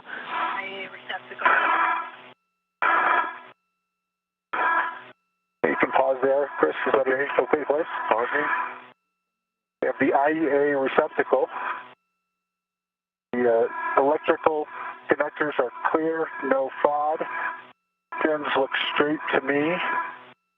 There's a little bit of discoloration on the fins on the, I guess, aft portion, but it looks like just a discoloration in the center, about an inch long. I don't think it will be an interference. Copy that, Bob. And EMI band? EMI band looks good. Okay, copy. Okay, and we're just checking quickly on that discoloration. But as you hand off the battery, H2 will end up outboard.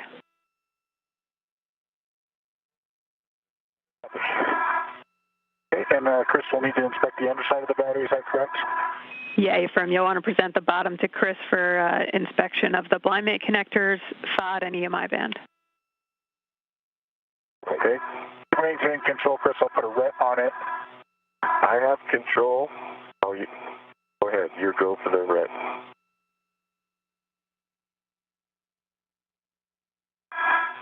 Okay, I have a ret. You can release your ret. I have control. You have control. My ret's coming off. My ret's off.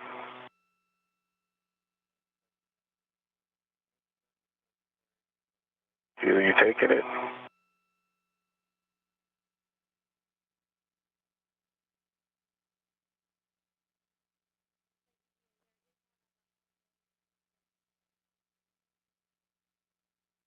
All right. Checking it out. All the fins look good. Can't see the blind. It's in the left, which is kind of buried. Let me change my angle. Anyway, you can bring that blind mate side up a little bit. Sorry, I know it's tough. That's about all I can do. That's all you got. Okay, there, I got it. Good. 05, pins are good. MI, all good. Okay, thanks. Okay, copy, Chris. And are you in a good position to get us either WVS or some pictures of that discoloration? If Bob is comfortable holding the battery there.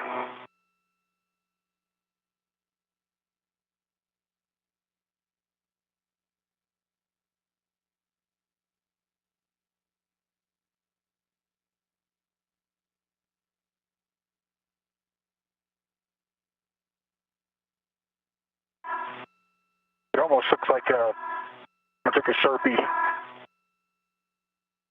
in the middle of the halfmost fin. Copy.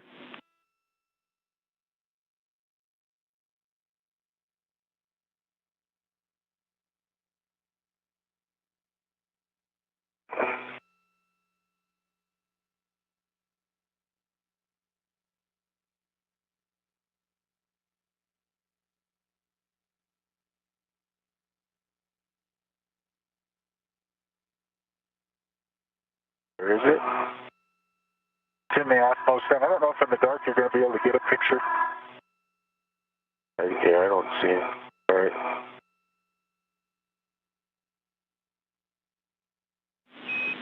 And the sun is coming up in 2 minutes.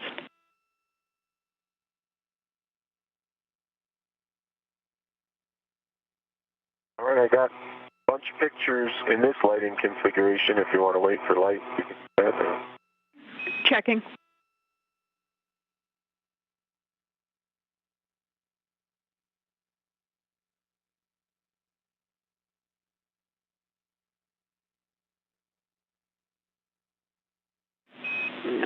Okay, Chris, we're happy with that. So we'll just use those pictures. That should be good, and we can continue. It's not interference. It's just like a marking or something in there. Copy all. So with that, Chris, once you stow that battery or stow that camera again, we're going to be soft docking the battery onto H2 with H2 outboard.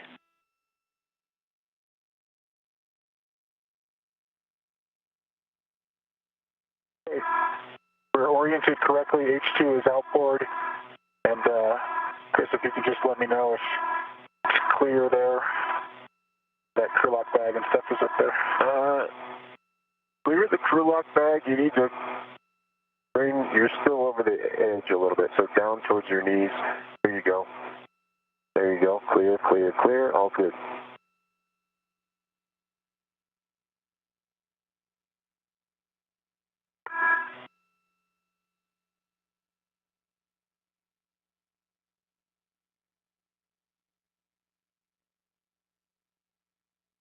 I think that's a soft dock.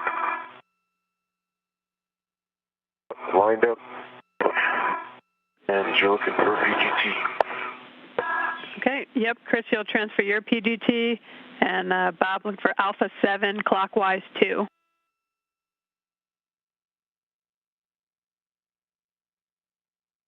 The Alpha 7, clockwise 2. You're going to H2, confirm socket tape line flush, looking for 16 to 17 turns.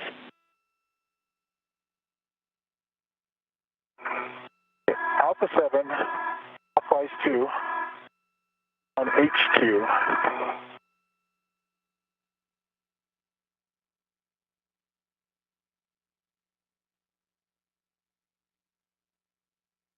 The tape line is flush. Here we go.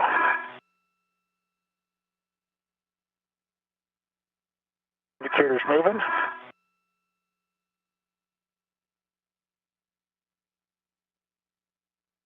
Battery appears to be going in. I agree.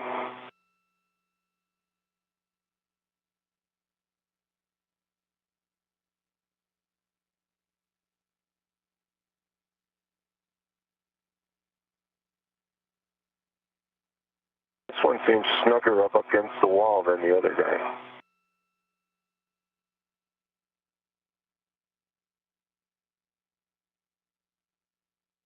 There's a green light. It looks like 15 and a half turns. The status indicator indicates lock. And what was the torque? The torque? 9. Copy, 9 even.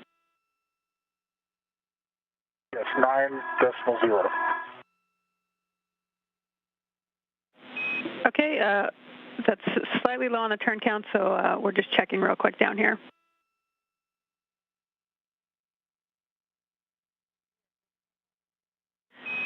Okay. This is one of the ones with the interference. Yep, A-firm, and we are go to continue. So for H1, same settings, Alpha 7, clockwise 2.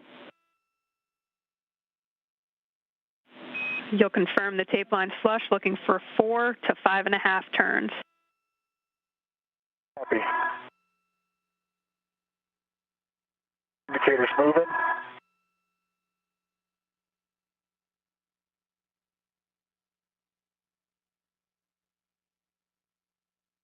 It's torqued out. The indicator is not quite to lock. 9.2. And it looks like we had about 4 turns. Copy, 4 turns, and torque was 9.2, but the status indicator doesn't quite look locked? status indicator on battery is maybe a quarter inch from lock.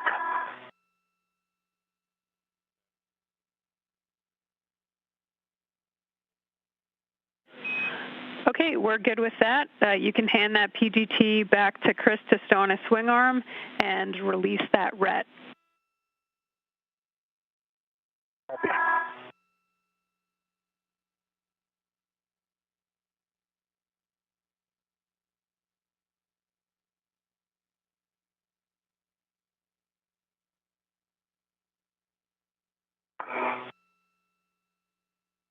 Get that firm.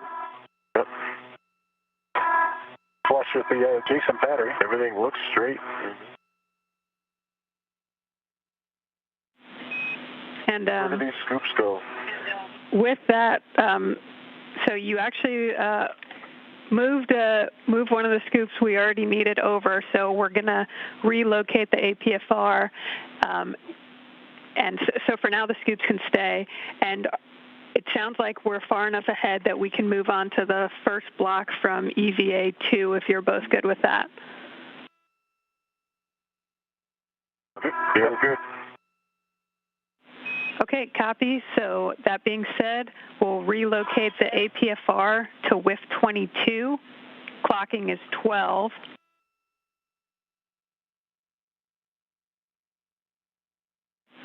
Chris? WIF 22, clocking is 12. Yep, A-firm. And Chris, you've already moved the scoop we needed, so if you want to give us a glove, hap, and gauntlet check, we can take that. Okay, gauntlets, and in place, gloves, pristine, same black smudge, cap, dry, baseline. Copy, good check.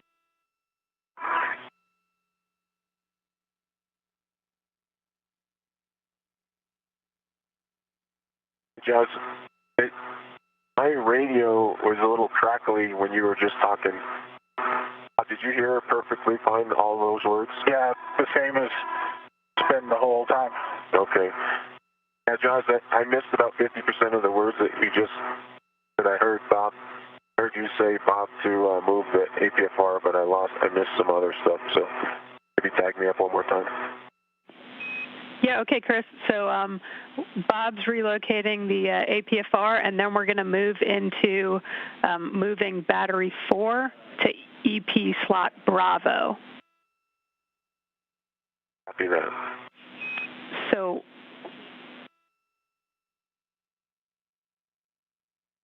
all right.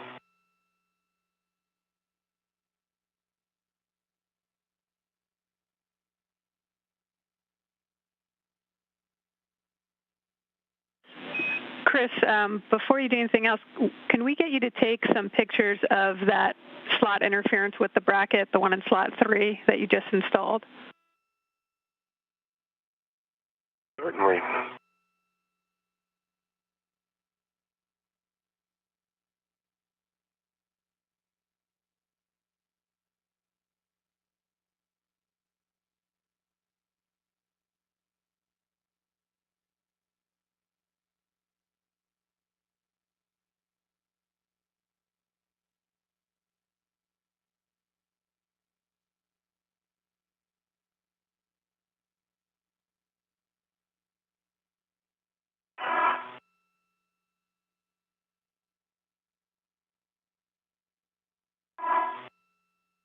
Okay, Jaws, the APFR has been relocated to WIF 22.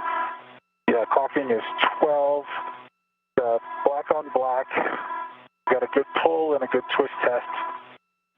And the pitch knob pops out. Copy. And Quebec Hotel 12 are the remaining settings. Copy. Quebec, set, and hotel.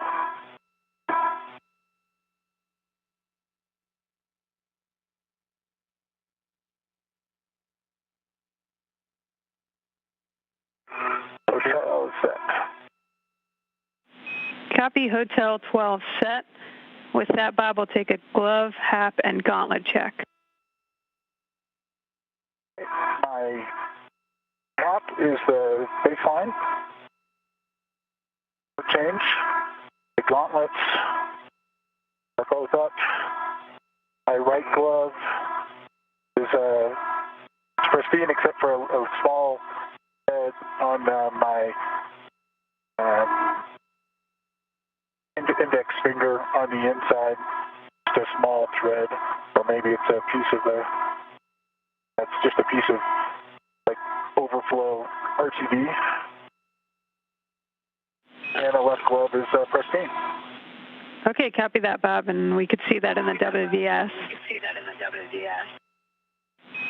Okay, with that, Bob, we'll have you check that the gap spanner is clear of slot 4, and then you can ingress the APFR.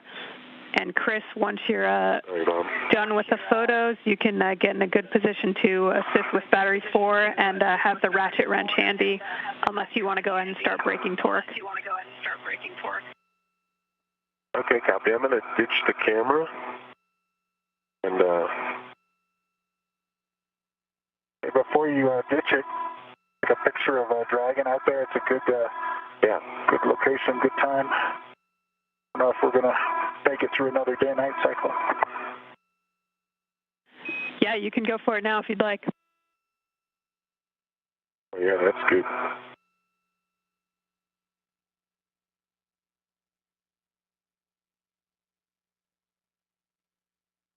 You're in a good position. My angle is kind of... Oh, I got it.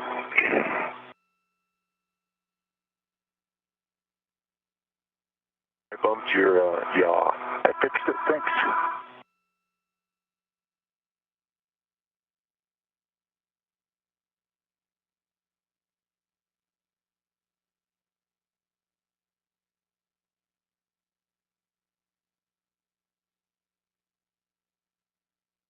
Endeavor's a pretty ship on the front end of the space station right now. Yeah, it is.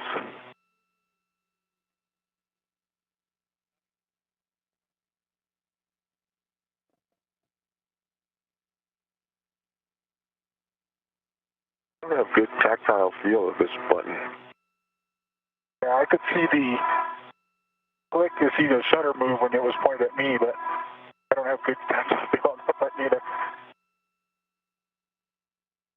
It's a pretty shot. I think the folks in Hawthorne will appreciate it, getting a chance to see the ship from this angle on the sunny day. Thank you, Chris. Yeah.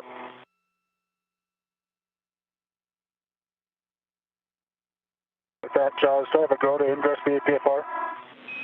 Affirm, Bob, as long as you check that gap spanner is clear, you can ingress, tuck the ingress aid, and check your tethers are clear.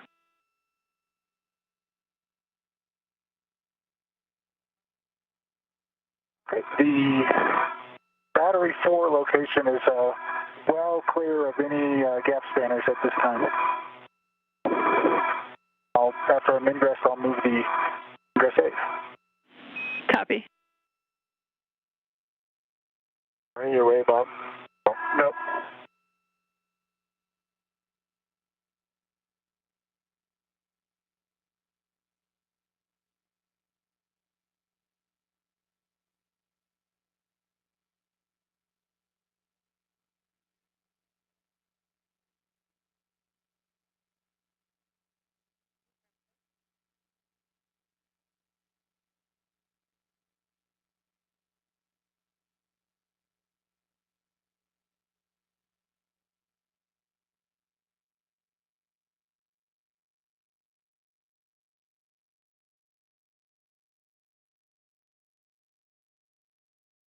Okay, camera is back on structure. Copy, Chris. You can get in a position to help with battery 4 and have the ratchet wrench handy. If you are in a position to go to H1, you can do that to break torque. Okay, ratchet wrench.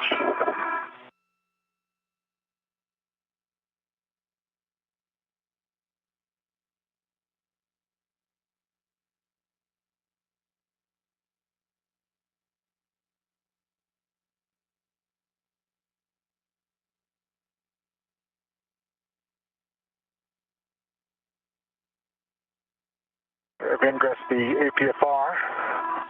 Ingress aid is stowed. Copy, Bob. Tether's clear? Tethers are clear. Okay. And I think we should tether.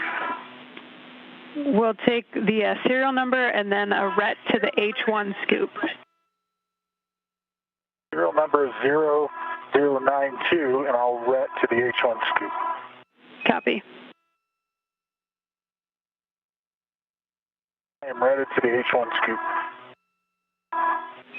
Copy. I think I see Chris braking torque on H1. No, not quite yet. Okay, so this is the, that didn't touch it. okay. Okay, so we've got the H1 for battery 4, and that was the expected serial number 0092. Yes. Affirm it was. And you are go to brake torque after confirming socket tape lines flush. Okay, socket tape line is flush.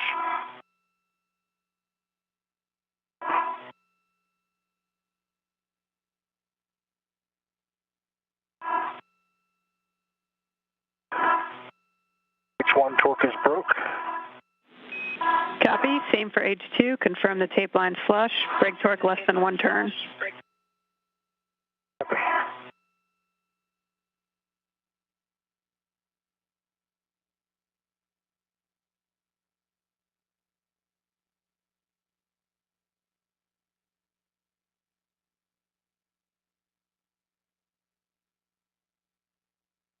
Okay, tape line is flush on H2.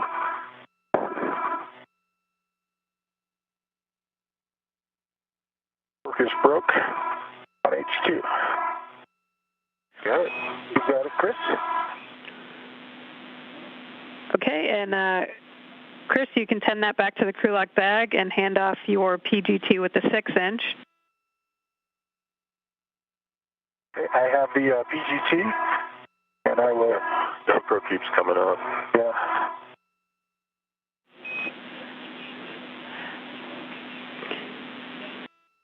Okay, the Velcro's back on. We'll go Alpha 7, counter 2. Affirm. On H1. Good words. You're looking for approximately 8 turns.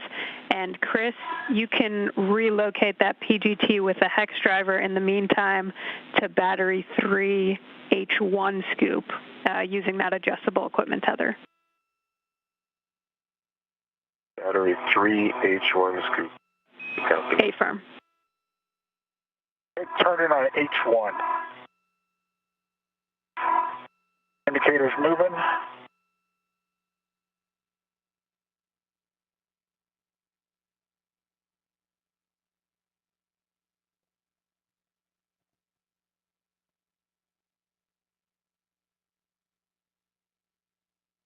It started skipping at about the 5, but there's 8 turns on H1. Copy, Bob, and status indicators unlocked? Yes, the status indicator is unlocked. Copy, and for an update, you are 4 hours into the EVA. Limiting consumables MEDOX on Bob at 6:40, and you're about 2 hours ahead on the timeline. Copy. Okay, driving on drive on H2, Jasmine, but I just want to catch up. Yep, affirm, confirm socket tape lines flush and looking for about 19 turns, and we're about to have a handover in a minute. Tape line is flush, I'll start turning. You jacking?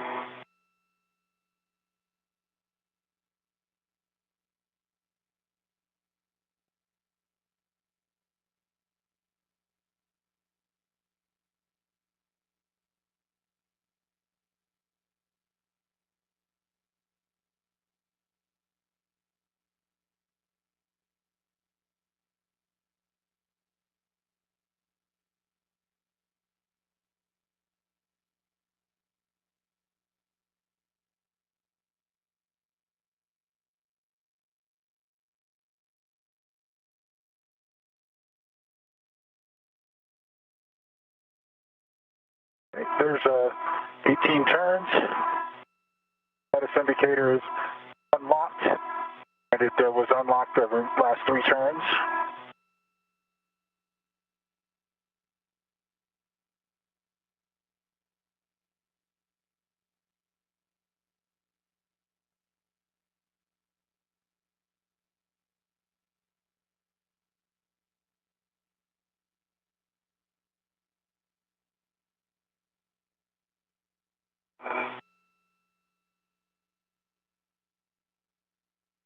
Okay, so pull that sucker out. Okay, Chris and Bob, I'm back with you. I copied the good release on H2. Probably transferred that PGT back to Chris to put in a swing arm and unlock the red. All complete. Okay. Bob, I want to assess. And now 4 hours into today's spacewalk, running ahead of their timeline today, Cassidy and Bankin are now starting to tackle the first task planned for next Wednesday's second spacewalk to replace batteries for the S6 Truss's 1B channel. Having completed all of the planned tasks for this first spacewalk involving the removal of 3 aging nickel-hydrogen batteries from the Truss's integrated electronics assembly and installing 2 new lithium-ion batteries in the truss, the spacewalkers are now moving a 4th nickel-hydrogen battery planned for next Wednesday's spacewalk, and will also move an adapter plate into the truss to await the installation of another new lithium-ion battery next Wednesday.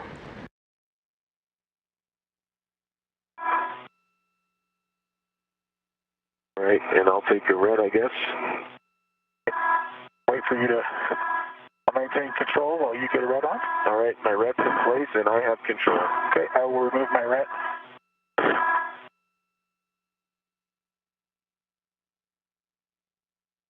My red's removed. Copy that. You have control. I have control.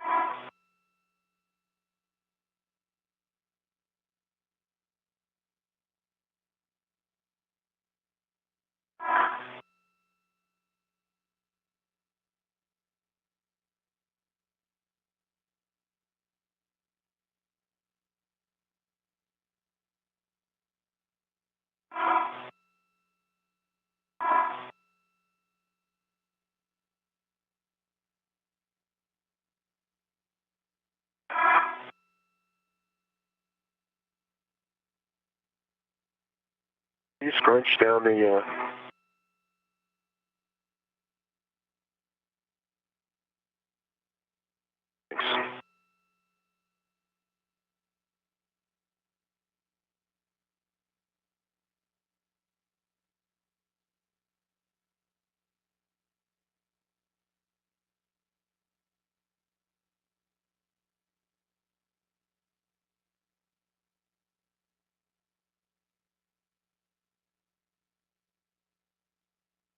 You think are we going to be able to get it over the top of the APFR there? I think so. If you have a decent spot to secure yourself, let's do that spot right there.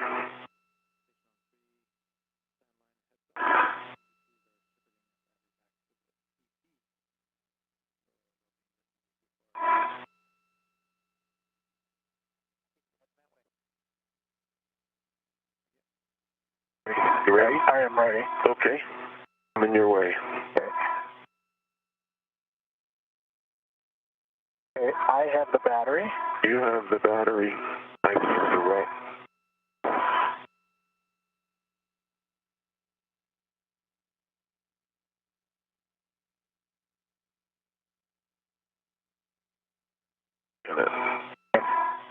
Way out of here. Yeah, thank you. I clear of the battery. Again, running ahead of schedule, the spacewalkers are now removing the fourth nickel hydrogen battery planned for next Wednesday's spacewalk and will move an adapter plate into the truss to await the installation of another new lithium-ion battery next Wednesday.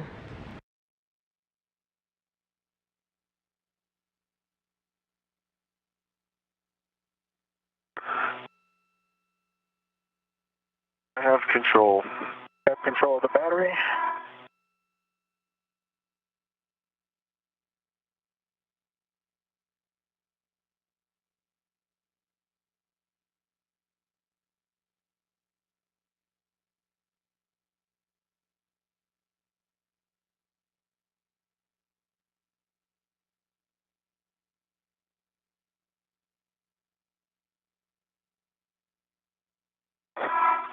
I have control of the battery. You have control of the battery.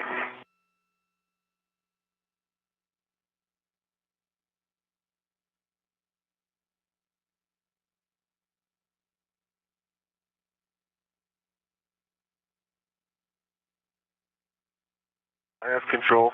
You have control of the battery.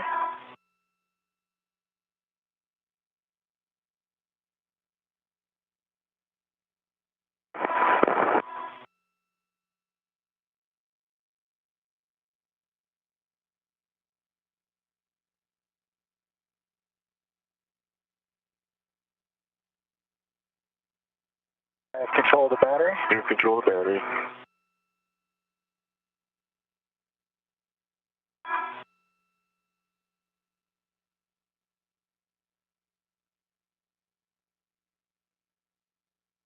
I have control of the battery. Okay, you have control of the battery.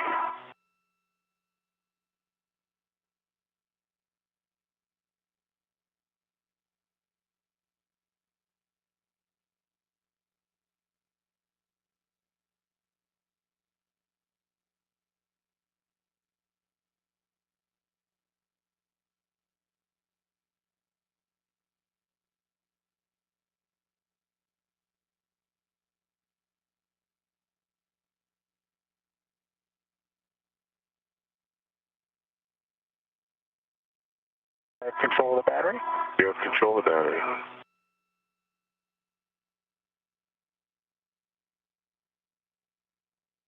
Okay, passing the GoPro.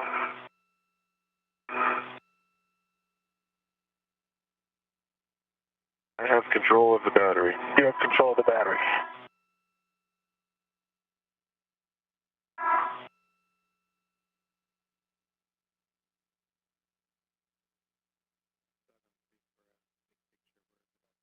I have control of the battery. You have control of the battery.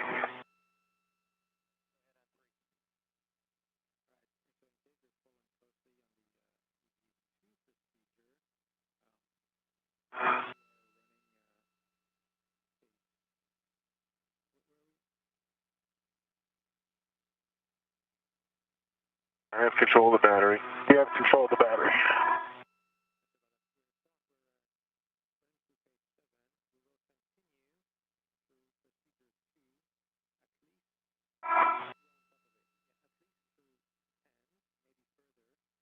One more little one for the BRT. Yep, if you go to the other side of the APFR, and then I'll get on my BRT and put a ret on it, I think. Copy. Oh, yes, I've got control of the battery. You have control of the battery.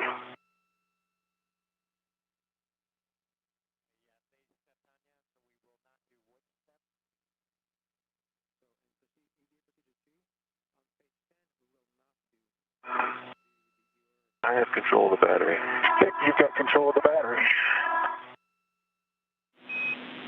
And Chris, you'll want your BRT ret going to the battery tether point. BRT ret to the battery tether point. Okay. But you don't need to do that until you ingress the APFR. I'm not sure which order you wanted to do it in. Yeah, it's more convenient to go to a scoop during the handoff, and then I'll switch it. Copy. I see your BRT. Okay, I'm going to get a ret on there. Copy that.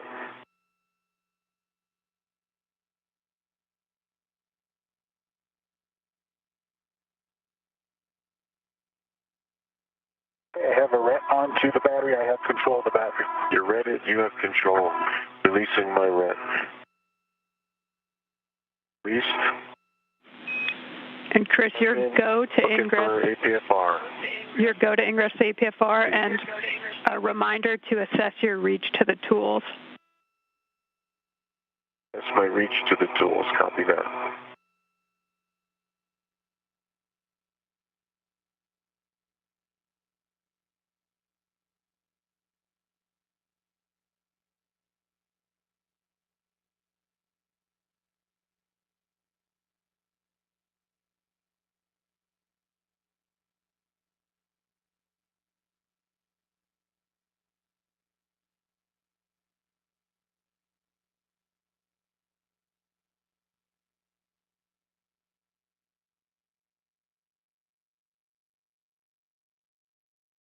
Feel in.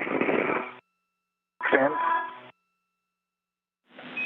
Okay, Chris, if you'll check your ingress aids tucked and your tethers are clear, and then with the handoff, you're going to end up with your BRT ret on the battery tether point, and then H2 is going to go on your BRT. Okay, copy. I'm ready, Bob, and I have control. Okay, I'll remove my ret, and you're happy with your tool access? Are we just installing this battery, or are we doing something more, Jasmine? Take the adapter plate out. Yep, exactly. Bob, can you take control for just 1 second? I'll take control back to standby. Okay, I have control. You have control.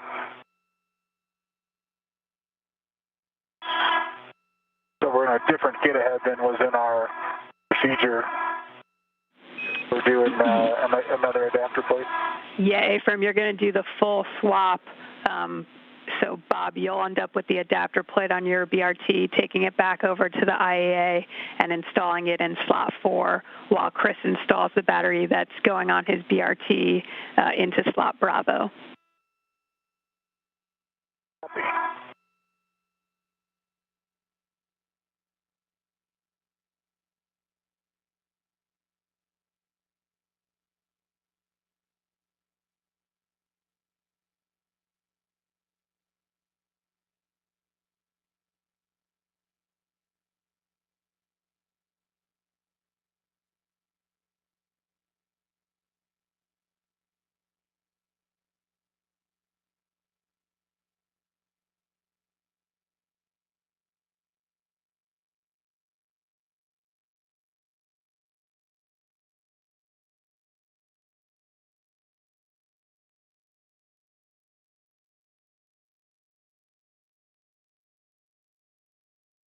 Okay, I'm back in. And Mag wants to kick these tools a little out of my reach. Copy. Do you need to move that bag, Chris? Or if you want, Bob can translate onto the EP to help hand off tools as well. I think I got it. Okay.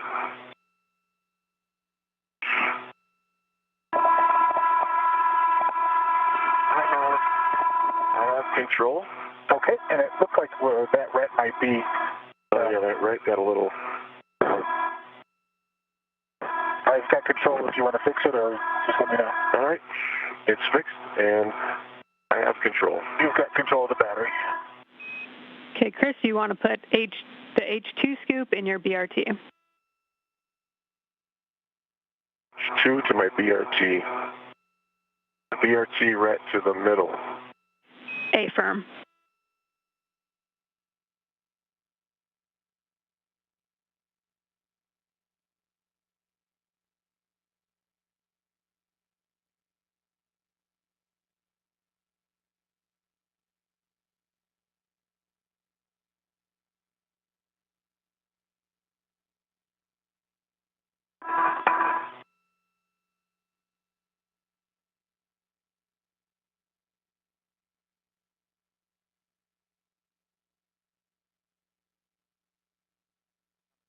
Okay, BRT ret is in place.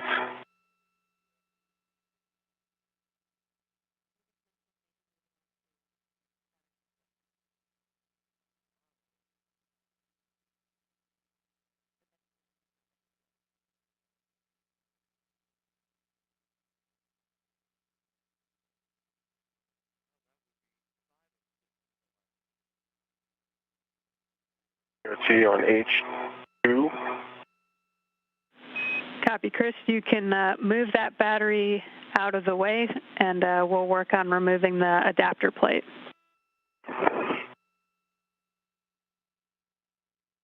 Okay, tightening up the knuckles.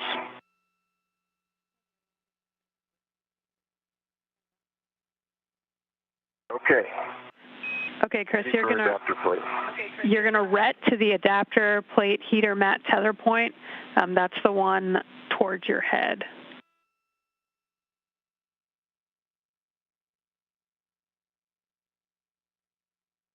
All right. The one with the recommended ret insertion technique. A-firm. Flawless. Okay. Okay, you'll retrieve the ratchet wrench with the hex driver, and you'll be going to H1 first. H1's in my right. My right. A-firm, that is to your right. And you'll confirm one line flush. Line flush. One line is flush. Okay, you're good to brake torque, max of 1 turn.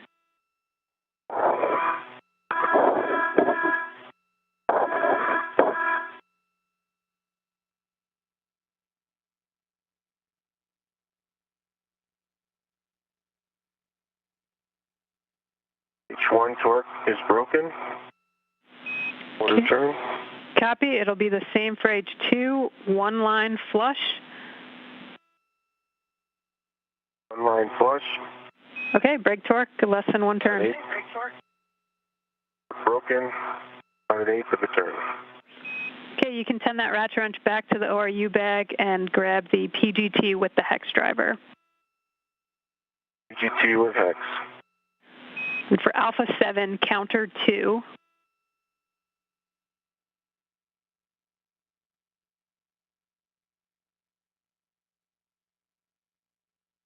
Alpha 7. Counterclockwise 2. Okay, you'll be going to H1, confirm one line flush. One line flush. Okay, looking to release approximately 8 turns. Approximately 8 turns.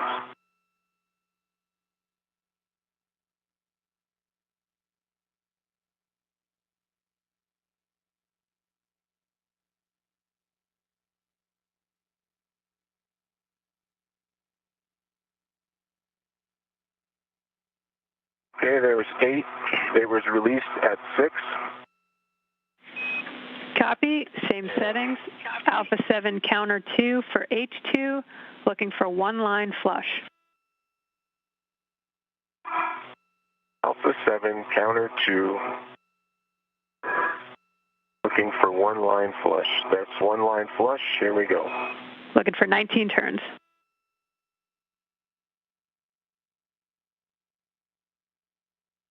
I got to work out at 3 turns. Moving again. It's continuing. Copy.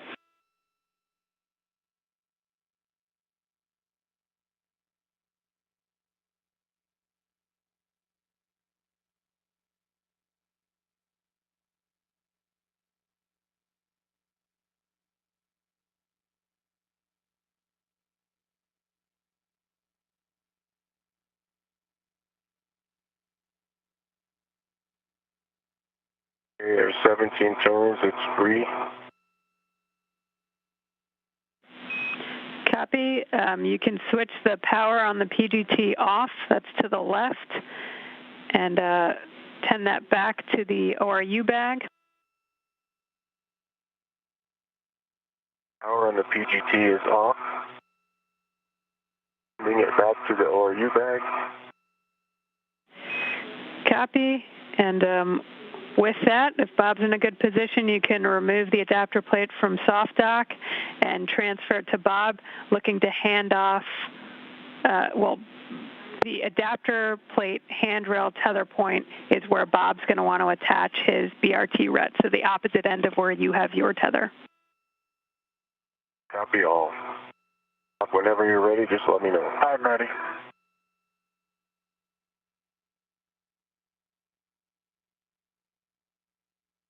much less mass than a battery.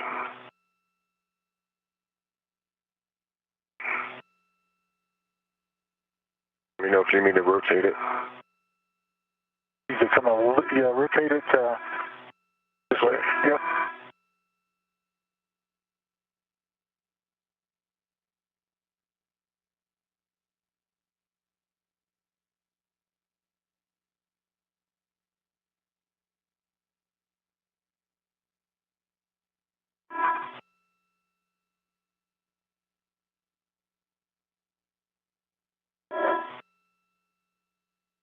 Okay, I've got the adapter plate. I am tethered to it.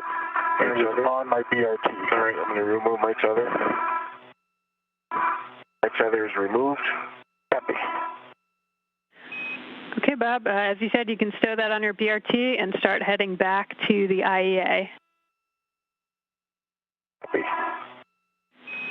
Chris, for you, you can check your ingress aid is tucked and then retrieve the battery that's in your BRT.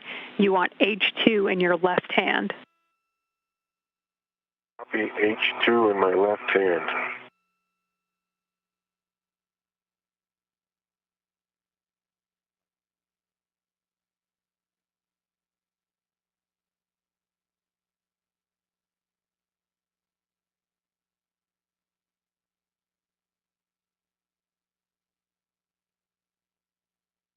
Okay, Doug, I'm going to do some work if you're ready for it.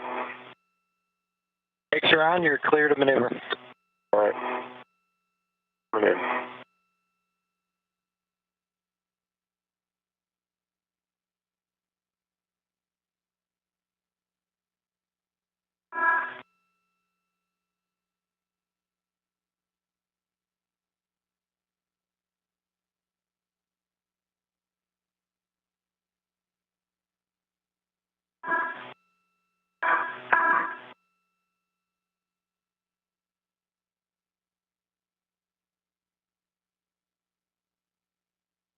Husband, I believe I'm soft docked. Okay, copy. With that, you can grab the PGT with the 6-inch.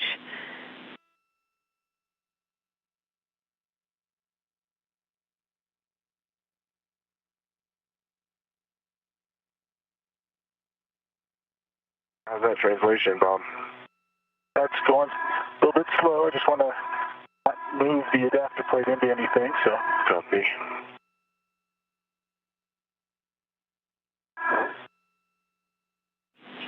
And Chris, settings are alpha 7, clockwise 2.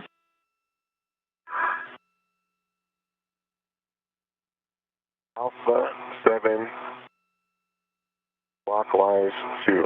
That's set. You'll be going to H2. GT is inserted. Copy. Okay. Confirm. H2. Tape line flush, looking for 16 to 17 turns. 16, 17 turns. Immediate torque out.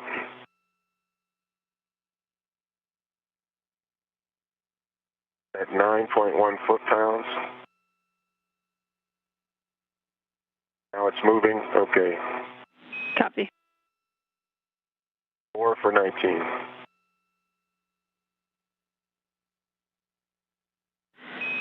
Bob, you'll make sure the gap spanner is clear and that you can reach the PGT and hex driver, and then you can ingress the APFR. Copy that.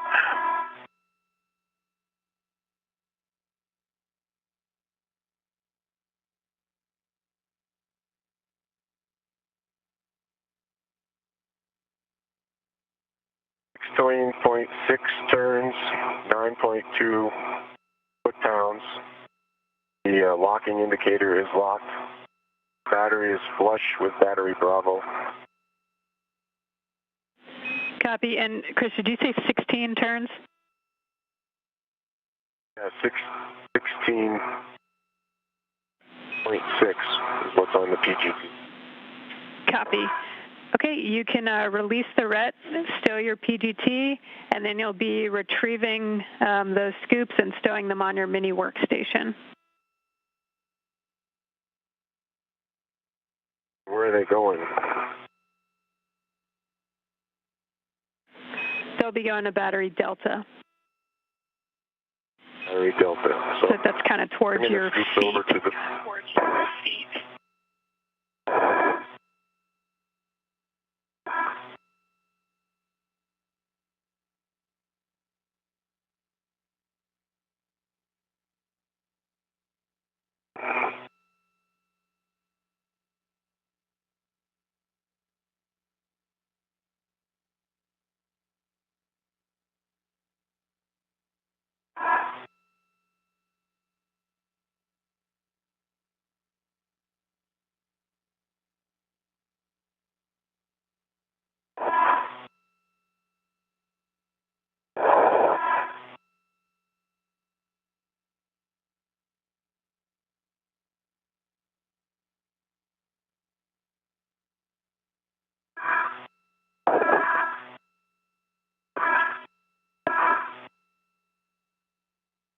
Okay, I have both scoops on my mini workstation. Copy, Chris, and those are going to go to Battery Delta, that's nadir toward your feet.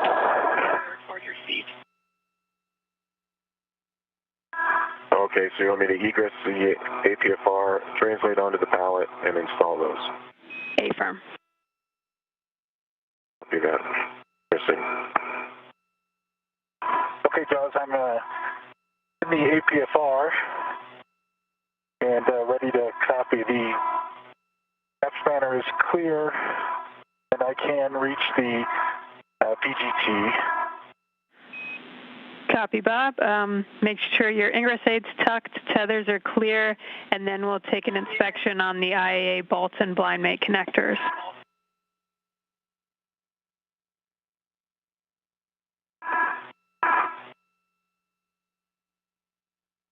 Copy.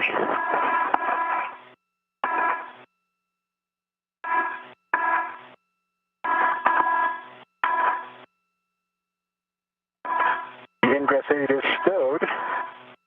The blind mate connectors on the IEA electrical connectors are clear, no FOD. Looks like a good EMI band. Copy, Bob. Good inspection. All the way around. And they're clear as well. Copy.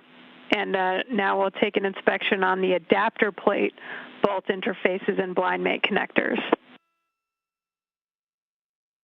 The adapter plate that's in your BRT. Copy.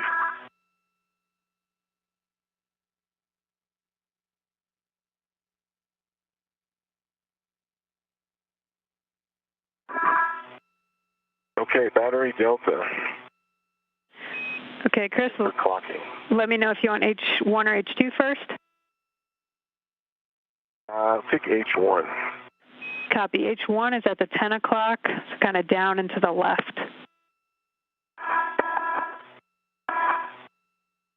10 o'clock.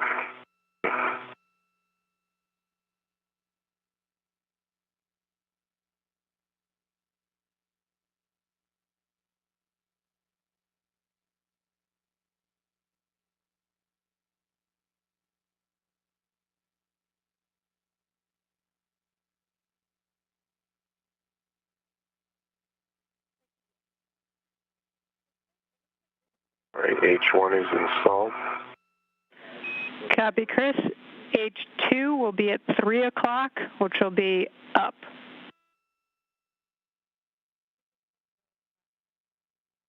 Hey, Josh, just to double check, you want me to inspect the EMI band, the battery interfaces, plates? Just the EMI band on the adapter plate itself. My band on the adapter plate is in good shape. Copy that. And Bob, just to confirm, that's on the bottom side of the adapter plate. The part that interfaces with the IEA.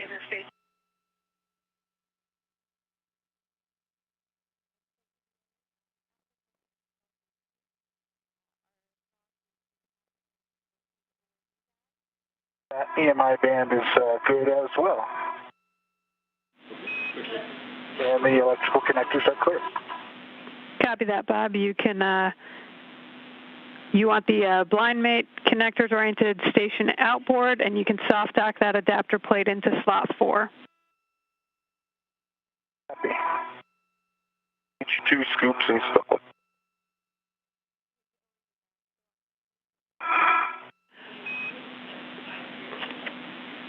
Copy, Chris, and stand by when we're going to have you do some extra actions there on the EP. Copy.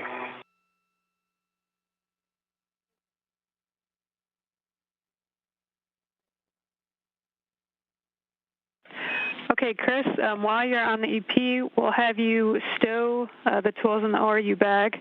So I think if you just have the PGT there, the camera and GoPro are currently in other locations, but stow everything in the ORU bag. And we're going to have you stand by.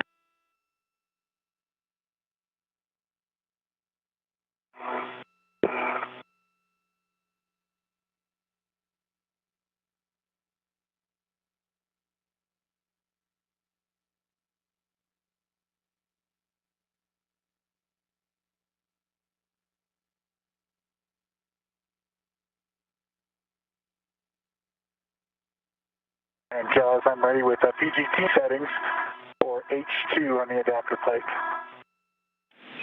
Okay, Alpha. Clockwise 2. That's correct. And you'll be on H2. You want to confirm one line flush.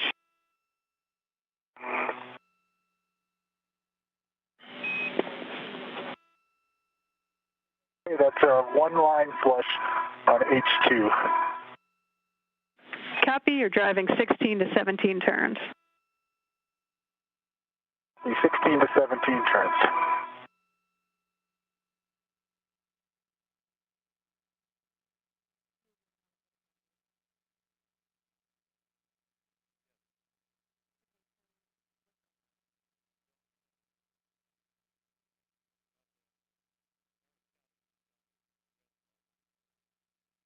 No issue, Jaws, just have to go through the CAL procedure. The PGT switch was bumped.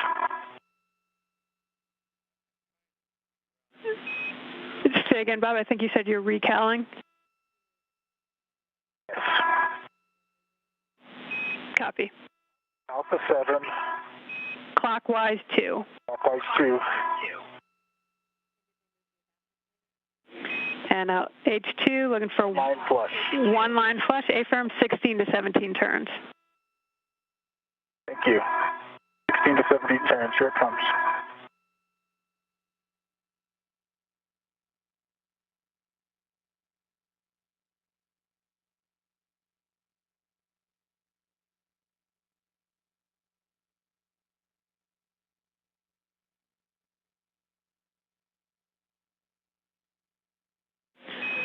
Chris, for you, once you clean up that ORU bag, you'll take it back onto structure, and you can temp stow it right by the GoPro on handrail 2005.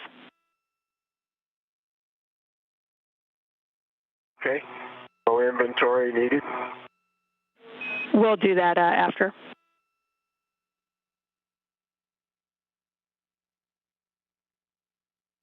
Green light, 17 turns, 9.1 for the torque. H2. Copy, Bob. Same settings, Alpha 7, clockwise 2 for H1, and you'll confirm 2 lines visible, 1 flush.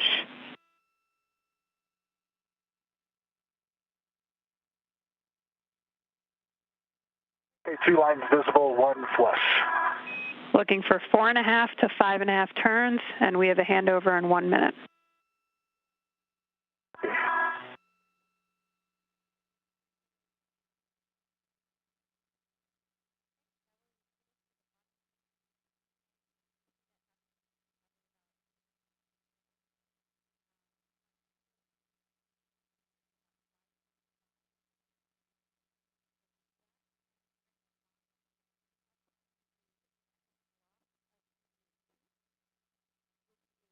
Five turns, 9.2, green light.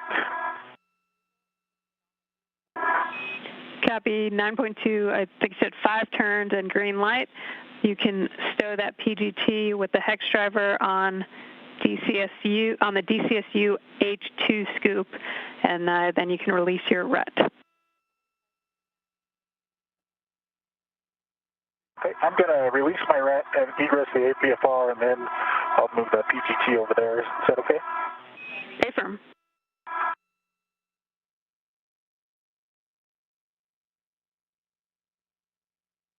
The spacewalkers have now removed the fourth nickel hydrogen battery, which was planned for next Wednesday's spacewalk. They also moved an adapter plate into the truss to await the installation of another lithium-ion battery next Wednesday.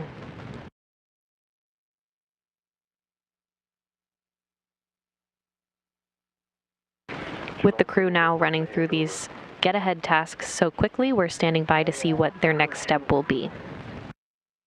I'm going to step in just for a second, but I don't know if you were saying something and it got cut off. Oh, my radio has been squirrely, though.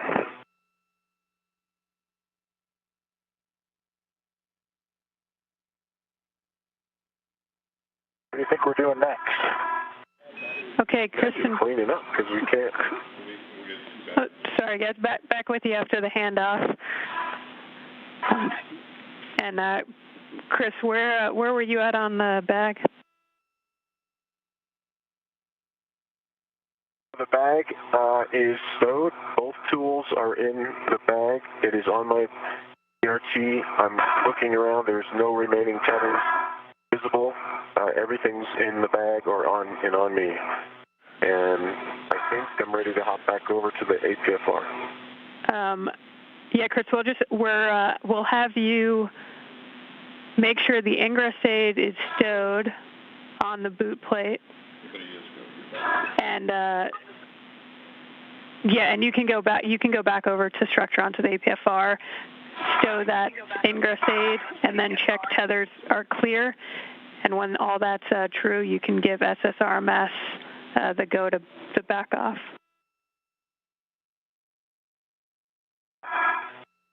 Okay, copy all. Work.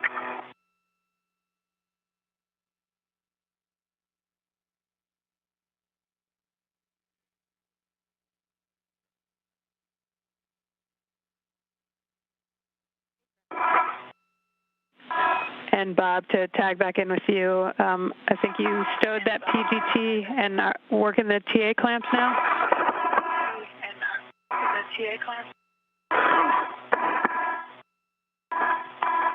Yeah, I'll be working the TA clamps. I'm just managing a little bit of a tether snarl with the ingress aid. Copy that, Bob.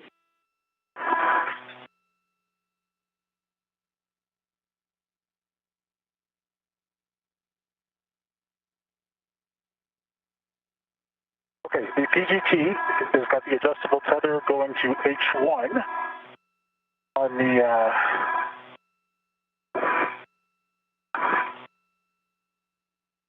CSU. To H2 on the DCSU. Correct. Okay.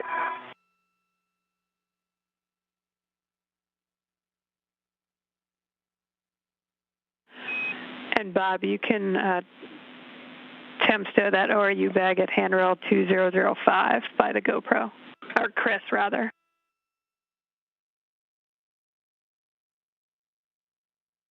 Okay, that's in work.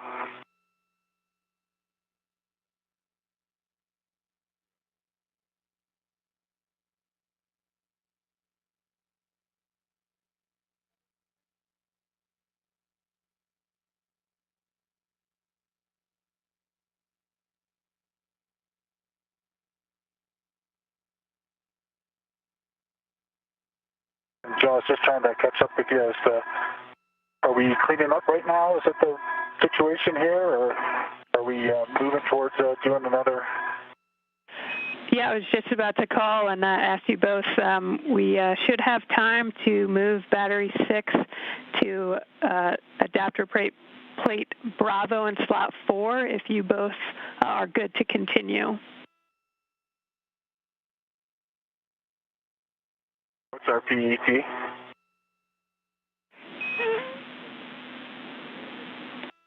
442. Copy that. Okay. Okay. Okay, you're both good with that? All right, there you. Okay, you're both good with that? Yes. You. I am Bob. Are you? I am good, yeah. The ORU bag is temp stowed on 2005. And I understand I'm making my way over to the IEA. Yeah, once you've make sure, I don't know if you already got the ingress aid stowed on the boot plate, and tether's all clear for the EP translation. Tether's all clear for the EP translation. It is. I didn't verbalize it though. Thanks for the reminder. So the ingress aid is folded flat against the boot plate. There are no tethers. Everything's clear. And Doug, you have a go to maneuver. Copy, Chris. Go for maneuver to the back op position.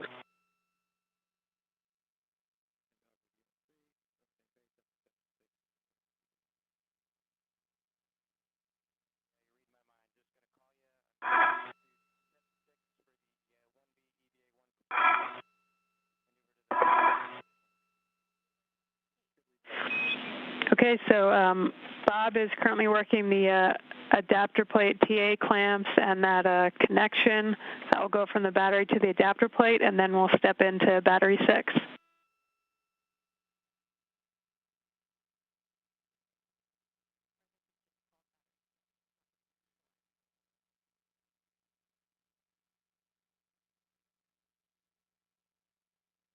And where are the scoops coming for battery 6?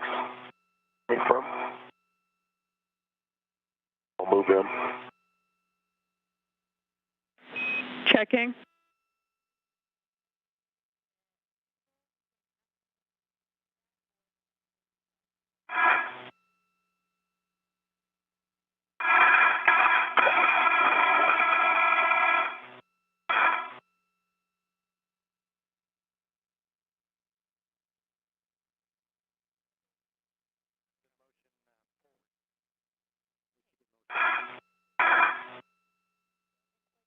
Scoops available on the ECSU or slot 3?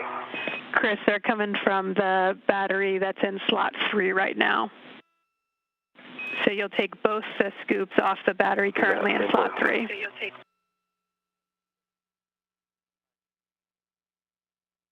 Okay.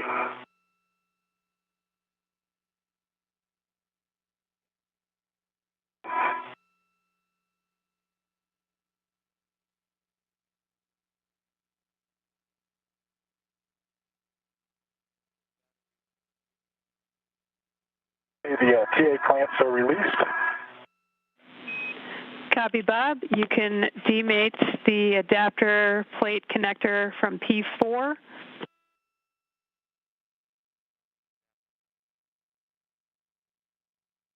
Copy.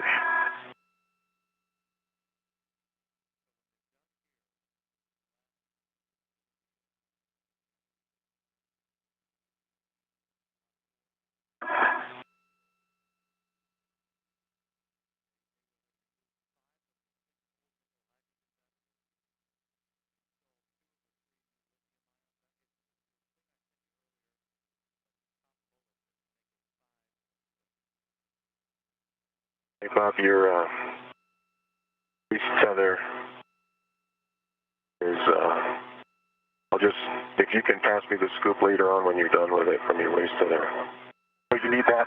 It's no, yeah, it's no rush. Just keep working. Your work is more important than these scoops.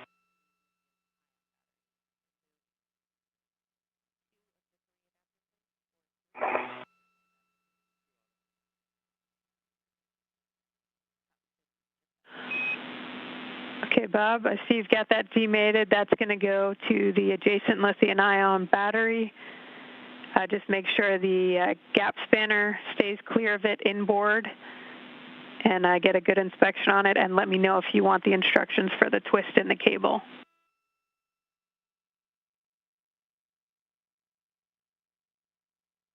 Copy.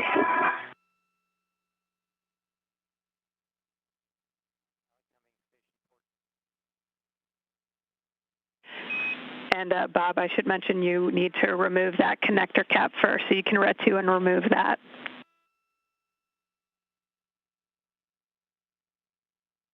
Okay. Yeah, I'm clear of that base tether off of that scoop, but I can use it for... Yeah, just keep with it. No big deal. All right, Jasmine, H2 on battery 6 is installed straight up. Copy. Looks like 3 o'clock. Good install. And for H1, you'll be going to 10 o'clock. That should be down and slightly to the left. All right, that'll be a little bit. I was using that scoop for a minute.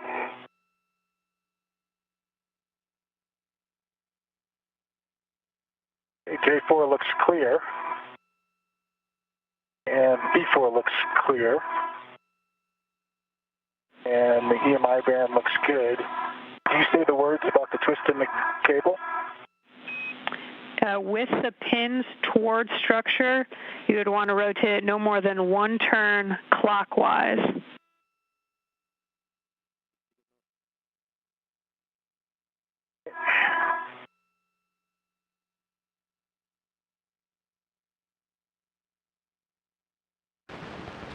Now approaching 5 hours into today's spacewalk, running ahead of their timeline today, Cassidy and Bankin were able to tackle the first task planned for next Wednesday's second spacewalk to replace batteries for the S6 Truss's 1B channel. Having completed all of the planned tasks for this first spacewalk involving the removal of 3 aging nickel-hydrogen batteries from the truss's integrated electronics assembly and installing 2 new lithium-ion batteries in the truss, the spacewalkers had time to remove a 4th nickel-hydrogen battery planned for next Wednesday's spacewalk and moved an adapter plate into the truss to await the installation of another new lithium-ion battery next Wednesday. Now they're moving on to the second task, originally scheduled for next Wednesday. I think that where that attachment point goes, I just use the battery that we attached it to push it along the side so it sticks up a little bit, but it won't interfere with the battery 6 to go on that adapter plate. A4 is mated. The second task will involve removing the 5th of 6 nickel-hydrogen batteries, and we'll put it on an adapter plate. Connector cap you removed can go on the adapter plate where you removed the cable. Okay.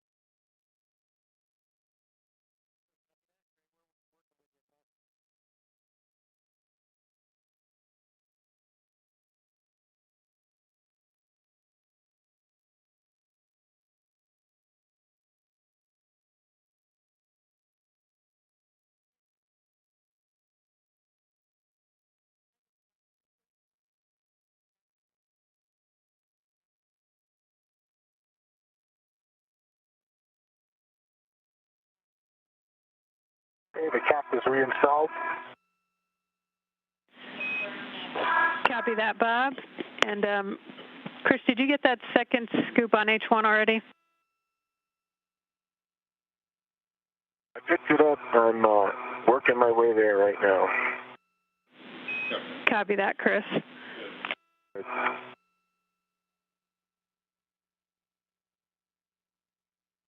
Going in, Jasmine. There you go. H1, 10 o'clock, slightly down and to the left. A-firm. And Bob, we'll have you just hold still for a little bit, just looking at your met rates. Copy.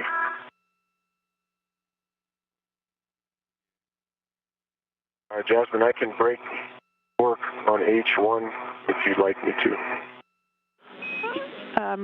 Chris, hold one. We're talking it down here. Okay.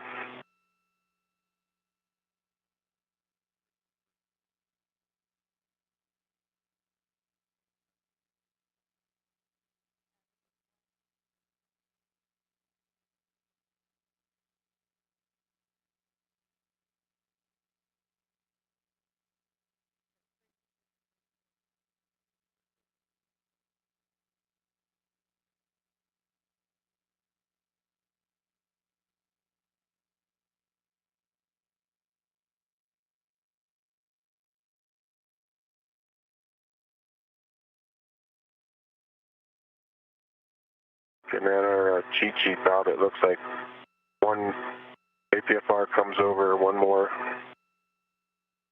And one more spot. One more spot.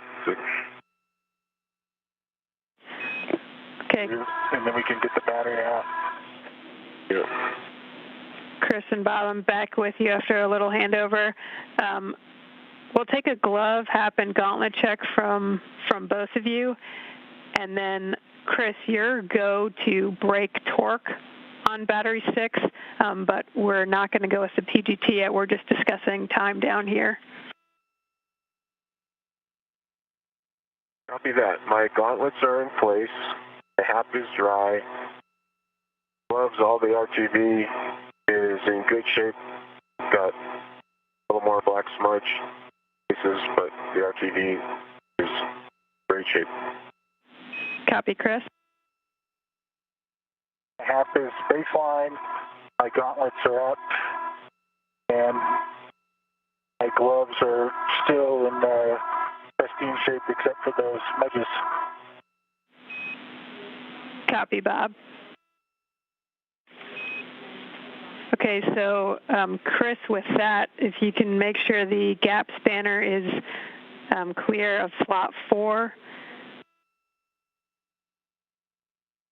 Oh, I thought you want me to leave 6 and go do that? I was about to break torque on H1 and H2.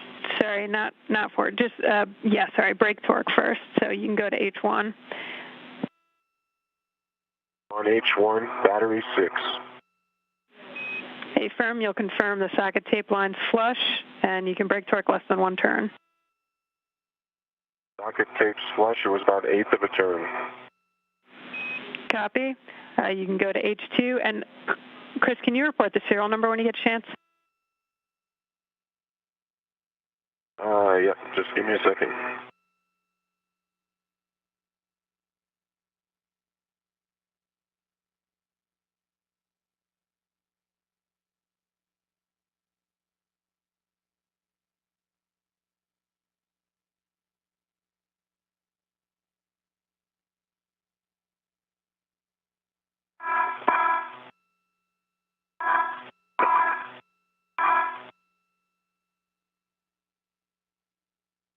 Battery 6, serial number 009090. Copy, that's a good serial number.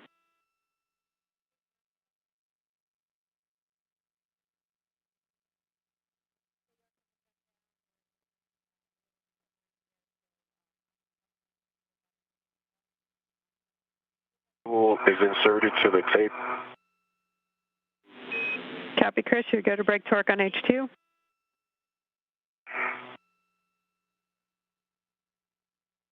Strong one.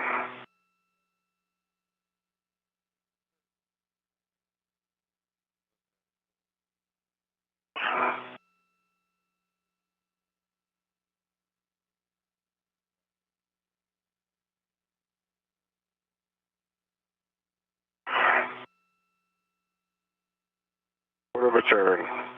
That's broken. Torque's broken, rather. That was the most significant torque breakage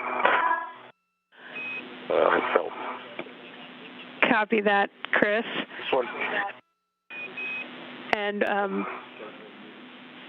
Bob, how are you feeling?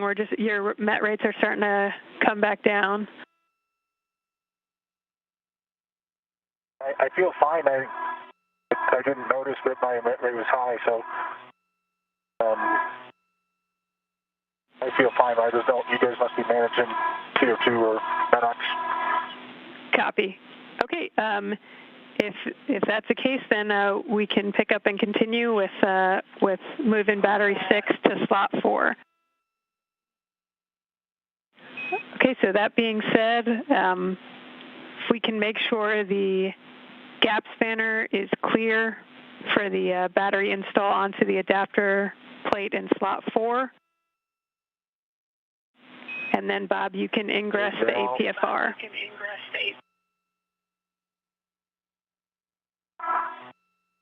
Okay, copy. We'll check the APFR settings. Looks before that. And then I'll be on the other side of you after you get in. Copy.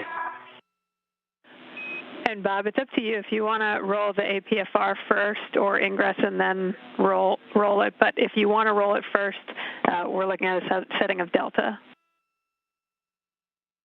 Copy. I'll roll it first, just because I think the wrong things are in front of it for ingress. Yes, but I didn't hear a 5-hour PET update. Did I miss it? We're about to give you one, Chris. Copy.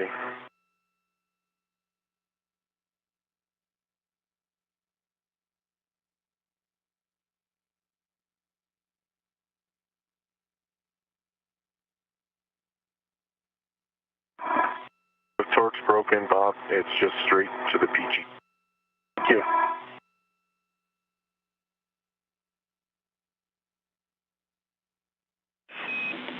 Okay, and Chris and Bob, we're 5 hours into the EVA now. Living and consumables, MEDOX on Bob at 640, and we think we can finish this up, clean up, and be in the airlock by around 6:15. Okay, copy all. Thank you.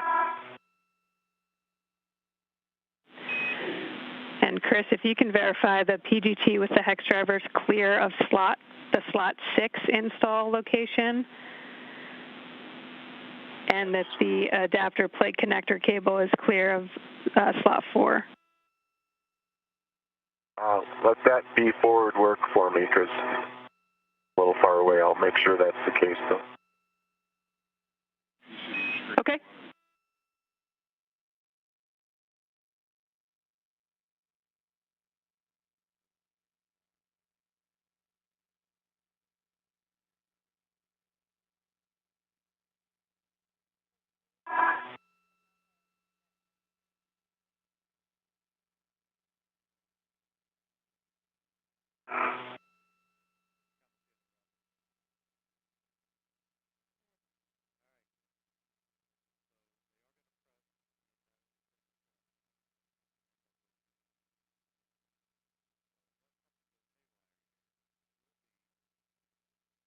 Okay, I have ingressed the APFR. Copy, Bob. So you can check the ingress aid is tucked and tethers are clear. Verified stowed. And my tethers are clear, except for the one I think I'm going to need to attach. And yeah, Chris, we're looking for your ret on the battery tether point. Okay.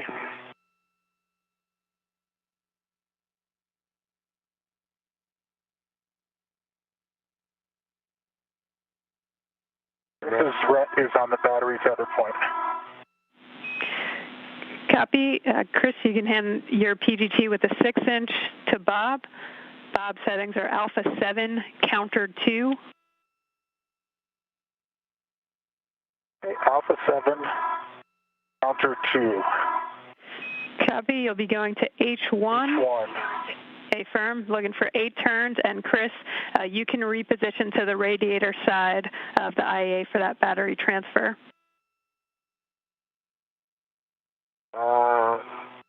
Well, think about this for a sec, because the way my red is. Copy. You move now, Bob, before you start driving? Yeah, let's, I'll give you your red back. Yeah. Okay, I have it. Okay. Probably want to take the PGT with you during your relocation. Absolutely. Have it. Got it.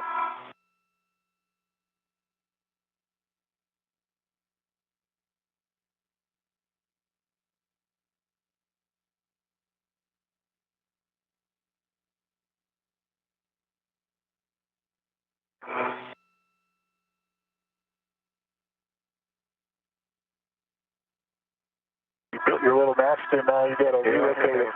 I had the perfect nest going on. Okay. So maybe to your left? Or out straight along this hand? I think you need to go straight along that handrail, otherwise our tethers are going to get kind of a mess. Yeah.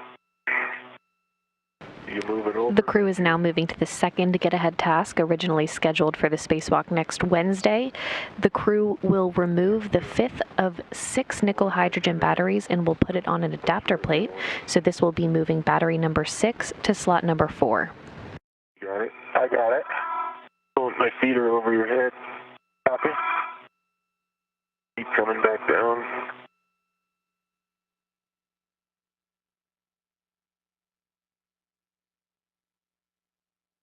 I want to fairly All right, your tether. I'll put that up on that. Maybe that's one use for those overhanging handrails. You can find a convenient one.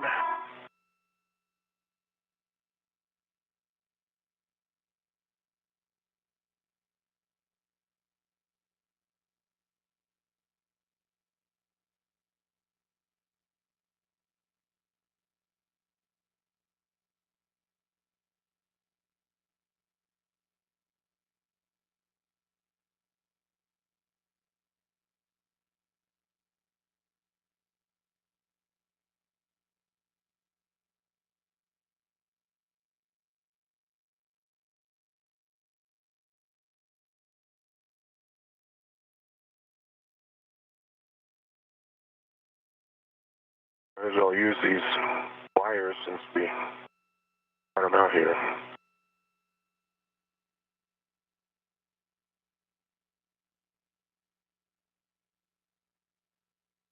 Okay. They're lead. Thank you. I'll need your rect. Get re-nested here. Are you going to go on your BRT or are you going to go? Let's see, just for now. Then you're going to pass it to me at your left hip. Yes. Yeah. And then I'll have to egress the APFR, so it might be too close. Well, this is not the permanent one. This is just the Copy. bridge, the CGT one. Okay, your ret is to the battery tether point. Okay, PGT coming out. I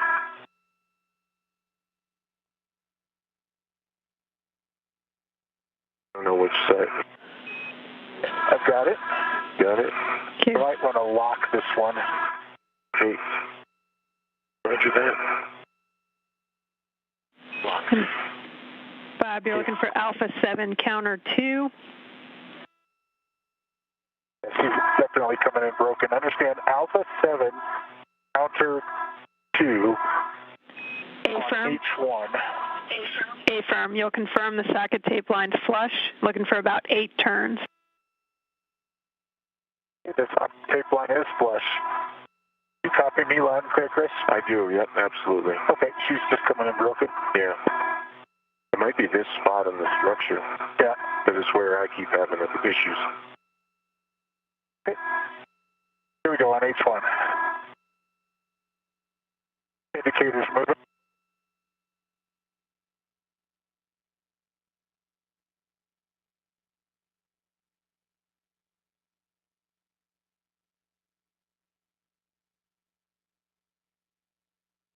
There's 8 turns. Verified unlocked on the indicator. Copy, same settings, Alpha 7 counter 2 for H2. You'll confirm the tape line's flush, approximately 19 turns. Copy.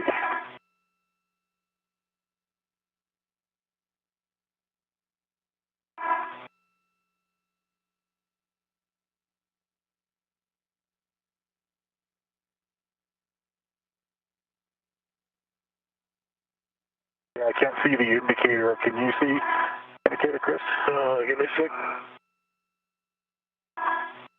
Oh, no, I got it.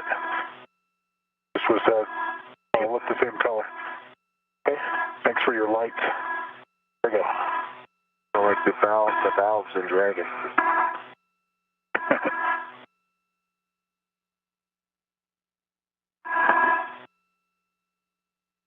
Done with the PGT? No, I bumped it to off.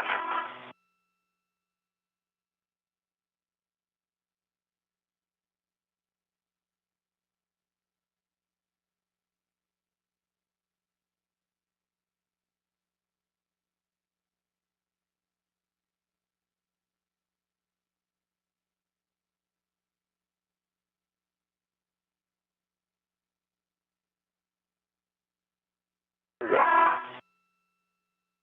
See it jacking out. I see the indicator moving.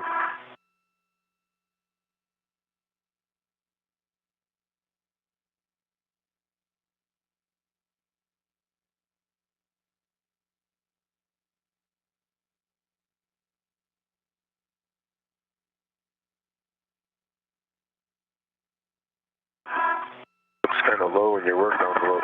Yeah, it's kind of like that tape is also getting, yeah, there's a slight angle to the wobble.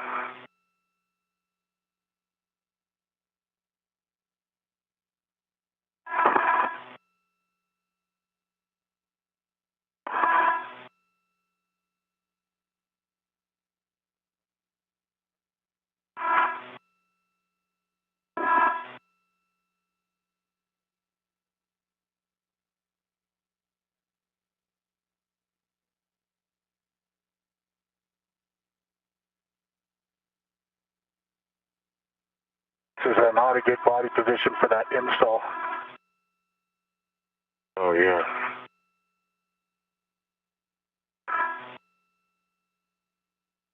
Jasmine, we have you? Radio check? Yeah, affirm. And would an additional roll on the APFR help? No, I think we've got the bolt released.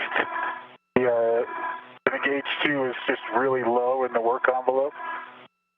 In this APFR setting, it probably was expected.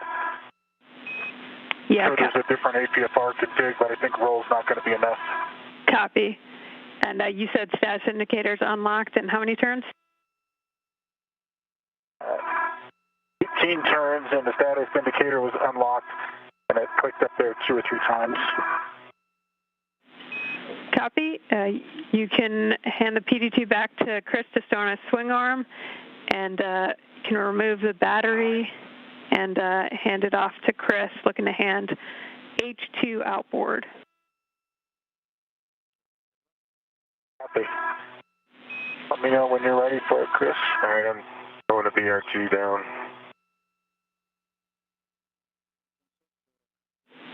And Chris will be holding it for the APFR roll.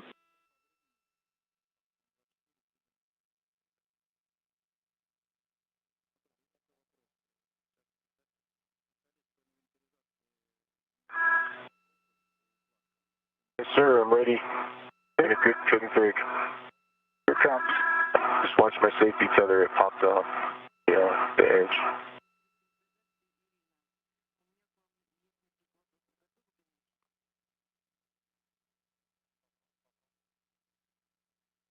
Your ingress aid.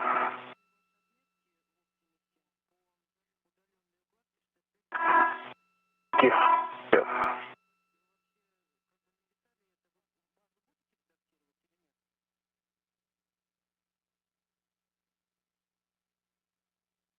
You've got H2. I have H2 and I have control of the battery. Okay. Got control of the battery. And I've got to roll across where you are here, so I'll do my best here. We're going to the adaptive plate location. Affirm in slot 4. And Bob, just make sure you also check your ingress aids tucked before that roll. Copy. You can use me to translate if you need. I'm secure.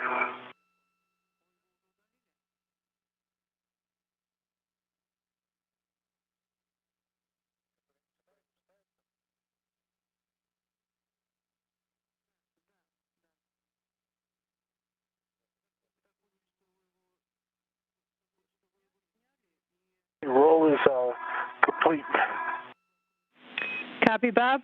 Before taking the battery back, if you can just make sure the gap spanner and ingress aid are clear for the install to slot 4.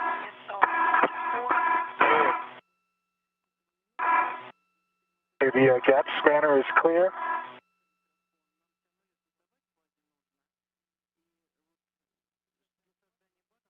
That's the thing about the ingress aid. If you tuck it well enough, it's hard to see. Verified that the ingress aid is tucked as well. Copy, and as you take the battery back, you're going to want to end up with H2 in your left hand.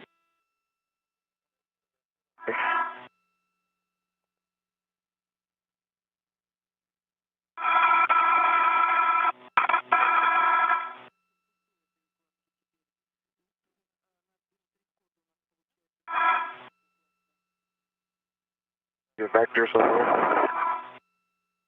There you go.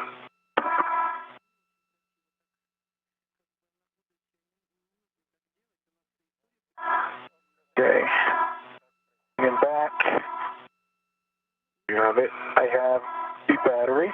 You have control of the battery. Okay. Let it go.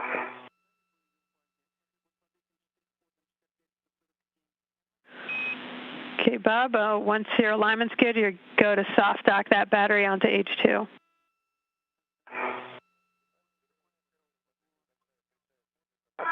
Copy.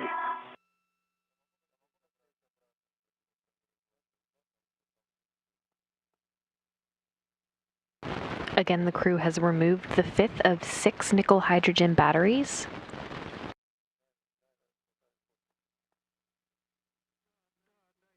You need any help with that cable over there, or you got it? I think the cable is good. Okay. GT's clear here. A little bit misaligned. There you go. The crew will now fix the battery on an adapter plate. Again, this will be moving battery number 6 to slot number 4. Okay.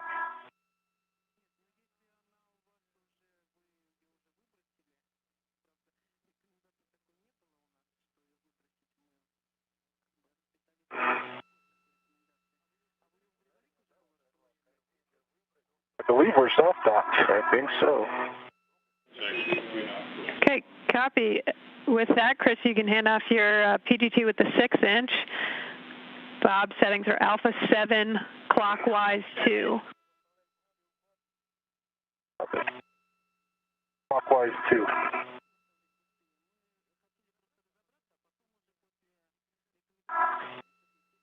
Okay, with the PGT. And the Velcro strap again.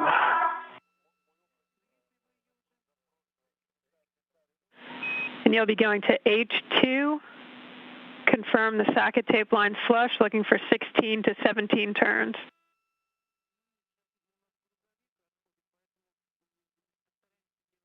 The socket tape line is flush.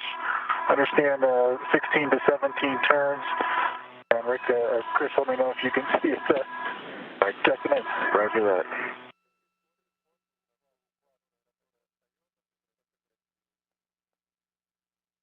Ready? Ready.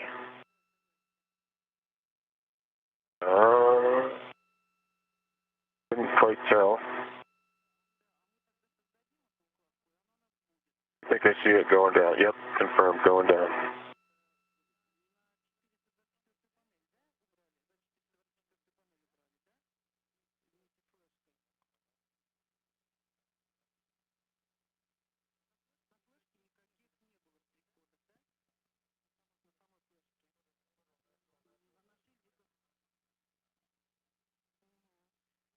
There's 16 1/4 turns, green light 9.2.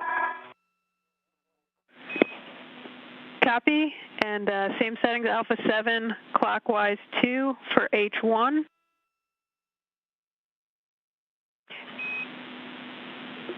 Copy.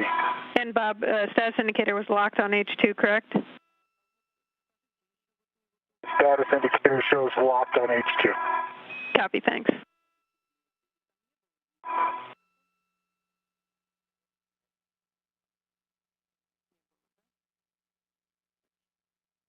Another low work envelope. Yeah.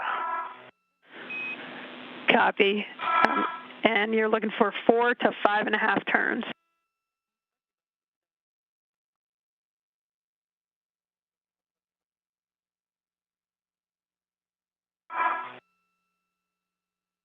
Well, it is a little bit better body position because it's not right in front of your mini workstation. Yeah. Green light, 9.4 on the torque, and 4 1/4 turns. The indicator shows locked. Okay, copy. Good install. You can transfer the PGT back to Chris to stow on his swing arm, and you can release the ret. Copy. Thanks. Okay, Chris has the PGT, and the ret is released. Copy, and big picture with that. We're done with the install, and we're going to move into cleanup. Okay, copy.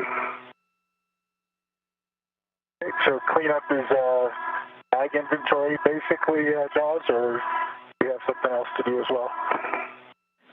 We're going to have Chris move some scoops from the battery in slot 4 to the battery in slot 5, and then he'll retrieve the camera and head back to the ORU bag to stow the ORU, or stow the camera and GoPro, and then inventory everything. And you will be cleaning up the stowing the hex driver back on the pit pin in the crew lock bag, and cleaning up the crew lock bag. Okay, copy. Copy. Ready for the scoop? You bet.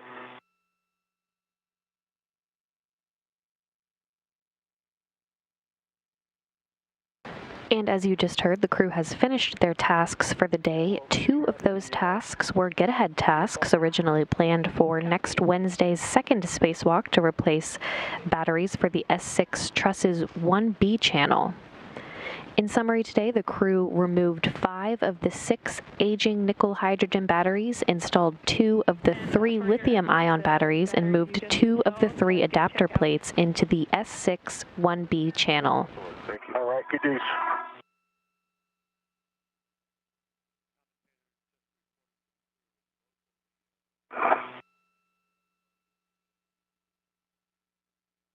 And we just received news that both of the lithium-ion batteries are both up and running and in good shape. Your bookkeeping. Copy, thanks, Chris. That was with the wire tower.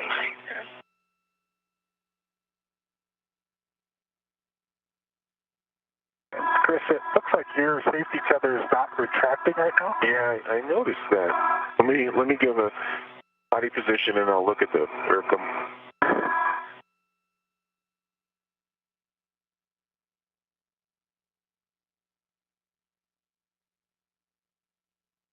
Is it wrapped around me?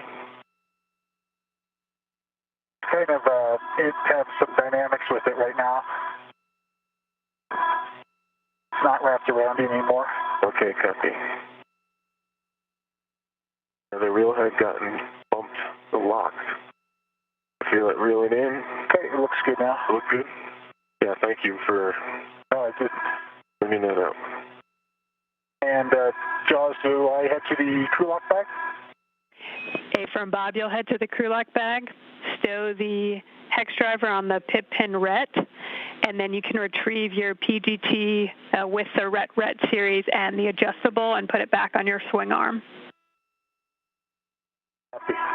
I have stowed the ingress 8 flat to the boot plate. Copy, Bob, thanks. And tucked it down as well. Down, right? A firm, Chris. Both are at 9 o'clock down. on battery 5. Copy that. H2 scoop is installed, working on H1 scoop. Copy, Chris.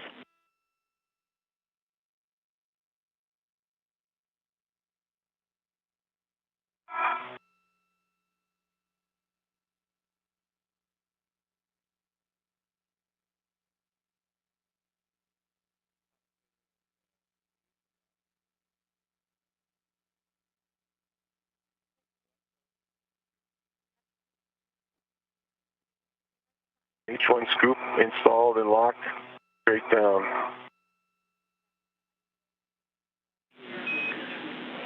Copy, Chris. And Chris, we'll have you retrieve the camera, and if you don't mind, could you take some closeout photos of the IAA before you head back to your ORU bag? Camera and closeout photos. You got it. Thank you. And as you pass by there, Chris, could you release that adjustable from the scoop? Yeah.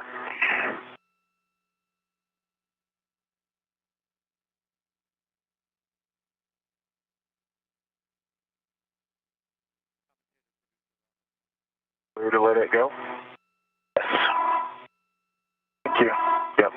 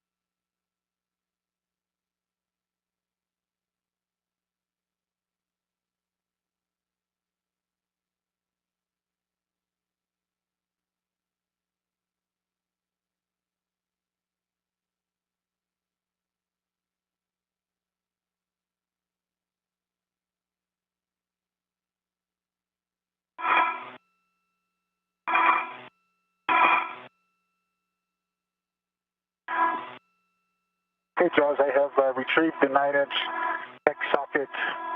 It's on the pit pin, and it's a good tug test. I'm retrieving the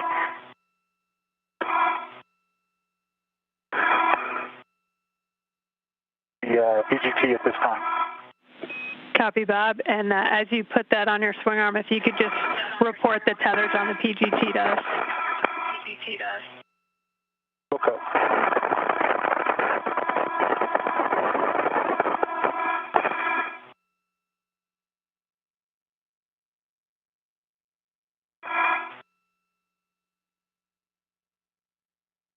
Two rets in series and adjustable on the PGT. Copy, Bob. Sounds good. And whenever you're ready, we can take an inventory of the crew lock bag if Chris is good with his forward steps. Yep, I have the camera on my possession. I'm taking closeout photos now. And I think when I'm done with the photos, I head towards my bag.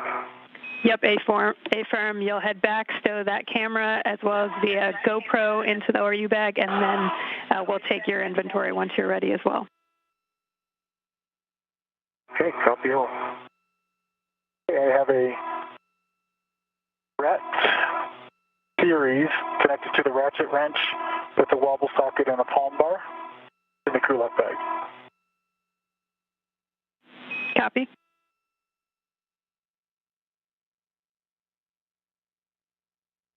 Yeah, Bob, I do not like this button on the camera. Yeah. I push probably 3 times more than I actually trigger a picture. I have 3 integral rets to adjustable tethers. Copy. I have a ret to a trash bag, and then another 2 rets that connect to the small trash bag.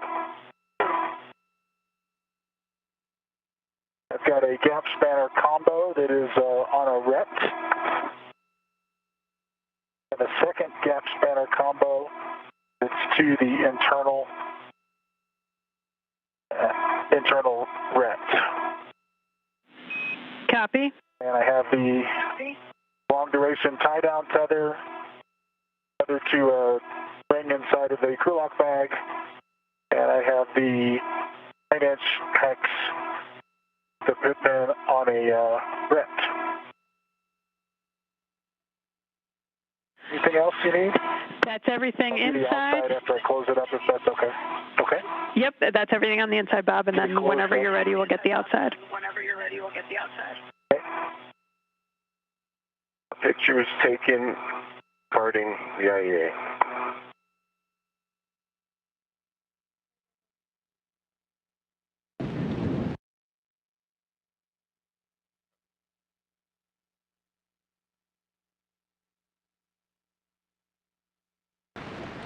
Now approaching 5.5 hours into today's spacewalk, recapping some milestones from today.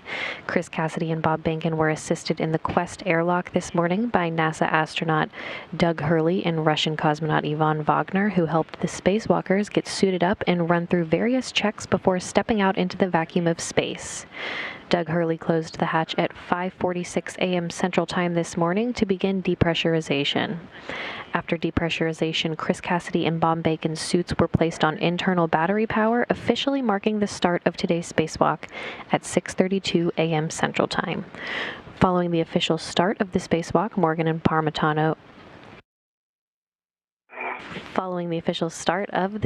Cassidy and Behnken translated to the work site to begin the work to finish power upgrades on the International Space Station. Running ahead of the timeline today, Cassidy and Behnken were also able to tackle the first task planned for next Wednesday's second spacewalk to replace the batteries for the S6 Truss's 1B channel, having completed all of the planned tasks for this first spacewalk involving the removal of 3 aging nickel-hydrogen batteries from the Truss's integrated electronics assembly and installing 2 new lithium-ion batteries in the truss. The spacewalkers had time to remove a 4th nickel-hydrogen battery planned for next Wednesday's spacewalk and moved an adapter plate into the truss to await the installation of another new lithium-ion battery next Wednesday. The main thing is the doors need to be against structure, and it needs to be snug enough that it won't be able to spin outward. And the second get-ahead task, originally scheduled for the spacewalk next Wednesday, the crew removed the 5th of 6 nickel-hydrogen batteries and put it on an adapter plate, moving battery number 6 to slot number 4. In summary, the crew removed 5 of the 6 aging nickel-hydrogen batteries, installed 2 of the 3 lithium-ion batteries, and moved 2 of the 3 adapter plates into the S6 1B channel. Both new lithium-ion batteries are up and running and in good shape. The crew now is running through some final cleanup procedures before heading back into the International Space Station. Okay. RET in series to the ratchet wrench with a 9-inch set installed on the ratchet and a palm wheel. Copy. RET to an adjustable with a 2-puller and a pry bar. Copy.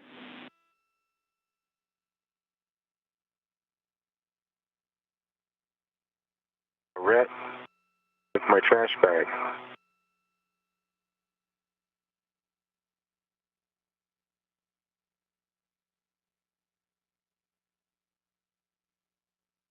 RET with my trash bag, comm check.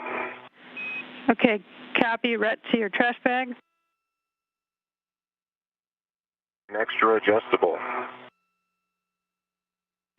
Copy.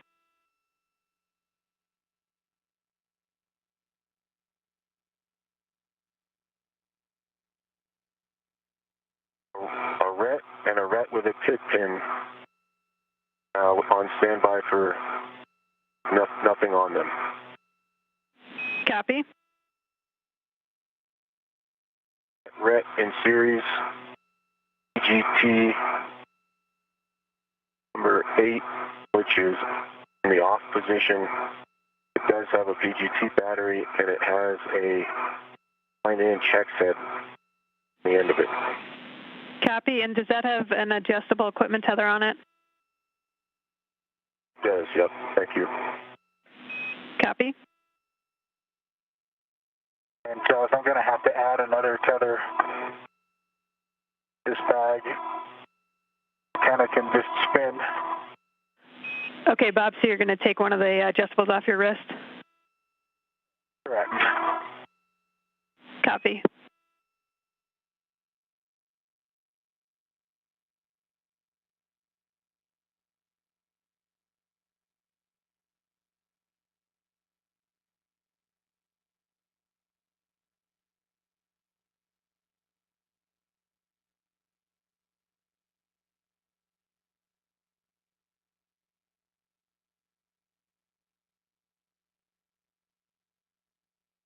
A camera with a RET and an L bracket. Copy. In the bag.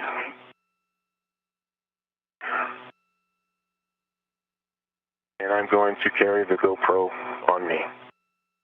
The GoPro has a RET. Okay, copy, Chris. We are seeing that to everything inside the bag. Whenever you're ready, you can get the tethers on the outside. Okay, stand by.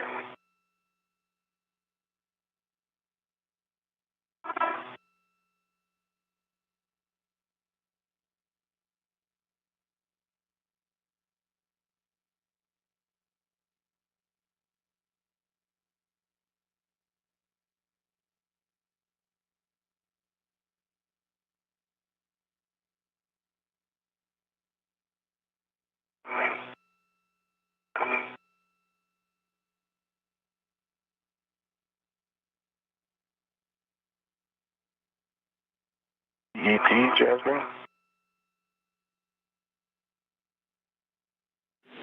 534. 34, copy.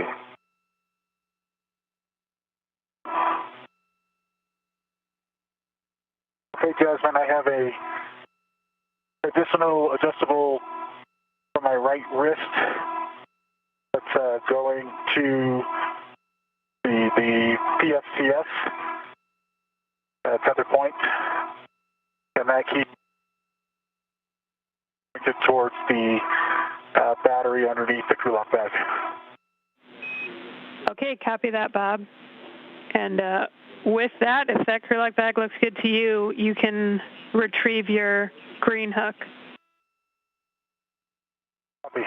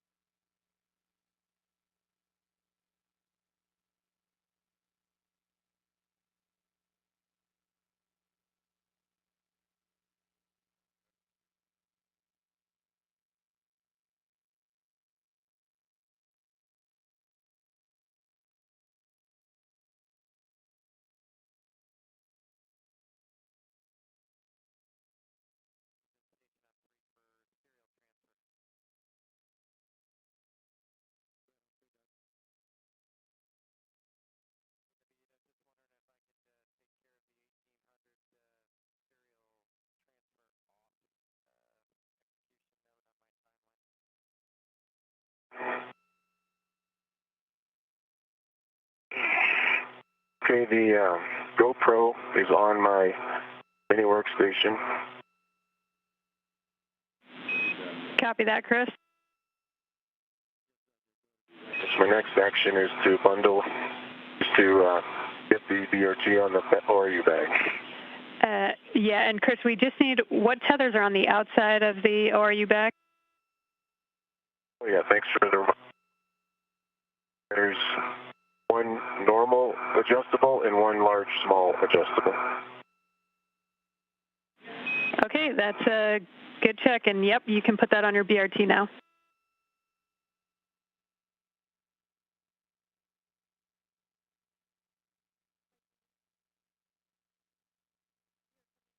hanging out, Bob? Wait.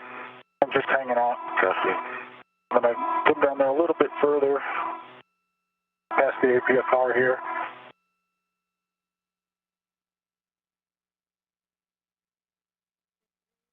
I think we've done enough for one day. Agreed. You've done a lot more than we're expecting. And I am tethered in my BRT, releasing the external.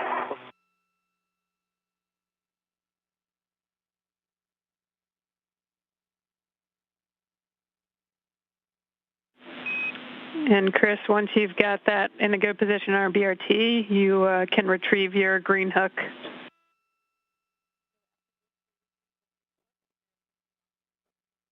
Okay, copy. And Bob, you already got your green hook, is that correct? I did get my green hook. Copy, thanks. It's closed onto my red reel.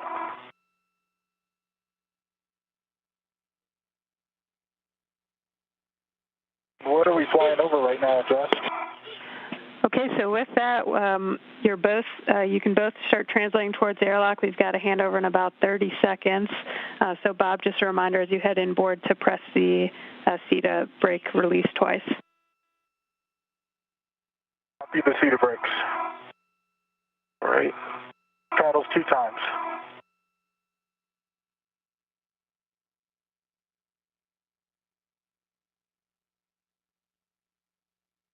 Safety tether treating you okay there?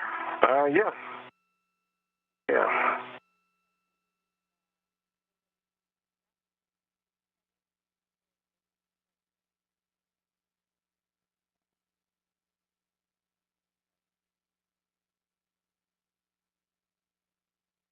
And we're in a short handover period between satellites right now, but should be regaining that communication with the crew here shortly.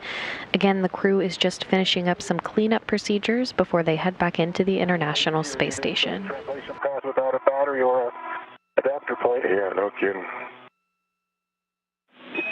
And Bob and Chris, Green hook is yep. Oh, just saying I was back with you. Go ahead, Chris. Green hook is picked up. And copy. that, I think it's go time. Yep, Chris, you can lead back in. Bob, can you check the load alleviating straps on your safety tethers? We're not sure which one, but someone thought they saw something. It's number 29. We just don't know which color that is.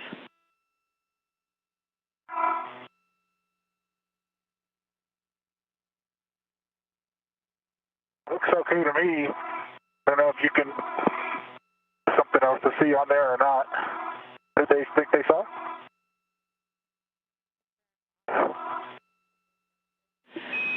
And Bob, as long as you confirm you see no red showing on number 29, safety tethers load alleviating strap, we're good.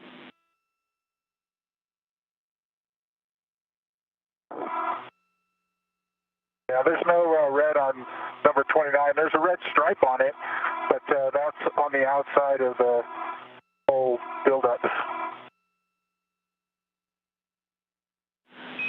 Okay, stand by.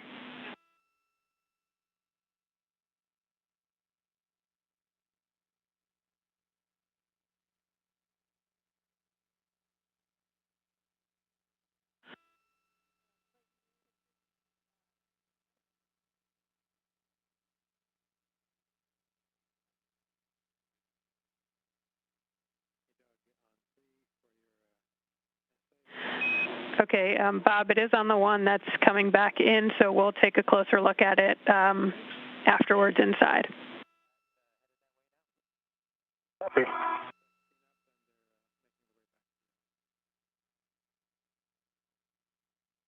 EV1 on the seat is search. Okay, Chris, you'll be putting in a rich man fair lead at handrail 3409.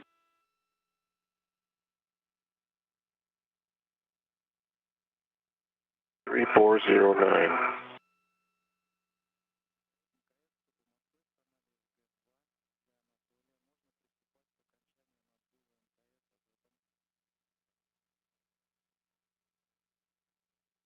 That's in the anchor hooks. Sorry, Chris. I thought I see you're now. You called the CETA cart, not the CETA spur. That's at the top of the CETA spur. Copy that. And Bob, reminder for you to hit the brake releases on the inboard brake release of each of the CETA carts. Copy that.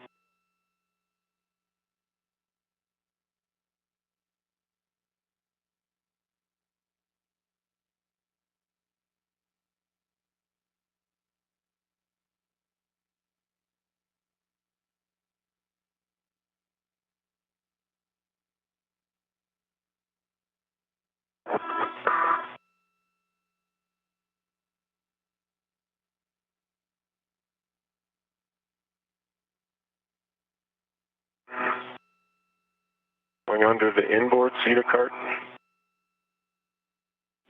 Copy, Chris.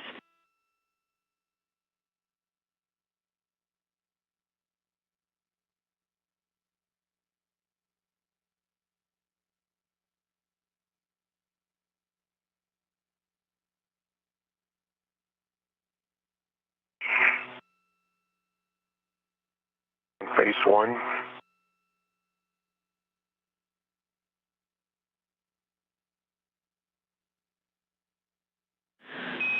Copy, Chris. And as you get to S0, again, that handrail is 3409. 3409. It's the long one at the top of the CETA spur. A-firm. Recall correctly. Copy that. And so you'll put a rich man in there and then weave your tether down the port row of handrails on the CETA spur. Copy all. The brake pedal is released 2 times on the starboard cart. Copy, Bob.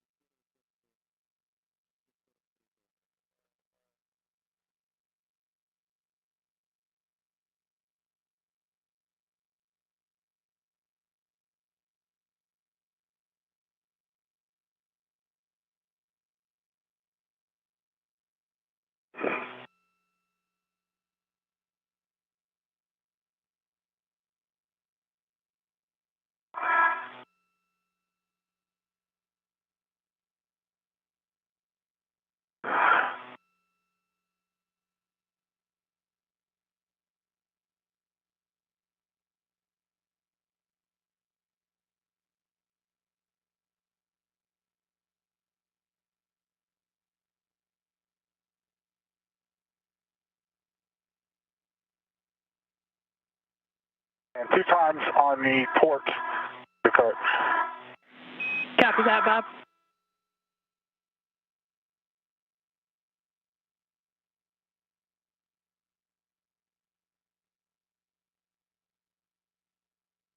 There's been a unhook on 3413. I'm too high, right? I need to go down. A-firm, Chris, yeah, it's the top handrail of the CETA spur, 3409. Sorry about that.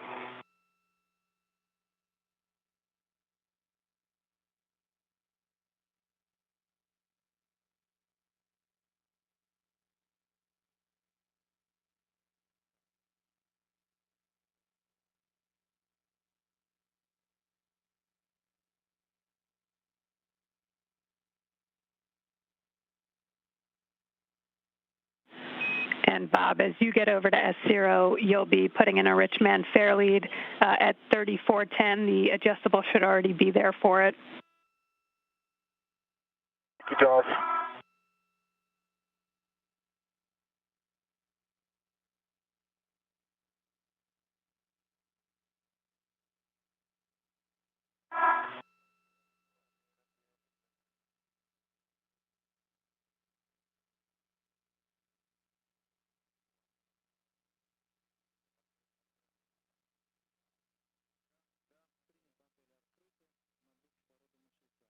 Be just a sec, Bob. Sorry to hold you up.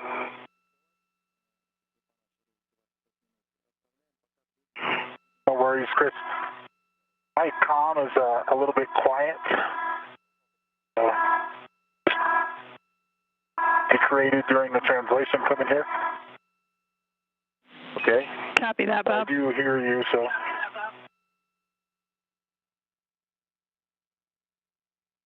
All right, Jasmine. One hook of the adjustable is on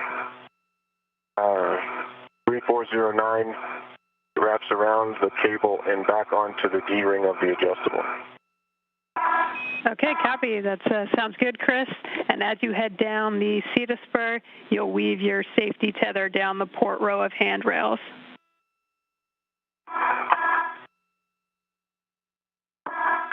Copy that.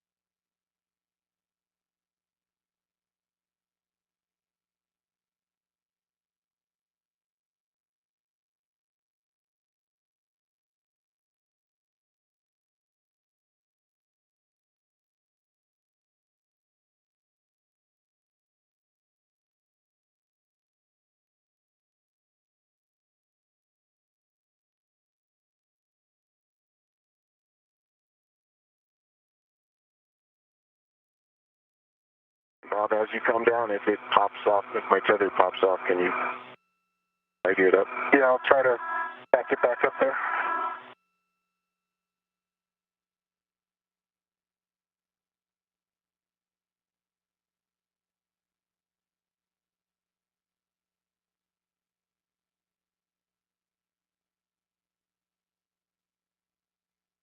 Making the transition to the airlock toolboxes.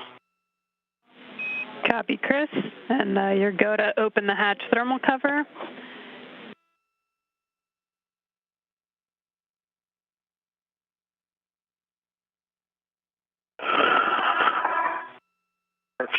And the thermal cover is now open. Copy. You can stow your ORU bag in the airlock and attach your waist tether to the airlock D-ring extender. Okay, copy.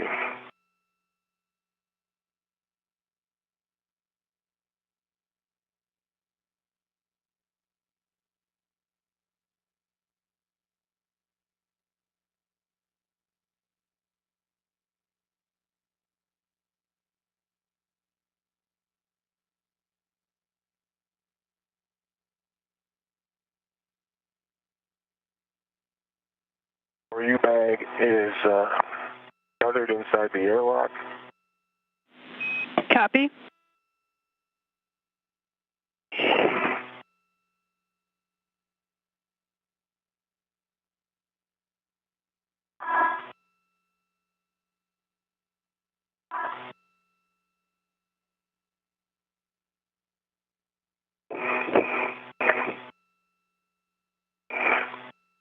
Okay, I've got a rich man spare lead at 3410. Copy that, Bob. You can head down towards the airlock, and you will not be putting in any more fair leads.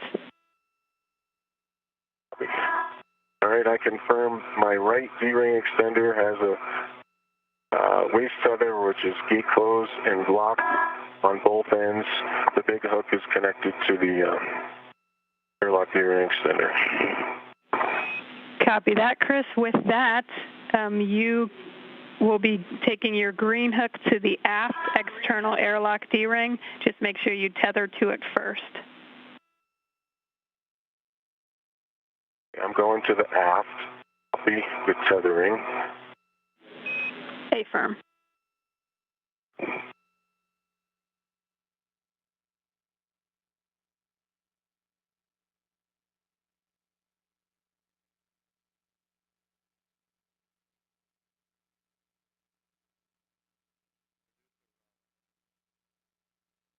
Tether to my green hook. Green hook on the aft. Locked it. I can pick up my yellow hook if you're ready. Copy, and Chris, just check the reel's unlocked, and then you can release your yellow hook and stow it on your mini workstation. The reel is unlocked and going for the yellow. Copy.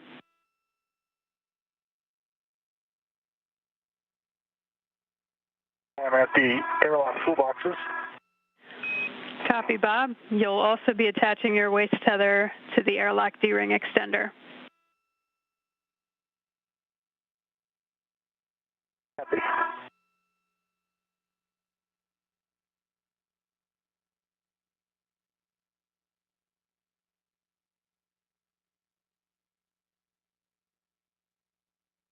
Coming underneath Chris to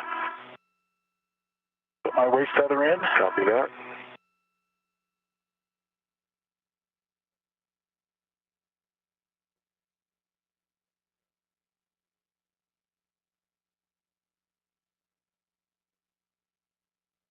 Closed and locked onto the D-ring extender. Copy, and the end on you is also closed and locked.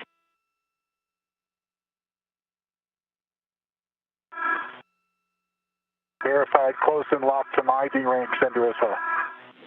Copy, good config, Bob. With that, you can tether to your green hook, and then you'll be attaching it to the forward external airlock D-ring.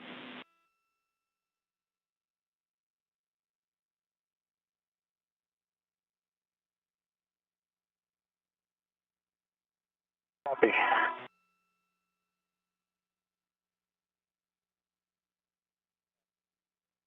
I think I don't need to tether to it. I can just take the green hook over. I guess I could just string out. I'll tether to it. Thank you for reminding me. I've made that mistake before.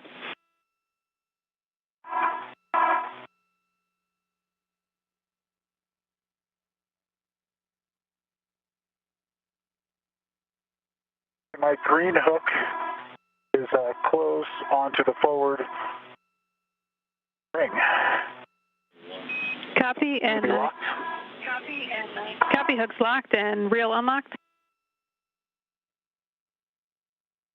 The reel is unlocked and the hook is locked. Okay, with that, Bob, you can release your yellow hook and stow it on your mini workstation, and then you're go to ingress the airlock. Copy. Yellow hook's coming off.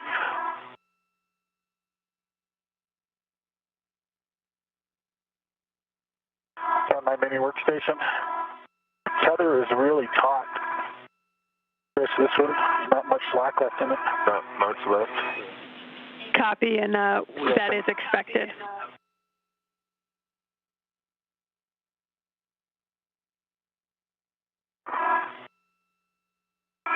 Hey, Jasmine, we know it takes a village to pull this off, and obviously the people in the control center are lion's share of that team, but Bob and I also want to give credit to the folks that keep Building 30 and the Mission Control Center open during this crazy, interesting time where everything has to be cleaned and sanitized multiple times a day. So special shout out to the custodial staff at the Johnson Space Center, in particular Building 30. Thank you very much.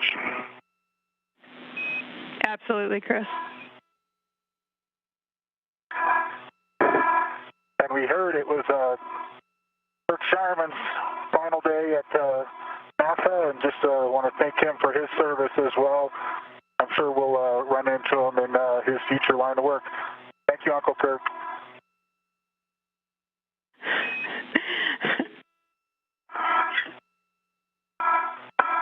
Ready for me, Bob? I'm ready.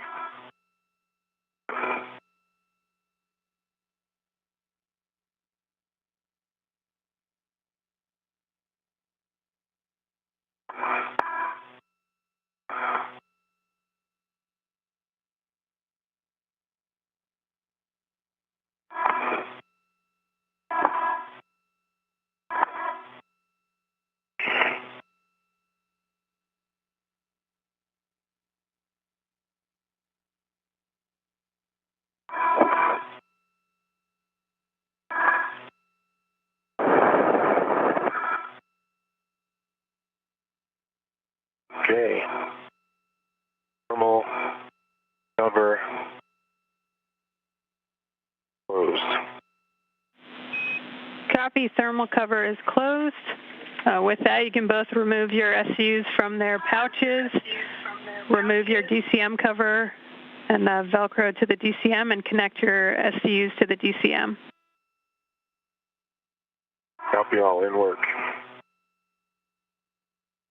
And Doug Hurley inside the equipment lock section of the airlock, waiting for the 2 spacewalkers to get back inside today.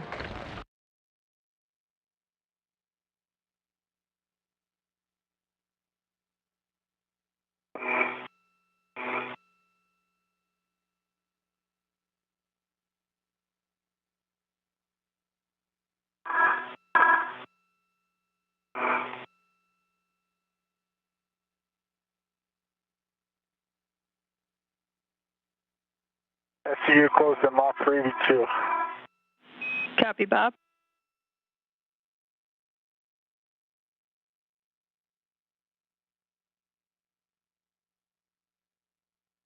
Closed and locked, EV1. Copy, Chris. Note for both of you, TCV setting of 8. Max cold minimizes time for SCU cooling. And with that, you can switch your water off or forward. Expect an H2O is off message. EV1, water off with a message.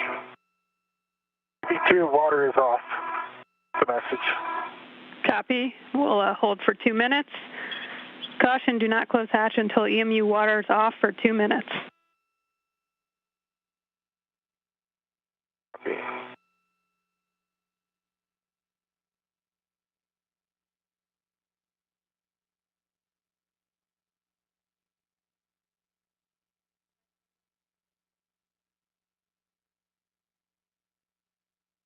Enough room, Chris? Yeah, I got oodles of room, actually. How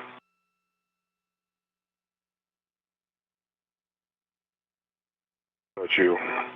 That's funny.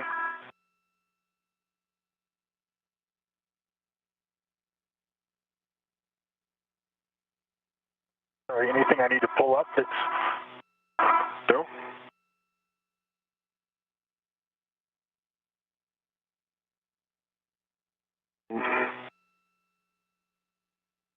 Can you reach your right safer handle about half an inch up? Okay.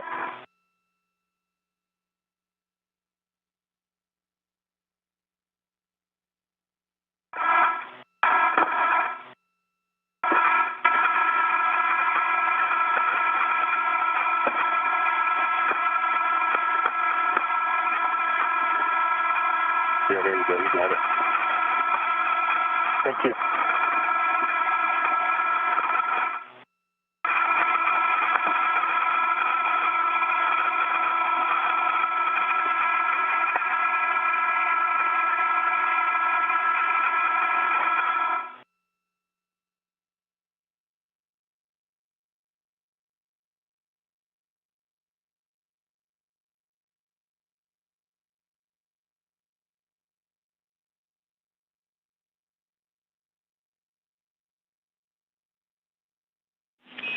Okay, it's been 2 minutes. Chris, you can verify the outer hatch is clear of hardware and the handle is positioned per the hatch decal. Okay. Outer hatch is clear. Copy. Ready to close. And handle per decal, and then you can close and lock it.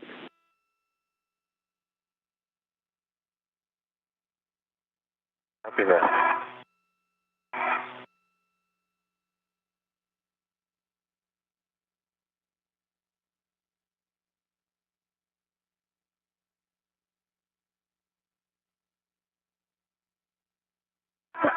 That's why we don't like all those things on the DRAM center. Exactly.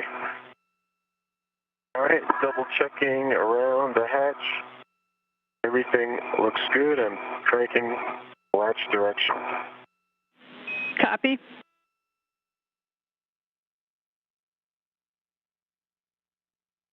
And locking the tab. Tab's locked. Hatch is locked. Copy. Hatch is closed and locked. Both of you can, or sorry, Bob, on the UIA, check the oxygen EMU 1 and 2 valves. 2 of them are open. Oxygen EMU 1 and 2 valves are verified open. Okay, Bob, switch power EV1 and 2 to on. Power EV1 is on with the EMU LED, and power EV2 is on with the EMU LED. Copy. Check power EV1 and 2 volts. 18.6 and 18.6. Copy. Good voltage. Both of you on your DCM, switch power to SCU. Expect a warning tone. EV1. Power SCU. EV2. Power is SCU. Copy, and with that, we're complete with the pre-repress. Great work today, guys. I'll hand it back over to Doug for the crew lock repress. Thanks, Jasmine. Thank you, Jasmine. Thanks, it was great working with both of you. Okay, guys, welcome back. Thank you. Thanks, Doug. Okay, on your DCM, go to actuator to press.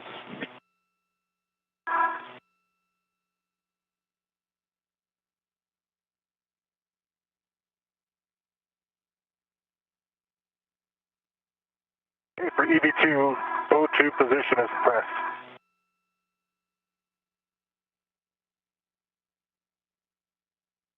Realize I rely on my left mirror for this one.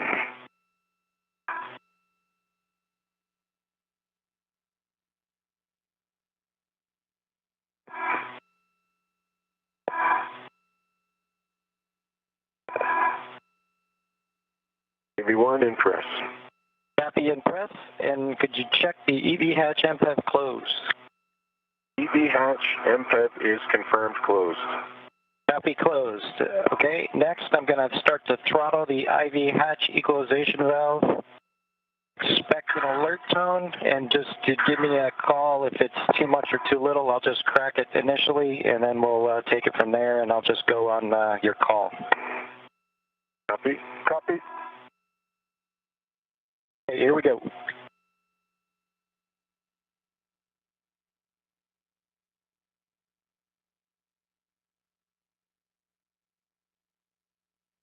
Okay, that's halfway between off and norm.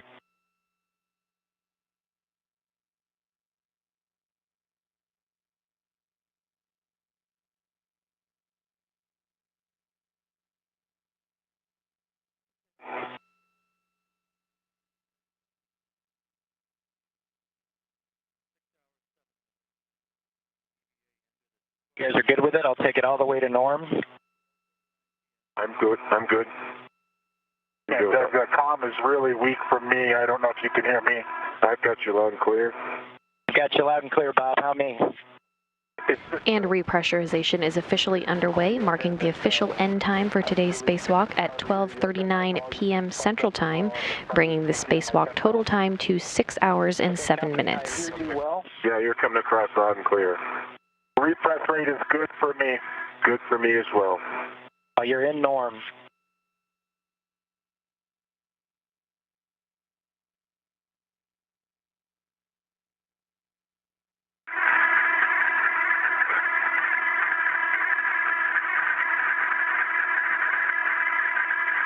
Repress rate is still good for me. Good. We're at norm. We'll leave it there. I can tell you're talking, but I can't hear you. Is any better? Repress rate is good. Good for me as well. Talk to you and me.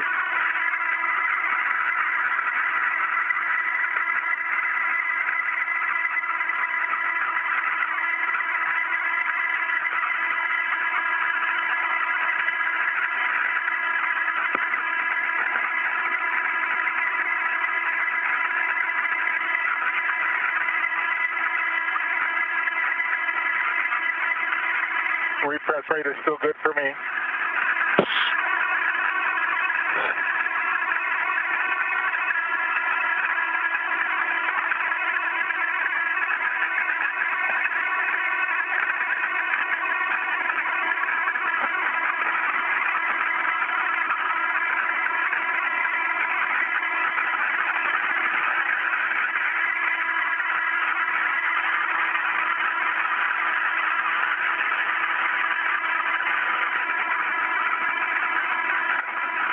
Good rate. Good rate for EV12.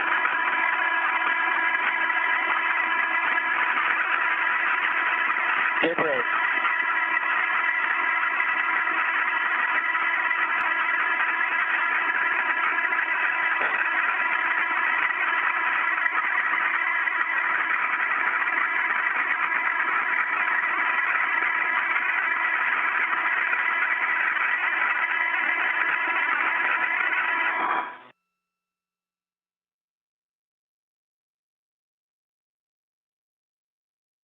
Okay, I've stopped it at 5.0, and we're waiting 2 minutes for crew lock pressure to stabilize. Copy. Okay, I understand that you're pausing at 5 psi for a leak check. Good copy.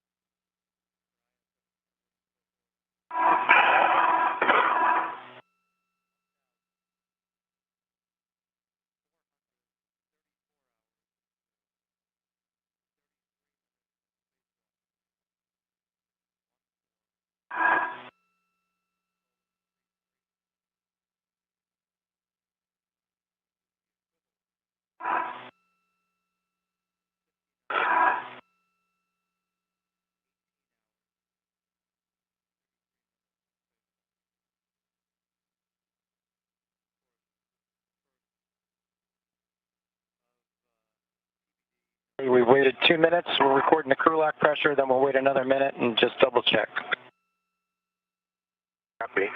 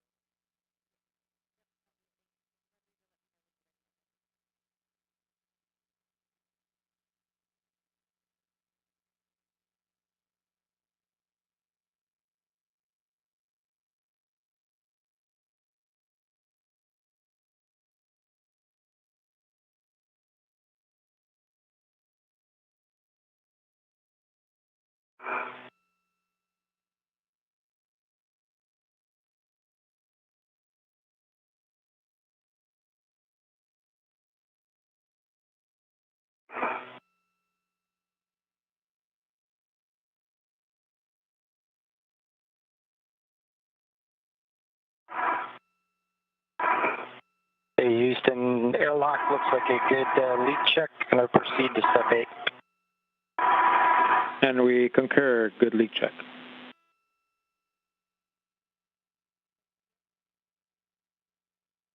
Okay, gents, check your glove heaters off. Glove heaters off. Okay, Doug, I think you're down to step 8. My glove heaters are off. Yes, Bob, that's right. Step 9, check gloves for contamination. No contamination for EV2. And no contamination for EV1. A little bit of black smudge, that's it.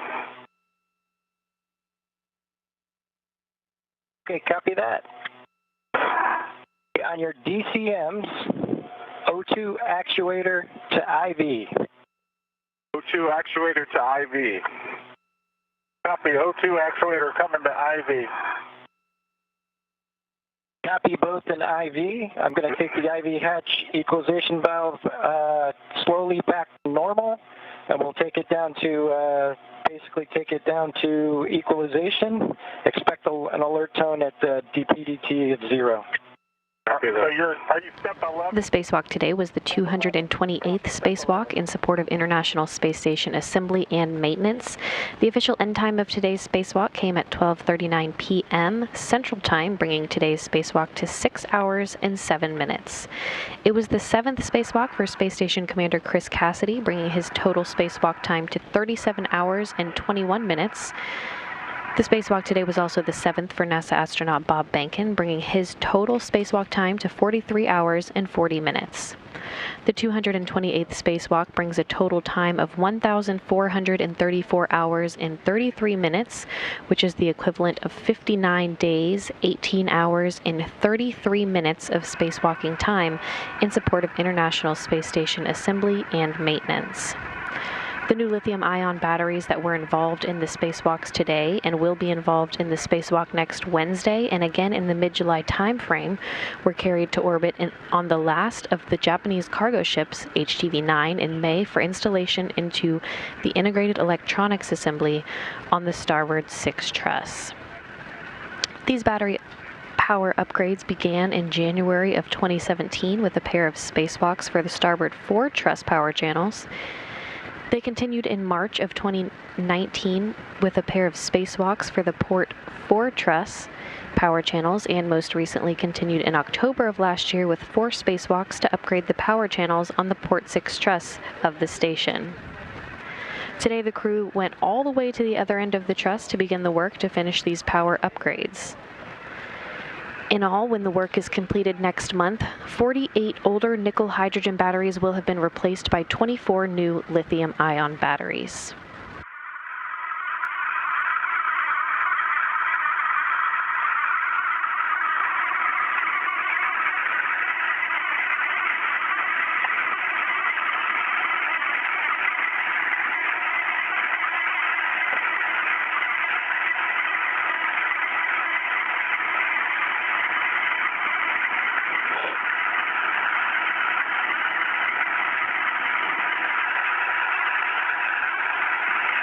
Airlock on 1 for Delta to the post EVA post-ops procedure.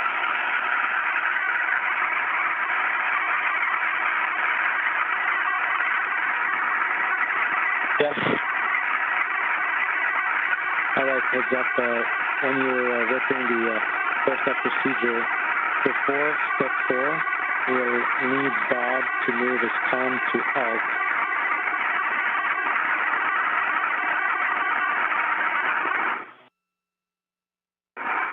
Okay, copy that. You want me to go to alt now, Doug? Negative. Before we get to step 4 in the post-EVA, so hold on for now. Copy. Your comm is coming back now.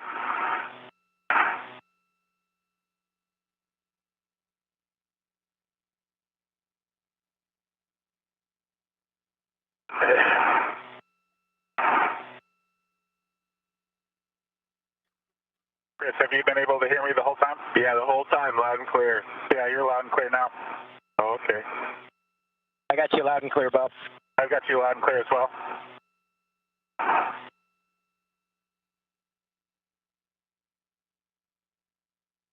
My nickel's on the comm cap. That's a good nickel.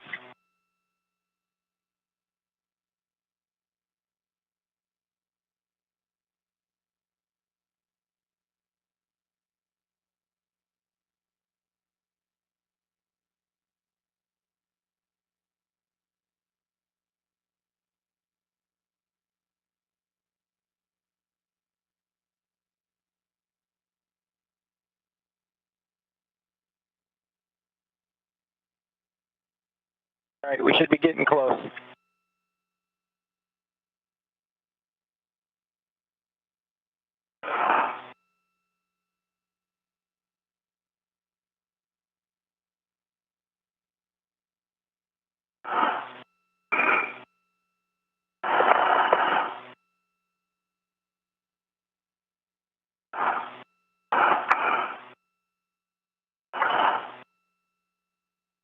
Here, Bob, I'm going to give you your waist tether.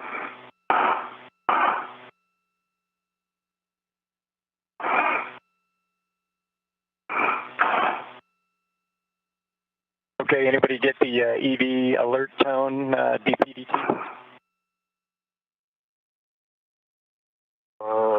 Mine just says O2 position IV.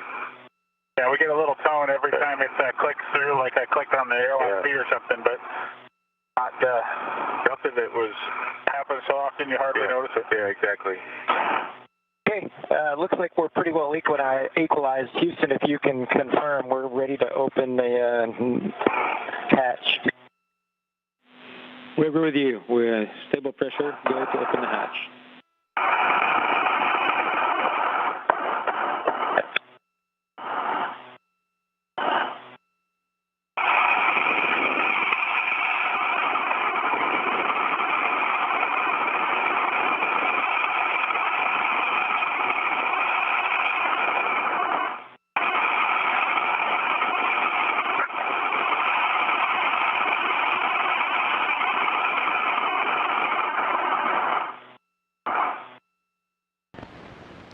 And you can see now Yvonne Wagner on the right side of your screen is doing the work to begin opening the hatch to greet the two spacewalkers back into the Quest airlock.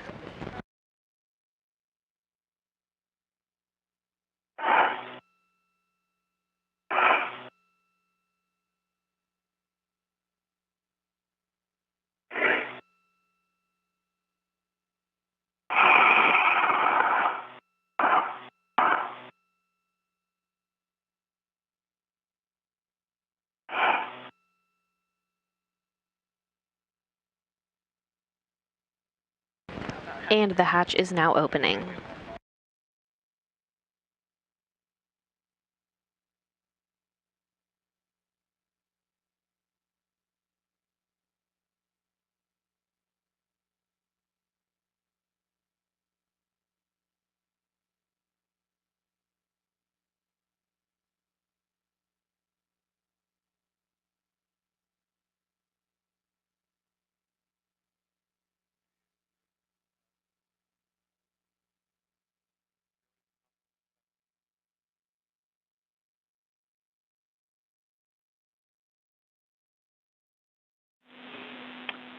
Station on 1 for Bob. This would be a good time to go to alt. Airlock on 1, we're at step 3. Do you want Bob to take his comm off now?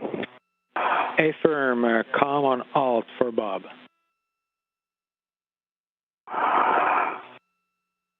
Okay, and I've got them loud and clear, so I can take my comm to alt.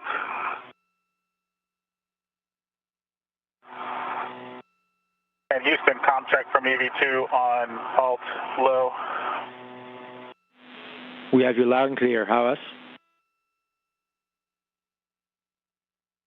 I have you loud and clear. I have you the same as I did just a minute ago on Fry. Copy that.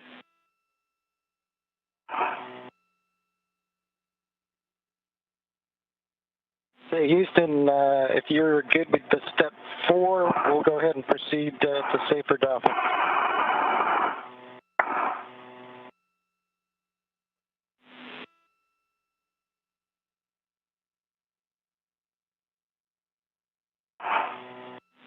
Okay, Doug, yeah, Bob will stay on alt, and Doug, yes, we'll pick up step 4. You'll go for step 7. Copy, thumbs up. You'll need to release some of the, one of these, the Velcro need to come on.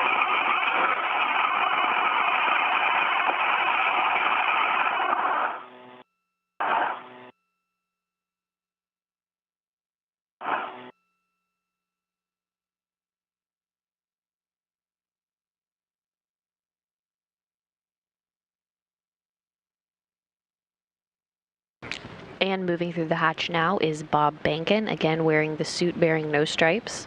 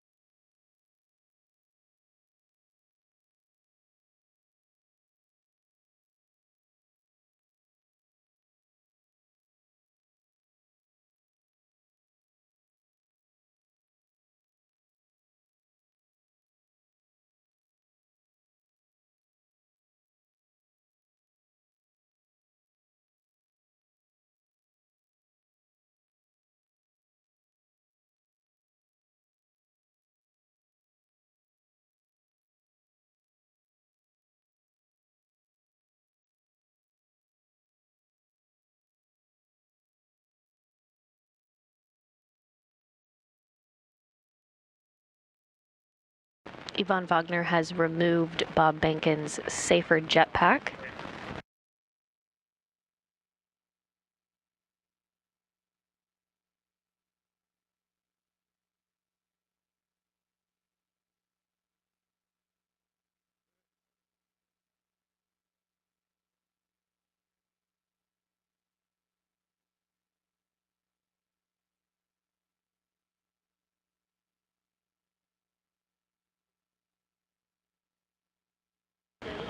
And the crew will now work to move Chris Cassidy through the hatchway.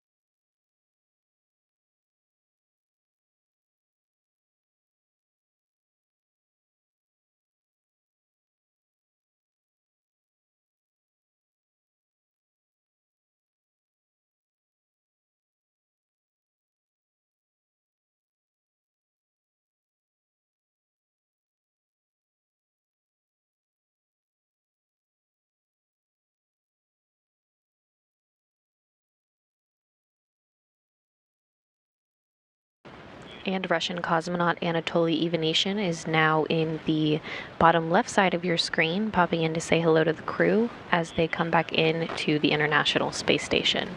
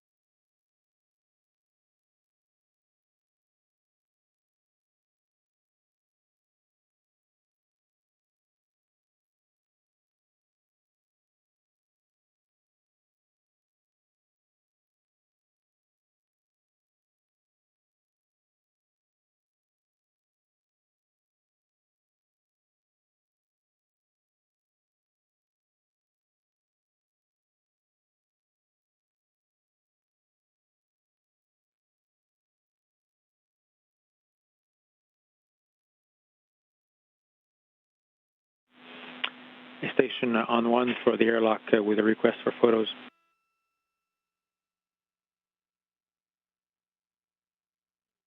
Go ahead. Hey Doug, can you take photos of the load alleviating strap on peanut number 29? We see this red line there.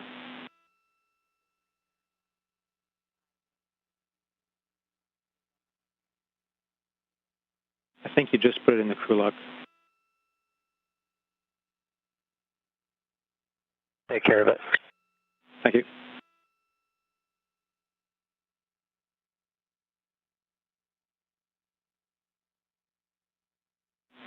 29. Hey, W, did we do that after we get the guys out of the suits? Certainly, yeah, just on your to-do list.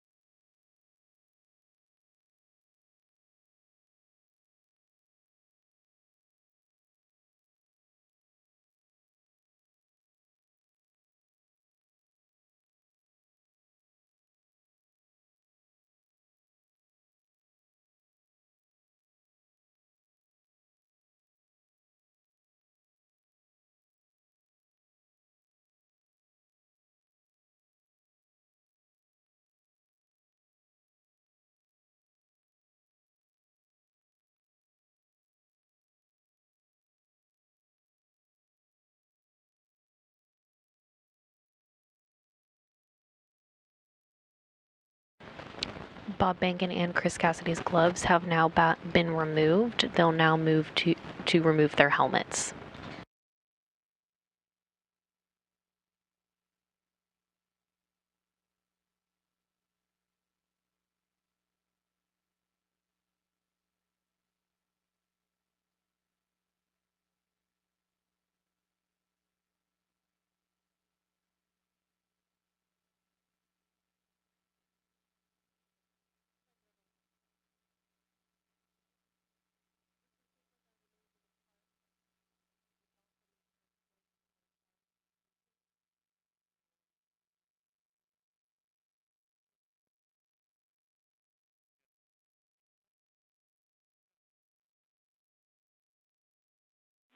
And Doug, on one, can we check Bob's Snoopy cap, see for moisture inside and if the embeds are in place?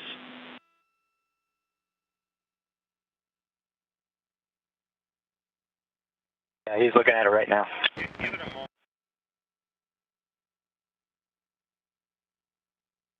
Yeah, it looks like a fair amount of moisture in both ear cups if I'm making an assessment.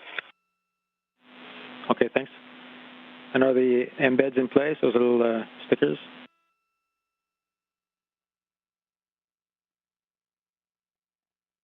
Yeah, the embeds are in place. Okay, thanks.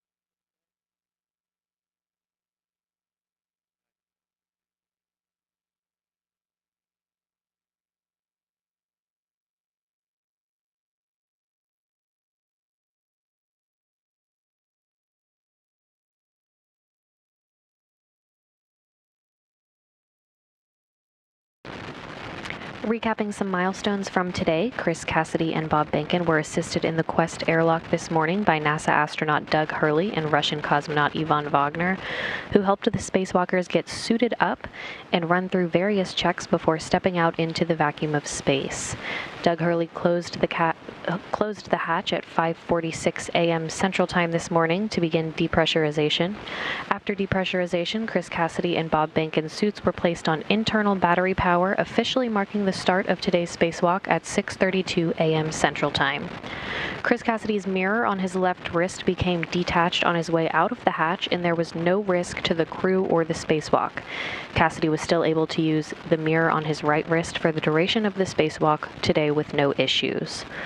Following the official start of the spacewalk, Cassidy and Bankin translated to the work site on the station's starboard 6 truss to begin the work to finish power upgrades on the International Space Station. Running ahead of their timeline today, Cassidy and Bankin were also able to tackle the first and second task planned for next Wednesday's second spacewalk to replace batteries for the S6 truss's 1B channel. Having completed all of the planned tasks for the first spacewalk involving the removal of 3 aging nickel-hydrogen batteries from the truss's integrated electronics assembly and installing 2 new lithium-ion batteries in the truss, the spacewalkers had some time to remove a 4th nickel-hydrogen battery planned for next Wednesday's spacewalk and move an adapter plate into the truss to await the installation of another new lithium-ion battery next Wednesday.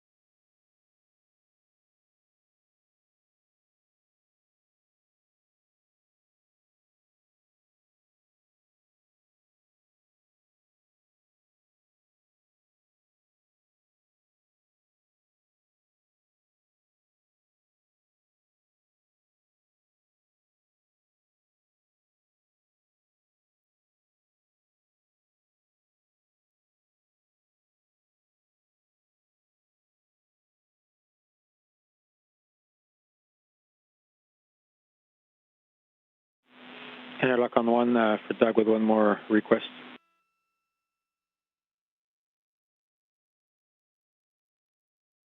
Go ahead. Yeah, so Safer 18, the one that the Bob had, so we heard a report that the right handle was partly out and pushed back in. Can you just check that the door is fully closed and basically the status of the right side of Safer 18? Okay, we'll take a look.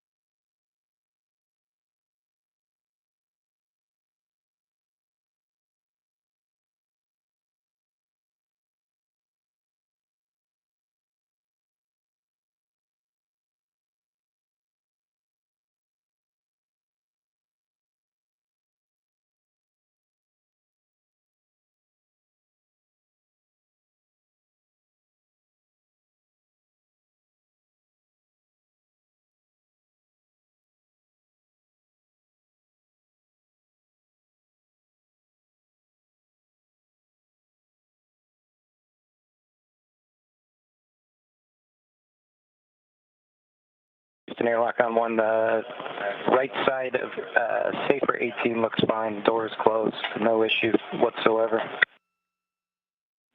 Okay, thanks for the status.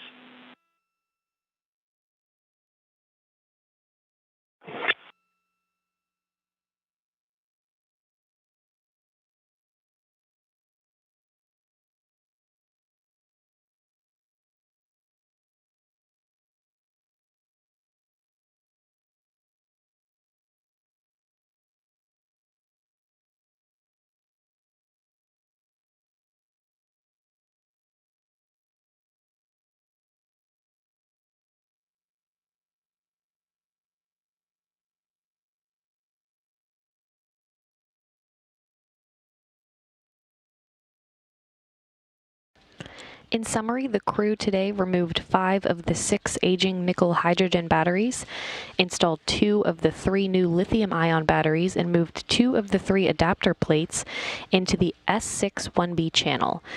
Both new lithium-ion batteries are up and running and in good shape. Our coverage of the 288th Spacewalk in support of International Space Station assembly and maintenance will end here, but we'll see you back here on Wednesday, July 1st for the next in a series of these battery replacement spacewalks. Coverage will begin at 5 a.m. Central Time, 6 a.m. Eastern. Once again, Cassidy and Bankin will go out to complete the first of 2 power channels left to be upgraded on the International Space Station. With Chris Cassidy and Bob Bankin safely back inside the station, that'll wrap up our coverage for today. This is Mission Control Houston.